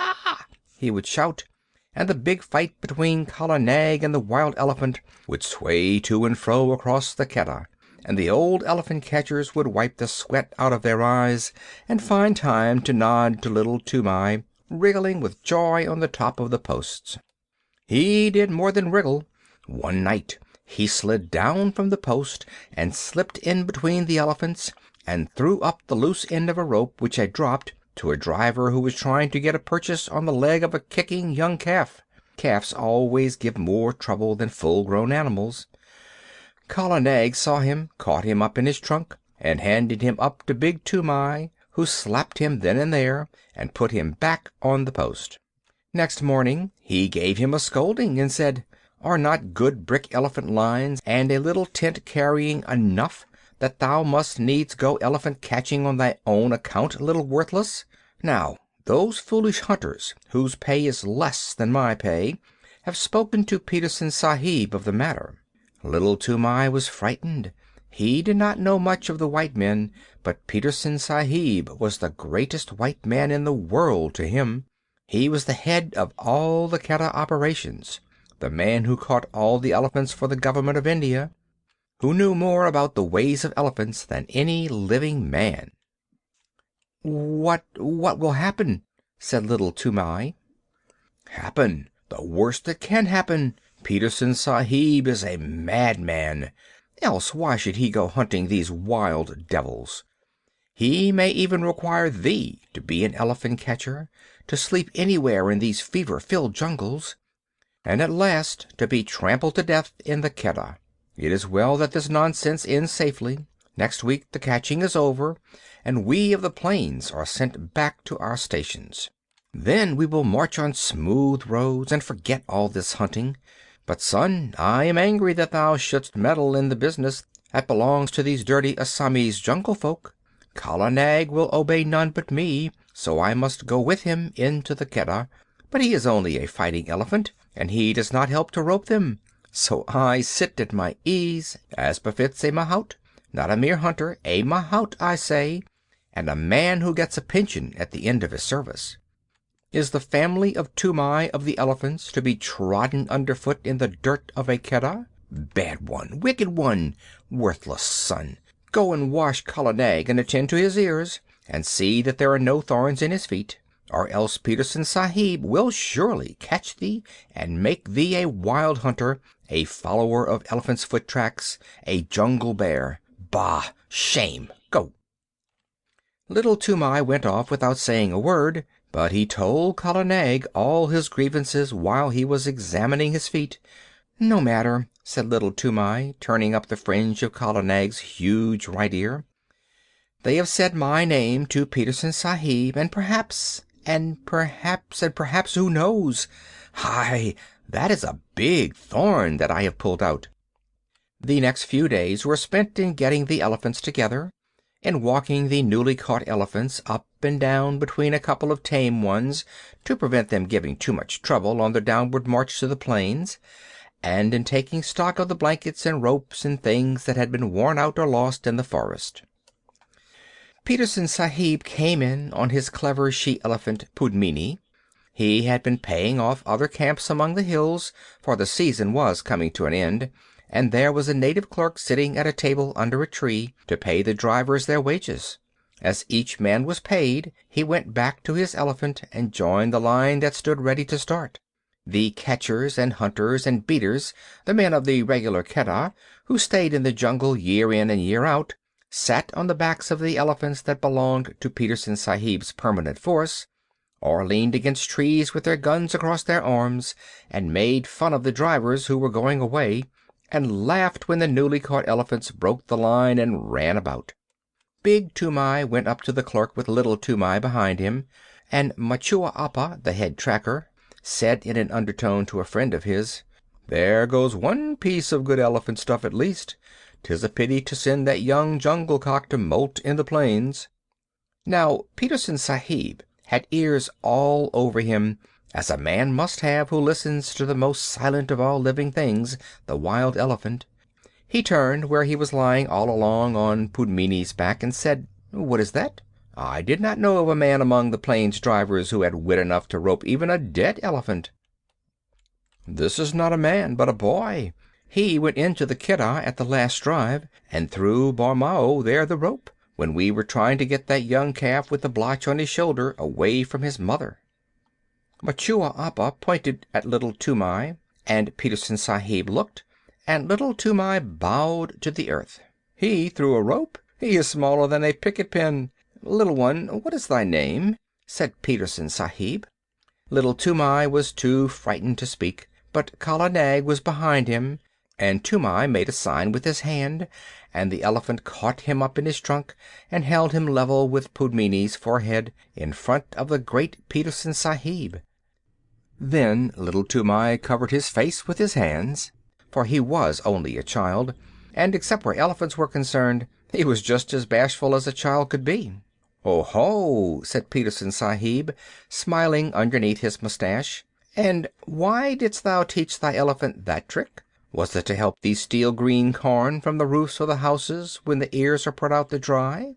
"Not green corn, protector of the poor, melons," said Little Toomai, and all the men sitting about broke into a roar of laughter. Most of them had taught their elephants that trick when they were boys. Little Toomai was hanging 8 feet up in the air, and he wished very much that he were 8 feet underground. "He is Toomai, my son, Sahib," said Big Toomai, scowling. "He is a very bad boy, and he will end in a jail, Sahib." "Of that I have my doubts," said Petersen Sahib. "A boy who can face a full Keddah at his age does not end in jails. See, little one, here are 4 annas to spend in sweetmeats, because thou hast a little head under that great thatch of hair. In time thou mayest become a hunter too." Big Toomai scowled more than ever. "Remember, though, that Keddahs are not good for children to play in," Peterson Sahib went on. "Must I never go there, Sahib?" asked Little Toomai with a big gasp. "Yes," Peterson Sahib smiled again. "When thou hast seen the elephants dance, that is the proper time. Come to me when thou hast seen the elephants dance, and then I will let thee go into all the Keddahs." There was another roar of laughter, for that is an old joke among elephant catchers, and it means just never. There are great cleared flat places hidden away in the forest that are called elephants' ballrooms, but even these are only found by accident, and no man has ever seen the elephants dance. When a driver boasts of his skill and bravery, the other drivers say, "And when did thou see the elephants dance?" Kala Nag put Little Toomai down, and he bowed to the earth again and went away with his father, and gave the silver 4-anna piece to his mother, who was nursing his baby brother, and they all were put up on Kala Nag's back, and the line of grunting, squealing elephants rolled down the hill path to the plains. It was a very lively march on account of the new elephants, who gave trouble at every ford, and needed coaxing or beating every other minute. Big Toomai prodded Kala Nag spitefully, for he was very angry, but Little Toomai was too happy to speak. Peterson Sahib had noticed him and given him money, so he felt as a private soldier would feel if he had been called out of the ranks and praised by his commander-in-chief. "What did Peterson Sahib mean by the elephant dance?" he said at last softly to his mother. Big Toomai heard him and grunted, "That thou shouldst never be one of these hill buffaloes of trackers. That was what he meant. Oh, you in front, what is blocking the way?" An Assami driver, 2 or 3 elephants ahead, turned round angrily, crying, "Bring up Kala Nag and knock this youngster of mine into good behavior. Why should Peterson Sahib have chosen me to go down with you donkeys of the rice fields? Lay your beast alongside, Toomai, and let him prod with his tusks.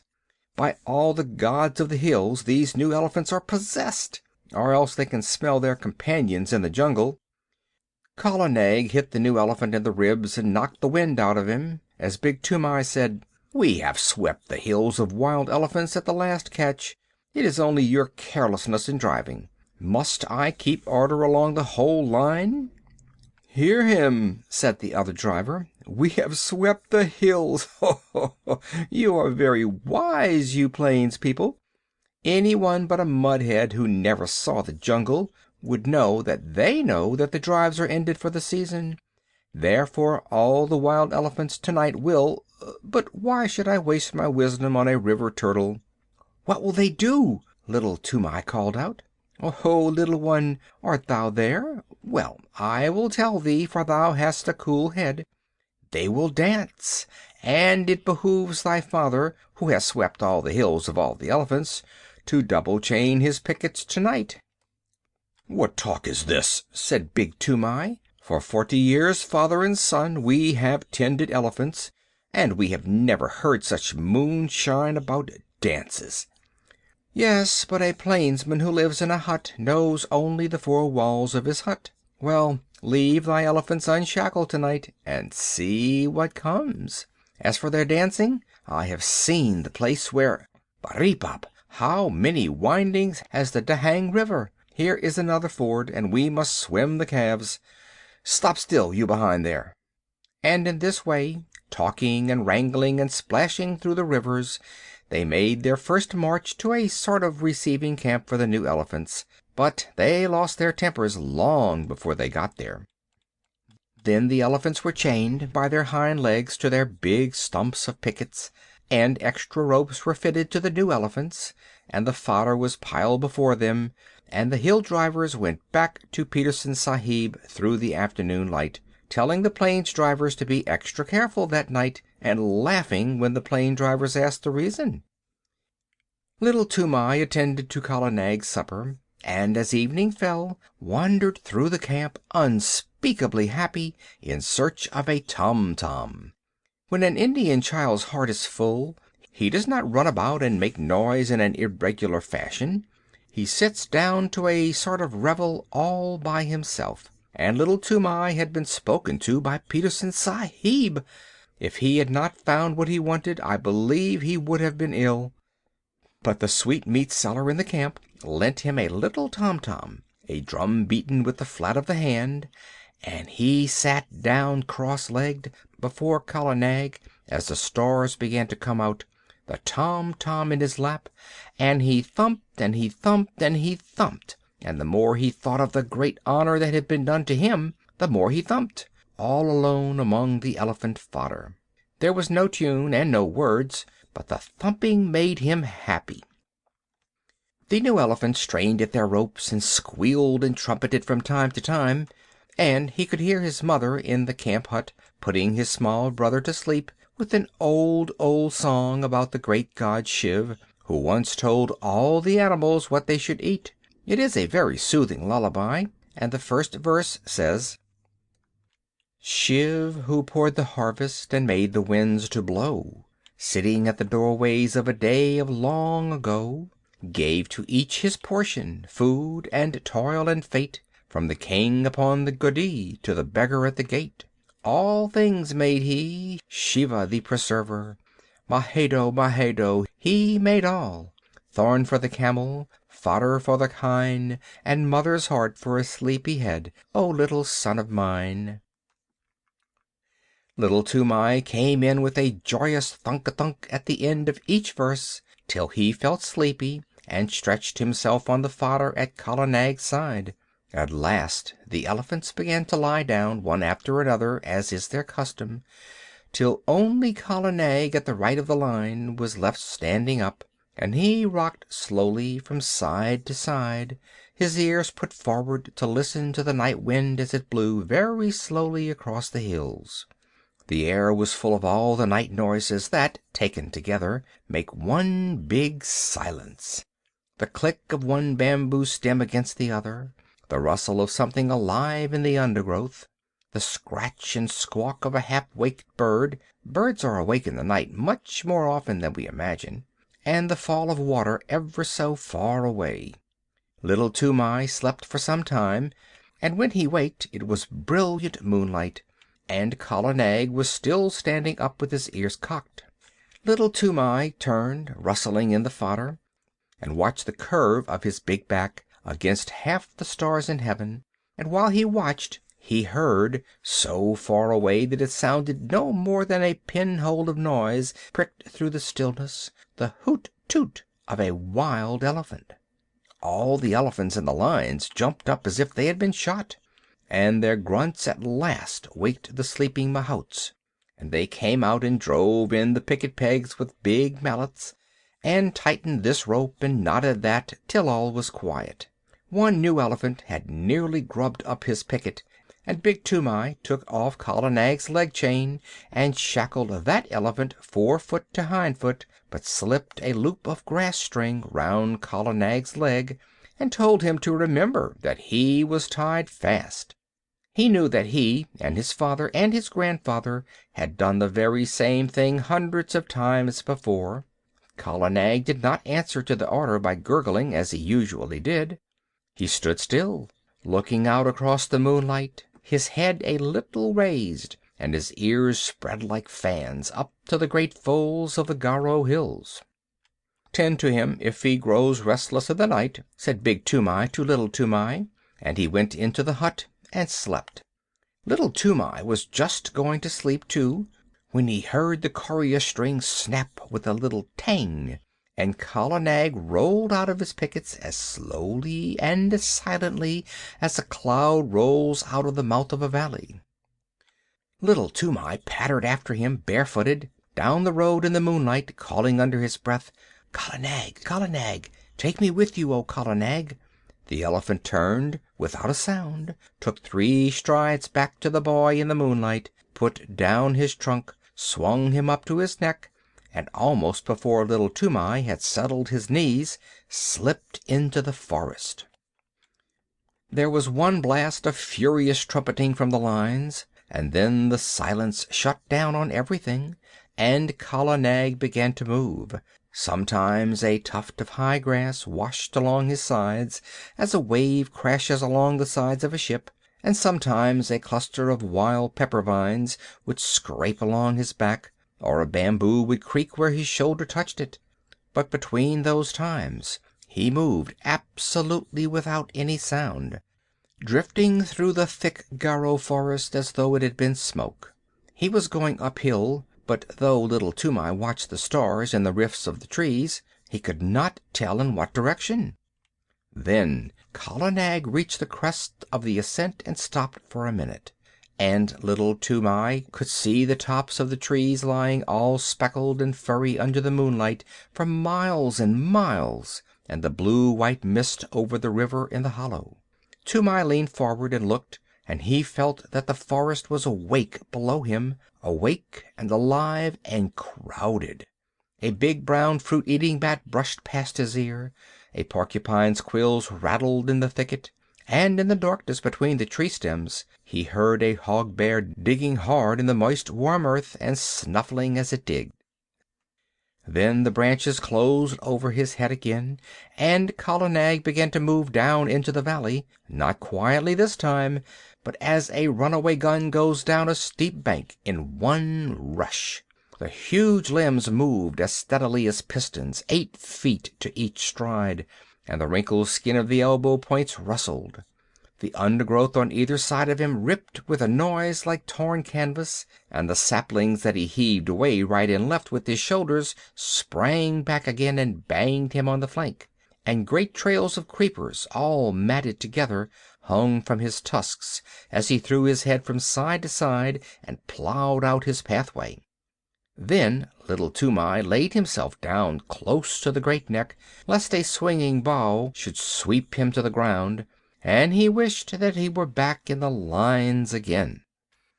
The grass began to get squashy, and Kala Nag's feet sucked and squelched as he put them down, and the night mist at the bottom of the valley chilled little Toomai. There was a splash and a trample and the rush of running water, and Kala Nag strode through the bed of a river, feeling his way at each step. Above the noise of the water as it swirled round the elephant's legs, little Toomai could hear more splashing and some trumpeting both upstream and down, great grunts and angry snortings, and all the mist about him seemed to be full of rolling, wavy shadows. "Aye," he said half aloud, his teeth chattering, "the elephant folk are out tonight. It is the dance, then."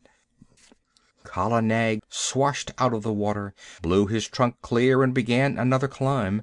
But this time he was not alone, and he had not to make his path. That was made already, 6 feet wide in front of him, where the bent jungle grass was trying to recover itself and stand up. Many elephants must have gone that way only a few minutes before. Little Toomai looked back, and behind him a great wild tusker, with his little pig's eyes glowing like hot coals, was just lifting himself out of the misty river. Then the trees closed up again, and they went on and up, with trumpetings and crashings, and the sound of breaking branches on every side of them. At last Kala Nag stood between 2 tree trunks at the very top of the hill. They were part of a circle of trees that grew round an irregular space of some 3 or 4 acres, and in all that space, as little Toomai could see, the ground had been trampled down as hard as a brick floor. Some trees grew in the center of the clearing, but their bark was rubbed away, and the white wood beneath showed all shiny and polished in the patches of moonlight. There were creepers hanging down from the upper branches, and the bells of the flowers of the creepers, great waxy white things like convolvuluses, hung down fast asleep. But within the limits of the clearing there was not a single blade of grass, nothing but the trampled earth. The moonlight showed it all iron gray, except where some elephants stood upon it, and their shadows were inky black. Little Toomai looked, holding his breath, with his eyes starting out of his head, and as he looked, more and more and more elephants swung out into the open from between the tree trunks. Little Toomai could only count up to 10, and he counted again and again on his fingers, till he lost count of the tens, and his head began to swim. Outside the clearing he could hear them crashing in the undergrowth as they worked their way up the hillside, but as soon as they were within the circle of the tree trunks they moved like ghosts. There were white-tusked wild males, with fallen leaves and nuts and twigs lying in the wrinkles of their necks and the folds of their ears. Fat, slow-footed she-elephants, with restless little pinky black calves only 3 or 4 feet high, running under their stomachs. Young elephants with their tusks just beginning to show, and very proud of them. Lanky, scraggy old maid elephants, with their hollow, anxious faces and trunks like rough bark. Savage old bull elephants, scarred from shoulder to flank with great weals and cuts of bygone fights, and the caked dirt of their solitary mud baths dropping from their shoulders. And there was one with a broken tusk and the marks of the full stroke, the terrible drawing scrape of a tiger's claws on his side. They were standing head to head, or walking to and fro across the ground in couples, or rocking and swaying all by themselves, scores and scores of elephants. Toomai knew that so long as he lay still on Kala Nag's neck nothing would happen to him, for even in the rush and scramble of a Keddah drive a wild elephant does not reach up with his trunk and drag a man off the neck of a tame elephant. And these elephants were not thinking of men that night. Once they started and put their ears forward when they heard the clinking of a leg iron in the forest, but it was Pudmini, Peterson Sahib's pet elephant. Her chain snapped short off, grunting, snuffling up the hillside.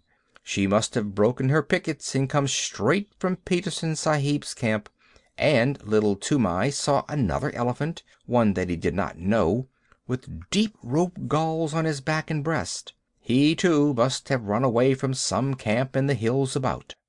At last there was no sound of any more elephants moving in the forest, and Kala Nag rolled out from his station between the trees and went into the middle of the crowd, clucking and gurgling, and all the elephants began to talk in their own tongue and to move about.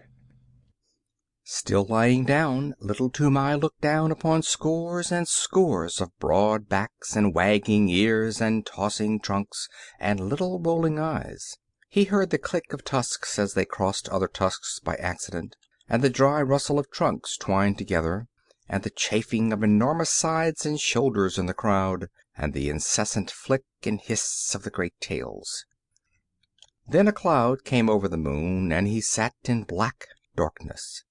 But the quiet, steady hustling and pushing and gurgling went on just the same. He knew that there were elephants all round Kala Nag, and that there was no chance of backing him out of the assembly, so he set his teeth and shivered. In a Keddah, at least, there was torchlight and shouting, but here he was all alone in the dark, and once a trunk came up and touched him on the knee. Then an elephant trumpeted, and they all took it up for 5 or 10 terrible seconds. The dew from the trees above splattered down like rain on the unseen backs, and a dull booming noise began, not very loud at first, and little Toomai could not tell what it was.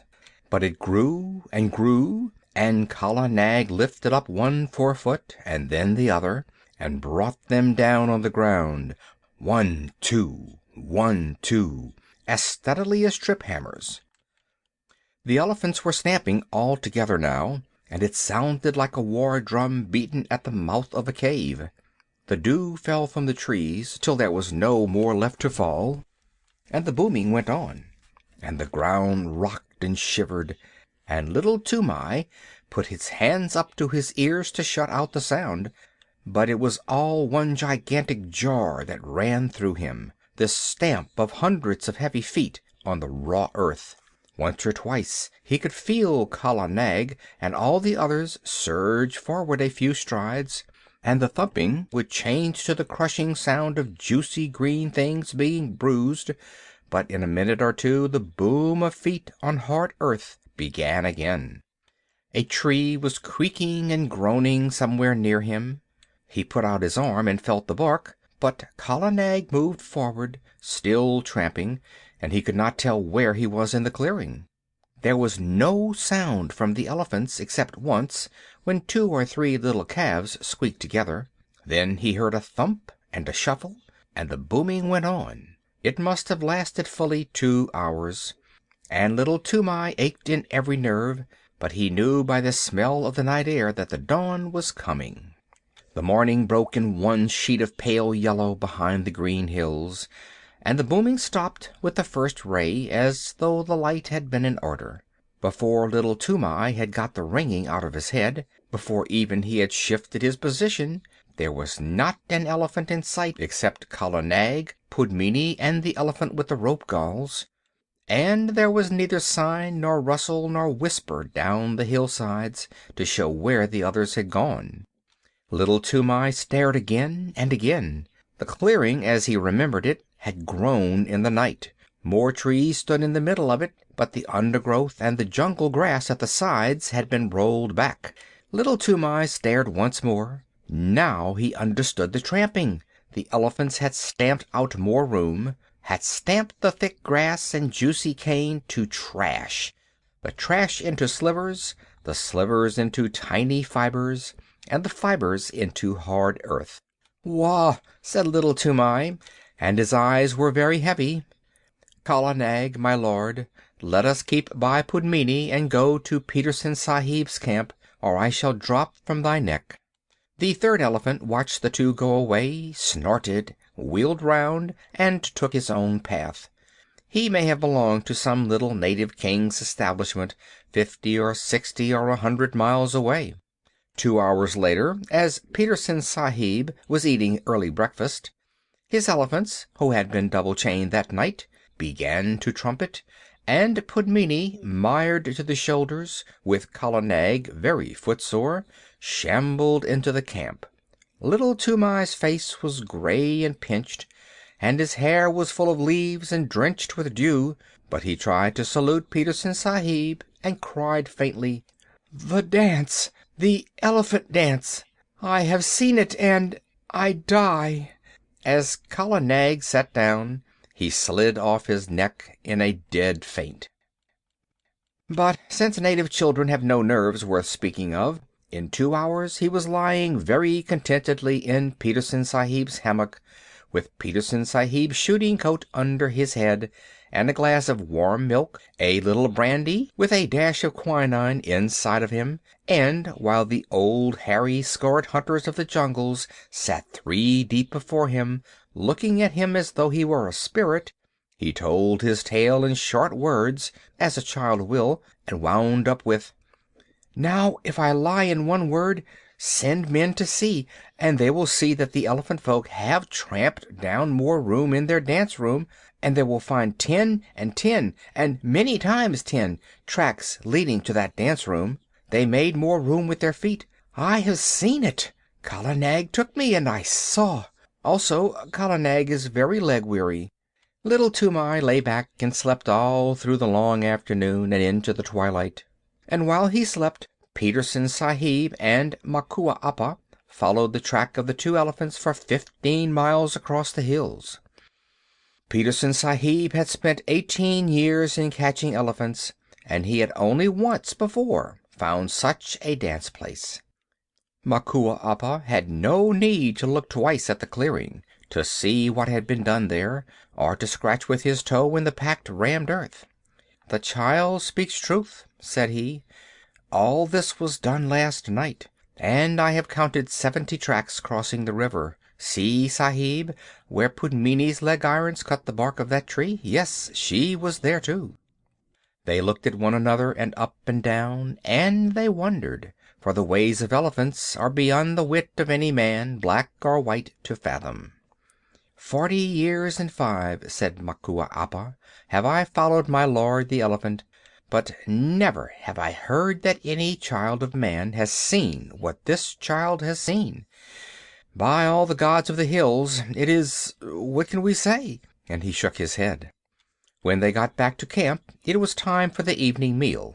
Petersen Sahib ate alone in his tent, But he gave orders that the camp should have 2 sheep and some fowls, as well as a double ration of flour and rice and salt, for he knew that there would be a feast. Big Toomai had come up hotfoot from the camp in the plains to search for his son and his elephant, and now that he had found them, he looked at them as though he were afraid of them both. And there was a feast by the blazing campfires in front of the lines of picketed elephants, and little Toomai was the hero of it all, and the big brown elephant catchers, the trackers and drivers and ropers, and the men who knew all the secrets of breaking the wildest elephants, passed him from one to the other, and they marked his forehead with blood from the breast of a newly killed jungle cock, to show that he was a forester, initiated and free of all the jungles.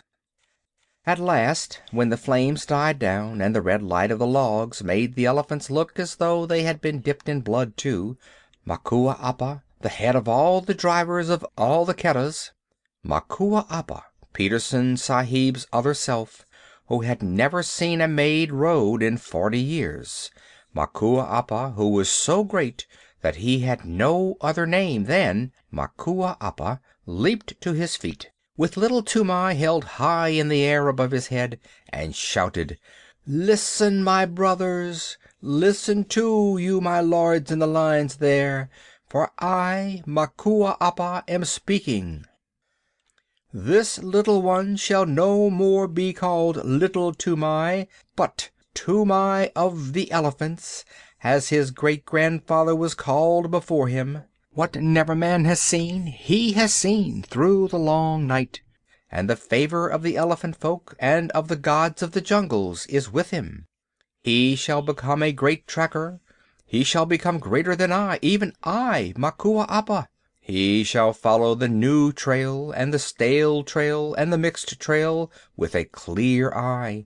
He shall take no harm in the Keddah when he runs under their bellies to rope the wild tuskers. And if he slips before the feet of the charging bull-elephant, the bull-elephant shall know who he is, and shall not crush him. Ahai, my lords in the chains!" He whirled up the line of pickets. "Here is the little one that has seen your dances in your hidden places, the sight that never man saw. Give him honor, my lords. Salam karo, my children. Make your salute to Toomai of the Elephants. Gonga Pershad, aha! Ira Gju, Birchi Gju, Kutar Gju, aha! Pudmini, thou hast seen him at the dance, and thou too, Kala Nag, my pearl among elephants. Aha! Together to Toomai of the Elephants! Brow!" And at that last wild yell, the whole line flung up their trunks till the tips touched their foreheads, and broke out into the full salute, the crashing trumpet peal that only the Viceroy of India hears, the Salamut of the Keddah. But it was all for the sake of little Toomai, who had seen what never man has seen before, the dance of the elephants at night and alone in the heart of the Garo Hills. Shiv and the Grasshopper, the song that Toomai's mother sang to the baby. Shiv, who poured the harvest and made the winds to blow, sitting at the doorways of a day of long ago, gave to each his portion, food and toil and fate, from the king upon the goody to the beggar at the gate. All things made he, Shiva the preserver. Mahadeo, Mahadeo, he made all, thorn for the camel, fodder for the kine, and mother's heart for sleepy head, O little son of mine. Wheat he gave to rich folk, millet to the poor, broken scraps for holy men that beg from door to door, battle to the tiger, carrion to the kite, and rags and bones to wicked wolves without the wall at night.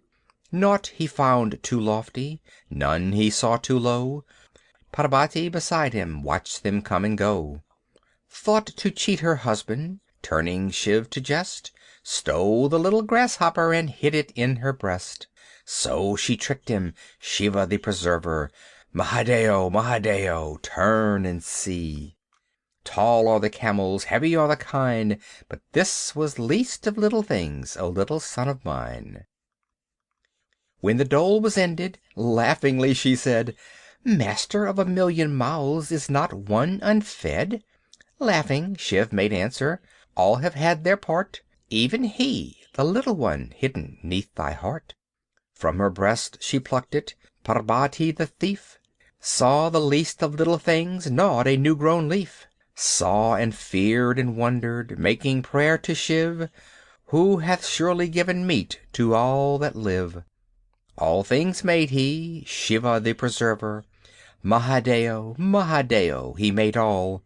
Thorn for the camel, fodder for the kine, and mother's heart for sleepy head, O little son of mine. End of Toomai of the Elephants and Shiv and the Grasshopper. Her Majesty's Servants and Parade Song of the Camp Animals. Her Majesty's Servants. You can work it out by fractions or by simple rule of 3, but the way of Tweedledum is not the way of Tweedledee. You can twist it, you can turn it, you can plait it till you drop, but the way of Pilly-Winky's not the way of Winky-Pop.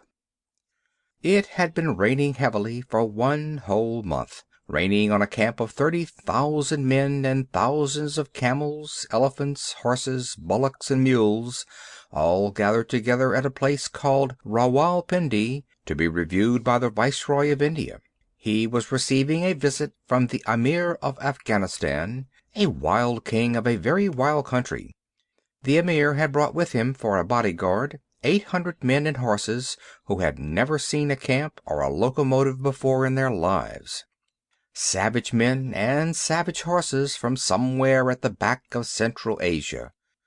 Every night a mob of these horses would be sure to break their heel ropes and stampede up and down the camp through the mud in the dark, or the camels would break loose and run about and fall over the ropes of the tents, and you can imagine how pleasant that was for men trying to go to sleep. My tent lay far away from the camel lines, and I thought it was safe. But one night a man popped his head in and shouted, "Get out, quick! They're coming! My tent's gone!"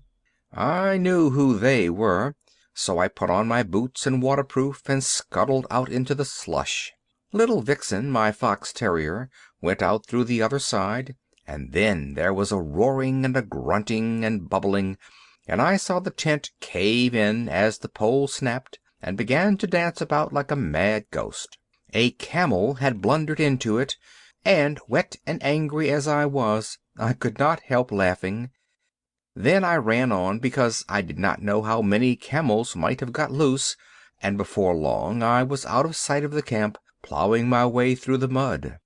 At last I fell over the tail end of a gun, and by that I knew I was somewhere near the artillery lines, where the cannon were stacked at night. As I did not want to plouter about any more in the drizzle and the dark, I put my waterproof over the muzzle of one gun, and made a sort of wigwam with 2 or 3 rammers that I found, and lay along the tail of another gun, wondering where Vixen had got to, and where I might be. Just as I was getting ready to go to sleep, I heard a jingle of harness and a grunt, and a mule passed me shaking his wet ears. He belonged to a screw-gun battery, for I could hear the rattle of the straps and rings and chains and things on his saddle-pad. The screw-guns are tiny little cannon made in 2 pieces that are screwed together when the time comes to use them. They are used up mountains, anywhere that a mule can find a road, and they are very useful for fighting in rocky country. Behind the mule there was a camel with his big soft feet squelching and slipping in the mud, and his neck bobbing to and fro like a strayed hen's. Luckily I knew enough of beast language, not wild beast language, but camp beast language, of course, from the natives, to know what he was saying. He must have been the one that flopped into my tent, for he called to the mule, "What shall I do? Where shall I go? I have fought with a white thing that waved, and it took a stick and hit me on the neck. That was my broken tent pole, and I was very glad to know it. Shall we run on?" "Oh, it was you," said the mule. "You and your friends that have been disturbing the camp. All right, you'll be beaten for this in the morning, but I may as well give you something on account now." I heard the harness jingle as the mule backed and caught the camel 2 kicks in the ribs that rang like a drum. "Another time," he said, "you'll know better than to run through a mule battery at night shouting thieves and fire. Sit down and keep your silly neck quiet." The camel doubled up camel fashion, like a 2-foot rule, and sat down whimpering. There was a regular beat of hoofs in the darkness, and a big troop horse cantered up as steadily as though he were on parade, jumped a gun tail, and landed close to the mule. "It's disgraceful," he said, blowing out his nostrils. "Those camels have racketed through our lines again, the 3rd time this week. How's a horse to keep his condition if he isn't allowed to sleep? Who's here?" "I'm the breech-piece mule of number 2 gun of the 1st screw battery," said the mule, "and the other's one of your friends. He's waked me up, too. Who are you?" "Number 15, E Troop, 9th Lancers, Dick Conliff's horse. Stand over a little there." "Oh, beg your pardon," said the mule. "It's too dark to see much. Aren't these camels too sickening for anything? I walked out of my lines to get a little peace and quiet here." "My lords," said the camel humbly, "we dreamed bad dreams in the night, and we were very much afraid. I am only a baggage camel of the 39th Native Infantry, and I am not as brave as you are, my lords." "Then why didn't you stay and carry baggage for the 39th Native Infantry, instead of running all round the camp?" said the mule. "They were such very bad dreams," said the camel. "I am sorry. Listen. What is that? Shall we run on again?" "Sit down," said the mule, "or you'll snap your long stick legs between the guns." He cocked one ear and listened. "Bullocks," he said. "Gun bullocks. On my word, you and your friends have waked the camp very thoroughly. It takes a good deal of prodding to put up a gun bullock." I heard a chain dragging along the ground, and a yoke of the great sulky white bullocks that drag the heavy siege guns when the elephants won't go any nearer to the firing, came shouldering along together. And almost stepping on the chain was another battery mule, calling wildly for Billy. "That's one of our recruits," said the old mule to the troop horse. "He's calling for me. Here, youngster, stop squealing. The dark never hurt anybody yet." The gun bullocks lay down together and began chewing the cud, but the young mule huddled close to Billy. "Things," he said. "Fearful and horrible, Billy. They came into our lines while we were asleep. Do you think they'll kill us?" "I've a very great mind to give you a number 1 kicking," said Billy. "The idea of a 14-hand mule with your training disgracing the battery before this gentleman." "Gently, gently," said the troop horse. "Remember, they are always like this to begin with. The first time I ever saw a man, it was in Australia when I was a 3-year-old. I ran for half a day, and if I'd seen a camel I should have been running still. Nearly all our horses for the English cavalry are brought to India from Australia, and are broken in by the troopers themselves." "True enough," said Billy. "Stop shaking, youngster. The first time they put the full harness with all its chains on my back, I stood on my forelegs and kicked every bit of it off. I hadn't learned the real science of kicking then, but the battery said they'd never seen anything like it." "But this wasn't harness or anything that jingled," said the young mule. "I know I don't mind that now, Billy. It was things like trees, and they fell up and down the lines and bubbled. And my head rope broke, and I couldn't find my driver, and I couldn't find you, Billy, so I ran off with these gentlemen." Said Billy.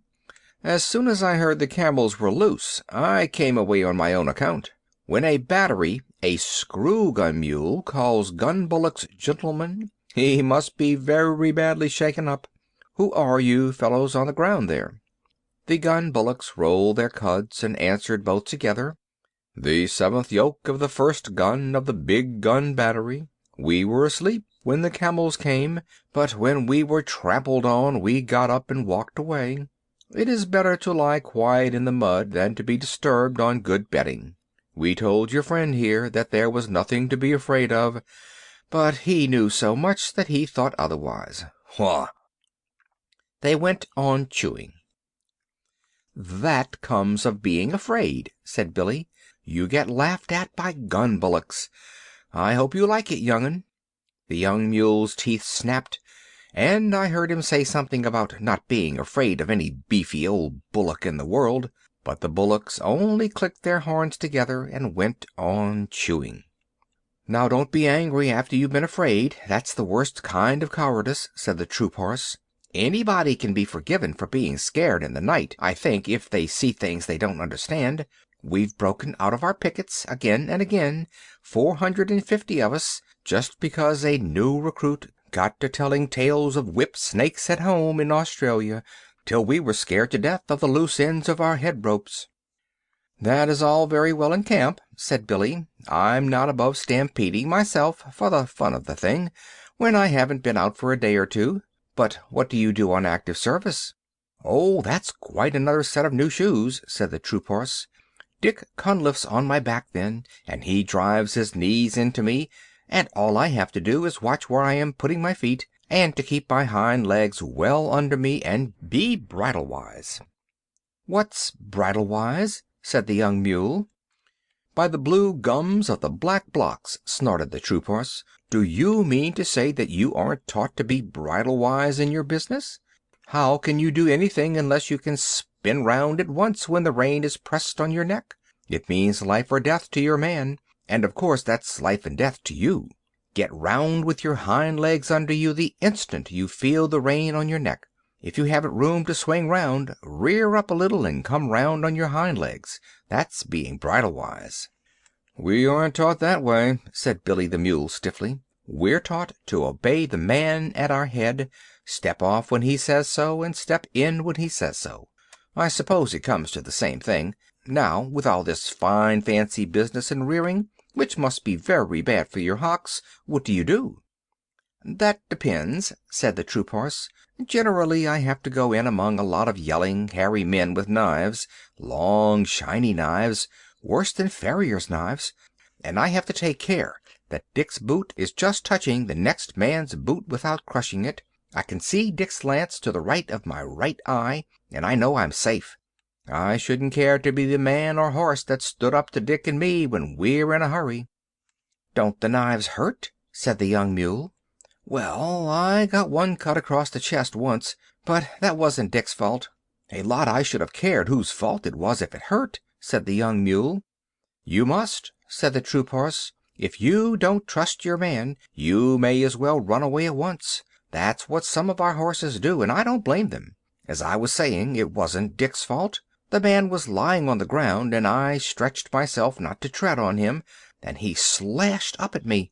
Next time I have to go over a man lying down, I shall step on him hard." "Hm," said Billy. "It sounds very foolish. Knives are dirty things at any time. The proper thing to do is to climb up a mountain with a well-balanced saddle, hang on by all 4 feet and your ears too, and creep and crawl and wriggle along till you come out hundreds of feet above anyone else on a ledge where there's just room enough for your hoofs. Then you stand still and keep quiet. Never ask a man to hold your head, young'un. Keep quiet while the guns are being put together, and then you watch the little poppy shells drop down into the tree tops ever so far below." "Don't you ever trip?" said the troop horse. "They say that when a mule trips you can split a hen's ear," said Billy. "Now and again, perhaps, a badly packed saddle will upset a mule, but it's very seldom. I wish I could show you our business. It's beautiful. Why, it took me 3 years to find out what the men were driving at. The science of the thing is never to show up against the sky line, because if you do, you may get fired at. Remember that, young'un. Always keep hidden as much as possible, even if you have to go a mile out of your way. I lead the battery when it comes to that sort of climbing." "Fired at without the chance of running into the people who are firing," said the troop horse, thinking hard. "I couldn't stand that. I should want to charge with Dick." "Oh, no, you wouldn't. You know that as soon as the guns are in position, they'll do all the charging. That's scientific and neat. But knives? Pah! The baggage camel had been bobbing his head to and fro for some time past, anxious to get a word in edgewise. Then I heard him say, as he cleared his throat nervously, I have fought a little, but not in that climbing way, or that running way. No, now that you mention it, said Billy, you don't look as though you were made for climbing or running much. Well, how was it, old hay bales? The proper way, said the camel. We all sat down. Oh, my crupper and breastplate, said the troop horse under his breath. Sat down? We sat down, 100 of us, the camel went on, in a big square, and the men piled our packs and saddles outside the square, and they fired over our backs, the men did, on all sides of the square. What sort of men? Any men that came along? Said the troop horse. They teach us in riding school to lie down and let our masters fire across us, but Dick Cunliffe is the only man I'd trust to do that. It tickles my girths, and besides, I can't see with my head on the ground. What does it matter who fires across you? Said the camel. There are plenty of men and plenty of other camels close by, and a great many clouds of smoke. I am not frightened then. I sit still and wait.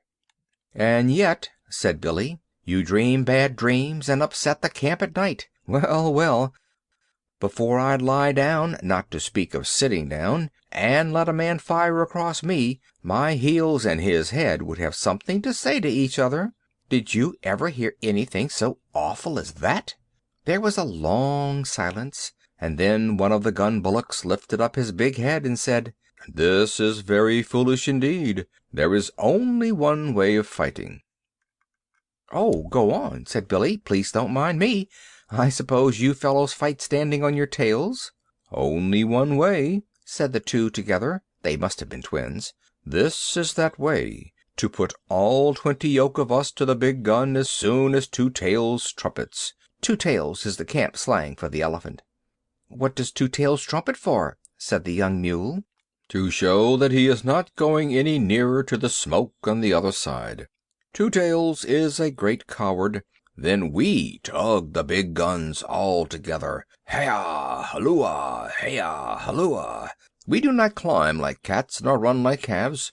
We go across the level plain, 20 yoke of us, till we are unyoked again, and we graze while the big guns talk across the plain to some town with mud walls, and a piece of the wall falls out, and the dust goes up as though many cattle were coming home.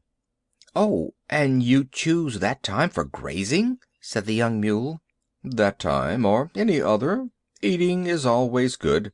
We eat till we are yoked up again, and tug the gun back to where Two Tails is waiting for it.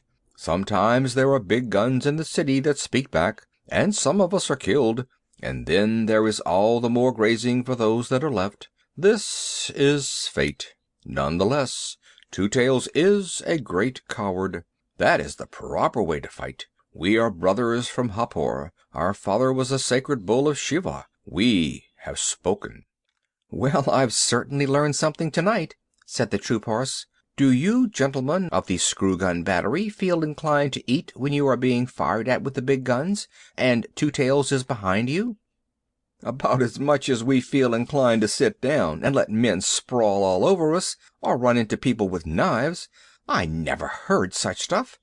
A mountain ledge, a well-balanced load, a driver you can trust to let you pick your own way, and I'm your mule. But the other things, no, said Billy with a stamp of his foot. Of course, said the troop horse, everyone is not made in the same way, and I can quite see that your family on your father's side would fail to understand a great many things. Never you mind my family on my father's side, said Billy angrily, for every mule hates to be reminded that his father was a donkey. My father was a Southern gentleman, and he could pull down and bite and kick into rags every horse he came across. Remember that, you big brown Brumby. Brumby means wild horse without any breeding. Imagine the feelings of Sunol if a cart horse called her a skate. And you can imagine how the Australian horse felt. I saw the white of his eye glitter in the dark. "See here, you son of an imported Malagok jackass," he said between his teeth, "I'd have you know that I'm related on my mother's side to Carbine, winner of the Melbourne Cup. And where I come from, we aren't accustomed to being ridden over roughshod by any parrot-mouthed, pig-headed mule in a pop-gun pea-shooter battery. Are you ready?" "On your hind legs," squealed Billy. They both reared up facing each other, and I was expecting a furious fight, when a gurgly, rumbly voice called out of the darkness to the right, "Children, what are you fighting about there? Be quiet." Both beasts dropped down with a snort of disgust, for neither horse nor mule can bear to listen to an elephant's voice. "It's Two Tails," said the troop horse. "I can't stand him. A tail at each end isn't fair." "My feelings exactly," said Billy, crowding into the troop horse for company. "We're very alike in some things." "I suppose we've inherited them from our mothers," said the troop horse. "It's not worth quarreling about. Hi, Two Tails, are you tied up?" "Yes," said Two Tails with a laugh all up his trunk. "I'm picketed for the night. I've heard what you fellows have been saying, but don't be afraid. I'm not coming over." The bullocks and the camel said half aloud, "Afraid of Two Tails? What nonsense!" And the bullocks went on, "We are sorry that you heard, but it is true. Two Tails, why are you afraid of the guns when they fire?" "Well," said Two Tails, rubbing one hind leg against the other, exactly like a little boy saying a poem, "I don't quite know whether you'd understand." "We don't, but we have to pull the guns," said the bullocks. "I know it, and I know you are a good deal braver than you think you are. But it's different with me. My battery captain called me a pachydermatous anachronism the other day." "That's another way of fighting, I suppose," said Billy, who was recovering his spirits. "You don't know what that means, of course, but I do. It means betwixt and between, and that is just where I am. I can see inside my head what will happen when the shell bursts, and you bullocks can't." "I can," said the troop horse, "at least a little bit. I try not to think about it." "I can see more than you, and I do think about it. I know there's a great deal of me to take care of, and I know that nobody knows how to cure me when I'm sick. All they can do is stop my driver's pay till I get well, and I can't trust my driver." "Ah," said the troop horse, "that explains it. I can trust Dick." "You could put a whole regiment of Dicks on my back without making me feel any better. I know just enough to be uncomfortable and not enough to go on in spite of it." "We do not understand," said the bullocks. "I know you don't. I'm not talking to you. You don't know what blood is." "We do," said the bullocks. "It is red stuff that soaks into the ground and smells." The troop horse gave a kick and a bound and a snort. "Don't talk of it," he said. "I can smell it now, just thinking of it. It makes me want to run, when I haven't Dick on my back." "But it is not here," said the camel and the bullocks. "Why are you so stupid?" "It's vile stuff," said Billy. "I don't want to run, but I don't want to talk about it." "There you are," said Two Tails, waving his tail to explain. "Surely, yes, we have been here all night," said the bullocks. Two Tails stamped his foot till the iron ring on it jingled. "Oh, I'm not talking to you. You can't see inside your heads." "No, we see out of our four eyes," said the bullocks. "We see straight in front of us." "If I could do that and nothing else, you wouldn't be needed to pull the big guns at all. If I was like my captain, he can see things inside his head before the firing begins, and he shakes all over, but he knows too much to run away. If I was like him, I could pull the guns. But if I were as wise as all that, I should never be here. I should be a king in the forest, as I used to be, sleeping half the day and bathing when I liked. I haven't had a good bath for a month." "That's all very fine," said Billy, "but giving a thing a long name doesn't make it any better." "Hush!" said the troop horse. "I think I understand what Two Tails means." "You'll understand better in a minute. said Two Tails angrily. "Now you just explain to me why you don't like this." He began trumpeting furiously at the top of his trumpet. "Stop that!" said Billy and the troop horse together, and I could hear them stamp and shiver. An elephant's trumpeting is always nasty, especially on a dark night. "I shan't stop," said Two Tails. "Won't you explain that, please?" Then he stopped suddenly, and I heard a little whimper in the dark, and knew that Vixen had found me at last. She knew as well as I did that if there's one thing in the world the elephant is more afraid of than another, it is a little barking dog. So she stopped to bully Two Tails in his pickets, and yapped round his big feet. Two Tails shuffled and squeaked. "Go away, little dog," he said. "Don't snuff at my ankles, or I'll kick you. Good little dog. Nice little doggy, then. Go home, you yelping little beast. Oh, why doesn't someone take her away? She'll bite me in a minute." "Seems to me," said Billy to the troop horse, "that our friend Two Tails is afraid of most things. Now, if I had a full meal for every dog I've kicked across the parade ground, I should be as fat as Two Tails nearly." I whistled, and Vixen ran up to me, muddy all over, and licked my nose, and told me a long tale about hunting for me all through the camp. I never let her know that I understood beast talk, or she would have taken all sorts of liberties, so I buttoned her into the breast of my overcoat, and Two Tails shuffled and stamped and growled to himself. "Extraordinary, most extraordinary," he said. "It runs in our family. Now, where has that nasty little beast gone to?" I heard him feeling about with his trunk. "We all seem to be affected in various ways," he went on, blowing his nose. "Now, you gentlemen were alarmed, I believe, when I trumpeted." "Not alarmed exactly," said the troop horse, "but it made me feel as though I had hornets where my saddle ought to be. Don't begin again." "I'm frightened of a little dog, and the camel here is frightened by bad dreams in the night." "It is very lucky for us that we haven't all got to fight in the same way," said the troop horse. "What I want to know," said the young mule, who had been quiet for a long time, "what I want to know is why we have to fight at all." "Because we're told to," said the troop horse with a snort of contempt. "Orders," said Billy the mule, and his teeth snapped. "Hookum hi! It is an order," said the camel with a gurgle, and Two Tails and the bullocks repeated, "Hookum hi!" "Yes, but who gives the orders?" said the recruit mule.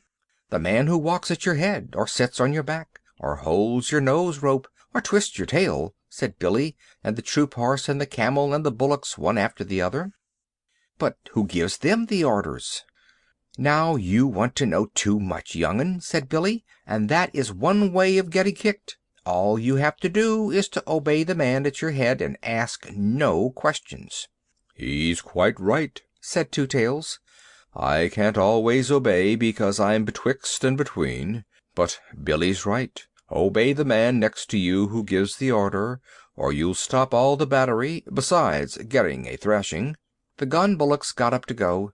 "Morning is coming," they said. "We will go back to our lines. It is true that we only see out of our eyes, and we are not very clever, but still we are the only people tonight who have not been afraid. Good night, you brave people." Nobody answered, and the troop horse said, to change the conversation, "Where's that little dog? A dog means a man somewhere about." "Here I am," yapped Vixen, "under the tail gun with my man. You big blundering beast of a camel, you upset our tent. My man's very angry." "Phew," said the bullocks, "he must be white." "Of course he is," said Vixen. "Do you suppose I'm looked after by a black bullock driver?" "Haw, haw, ugh," said the bullocks. "Let us get away quickly." They plunged forward in the mud and managed, somehow, to run their yoke on the pole of an ammunition wagon, where it jammed. "Now you have done it," said Billy calmly. "Don't struggle. You're hung up till daylight. What on earth's the matter?" The bullocks went off into the long hissing snorts that Indian cattle give, and pushed and crowded and slewed and stamped and slipped and nearly fell down in the mud, grunting savagely. "You'll break your necks in a minute," said the troop horse. "What's the matter with white men? I live with them." "They eat us. Pull!" said the near bullock. The yoke snapped with a twang, and they lumbered off together. I never knew before what made Indian cattle so scared of Englishmen. We eat beef, a thing that no cattle driver touches, and of course the cattle do not like it. May I be flogged with my own pad chains. Who'd have thought of two big lumps like those losing their heads, said Billy. Never mind, I'm going to look at this man. Most of the white men I know have things in their pockets, said the troop horse. I'll leave you then. I can't say I'm over fond of 'em myself. Besides, white men who haven't a place to sleep in are more than likely to be thieves, and I've a good deal of government property on my back. Come along, young'un, and we'll go back to our lines. Good night, Australia. See you on parade tomorrow, I suppose. Good night, old hay bale. Try to control your feelings, won't you? Good night, Two Tails. If you pass us on the ground tomorrow, don't trumpet. It spoils our formation. Billy the Mule stumped off with the swaggering limp of an old campaigner as the troop horse's head came nuzzling into my breast, and I gave him biscuits, while Vixen, who is a most conceited little dog, told him fibs about the scores of horses that she and I kept. I'm coming to the parade tomorrow in my dog cart, she said. Where will you be? On the left hand of the second squadron. I set the time for all my troop, little lady, he said politely. Now I must go back to Dick. My tail's all muddy, and he'll have 2 hours' hard work dressing me for parade. The big parade of all the 30,000 men was held that afternoon, and Vixen and I had a good place close to the Viceroy and the Emir of Afghanistan, with high big black hat of Astrakhan wool and the great diamond star in the center. The first part of the review was all sunshine, and the regiments went by in wave upon wave of legs all moving together, and guns all in line, till our eyes grew dizzy. Then the cavalry came up, to the beautiful cavalry canter of Bonnie Dundee, and Vixen cocked her ear where she sat on the dog-cart. The second squadron of the Lancers shot by, and there was the troop horse, with his tail like spun silk, his head pulled into his breast, one ear forward and one back, setting the time for all his squadron, his legs going as smoothly as waltz music. Then the big guns came by, and I saw Two Tails and 2 other elephants harnessed in line to a 40-pounder siege gun, while 20 yoke of oxen walked behind. The 7th pair had a new yoke, and they looked rather stiff and tired. Last came the screw guns, and Billy the Mule carried himself as though he commanded all the troops, and his harness was oiled and polished till it winked. I gave a cheer all by myself for Billy the Mule, but he never looked right or left. The rain began to fall again, and for a while it was too misty to see what the troops were doing. They had made a big half-circle across the plain, and were spreading out into a line. That line grew and grew and grew till it was 3/4 of a mile long from wing to wing, one solid wall of men, horses, and guns. Then it came on, straight toward the Viceroy and the Emir, and as it got nearer the ground began to shake, like the deck of a steamer when the engines are going fast. Unless you have been there, you cannot imagine what a frightening effect this steady come-down of troops has on the spectators, even when they know it is only a review. I looked at the Emir. Up till then he had not shown the shadow of a sign of astonishment or anything else. But now his eyes began to get bigger and bigger, and he picked up the reins on his horse's neck and looked behind him.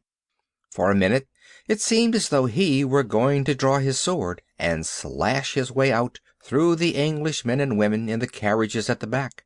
Then the advance stopped dead. The ground stood still, the whole line saluted, and 30 bands began to play all together. That was the end of the review, and the regiments went off to their camps in the rain, and an infantry band struck up with "The animals went in 2 by 2, hurrah! The animals went in 2 by 2, the elephant and the battery mule, and they all got into the ark for to get out of the rain." Then I heard an old grizzled long-haired Central Asian chief, who had come down with the Emir, asking questions of a native officer. "Now," said he, "In what manner was this wonderful thing done?" And the officer answered, "An order was given, and they obeyed." "But are the beasts as wise as the men?" said the chief. "They obey as the men do. Mule, horse, elephant, or bullock, he obeys his driver, and the driver his sergeant, and the sergeant his lieutenant, and the lieutenant his captain, and the captain his major, and the major his colonel, and the colonel his brigadier, commanding 3 regiments, and the brigadier the general, who obeys the viceroy, who is the servant of the empress. Thus it is done." "Would it were so in Afghanistan," said the chief, "for there we obey only our own wills." "And for that reason," said the native officer, twirling his mustache, "your Amir, whom you do not obey, must come here and take orders from our viceroy." Parade Song of the Camp Animals. Elephants of the Gun Teams. We lent to Alexander the strength of Hercules, the wisdom of our foreheads, the cunning of our knees. We bowed our necks to service, they ne'er were loosed again. Make way there, way for the 10-foot teams of the 40-pounder train. Gun bullocks. Those hero in their harnesses avoid a cannon ball, and what they know of powder upsets them one and all. Then we come into action and tug the guns again. Make way there, way for the 20 yoke of the 40-pounder train. Cavalry horses. By the brand on my shoulder, the finest of tunes is played by the lancers, hussars, and dragoons, and it's sweeter than stables or water to me, the cavalry canter of Bonnie Dundee. Then feed us and break us and handle and groom, and give us good riders and plenty of room, and launch us in columns of squadron and see the way of the war horse to Bonnie Dundee. Screw gun mules. As me and my companions were scrambling up a hill, the path was lost in rolling stones, but we went forward still. For we can wriggle and climb, my lads, and turn up everywhere. Oh, it's our delight on a mountain height, with a leg or two to spare. Good luck to every sergeant, then, that lets us pick our road. Bad luck to all the driver men that cannot pack a load. For we can wriggle and climb, my lads, and turn up everywhere. Oh, it's our delight on a mountain height, with a leg or two to spare. Commissariat camels. We haven't a camel-y tune of our own to help us trollop along, but every neck is a hair trombone, rat-tat-tat-tat is a hair trombone, and this our marching song. Can't, don't, shan't, won't, pass it along the line. Somebody's pack has slid from his back, wish it were only mine. Somebody's load is tipped off in the road, cheer for a halt and a row. Yar, grr, ah, somebody's catching it now. All the beasts together. Children of the camp are we, serving each in his degree. Children of the yoke and goad, pack and harness, pad and load. See our line across the plain, like a heel rope bent again, reaching, writhing, rolling far, sweeping all away to war, while the men that walk beside, dusty, silent, heavy-eyed, cannot tell why we or they march and suffer day by day. Children of the camp are we, serving each in his degree. Children of the yoke and goad, pack and harness, pad and load. End of Her Majesty's Servants and Parade Song of the Camp Animals. End of The Jungle Book by Rudyard Kipling. This book recorded by Phil Chenevert, Baton Rouge, Louisiana, June 2012.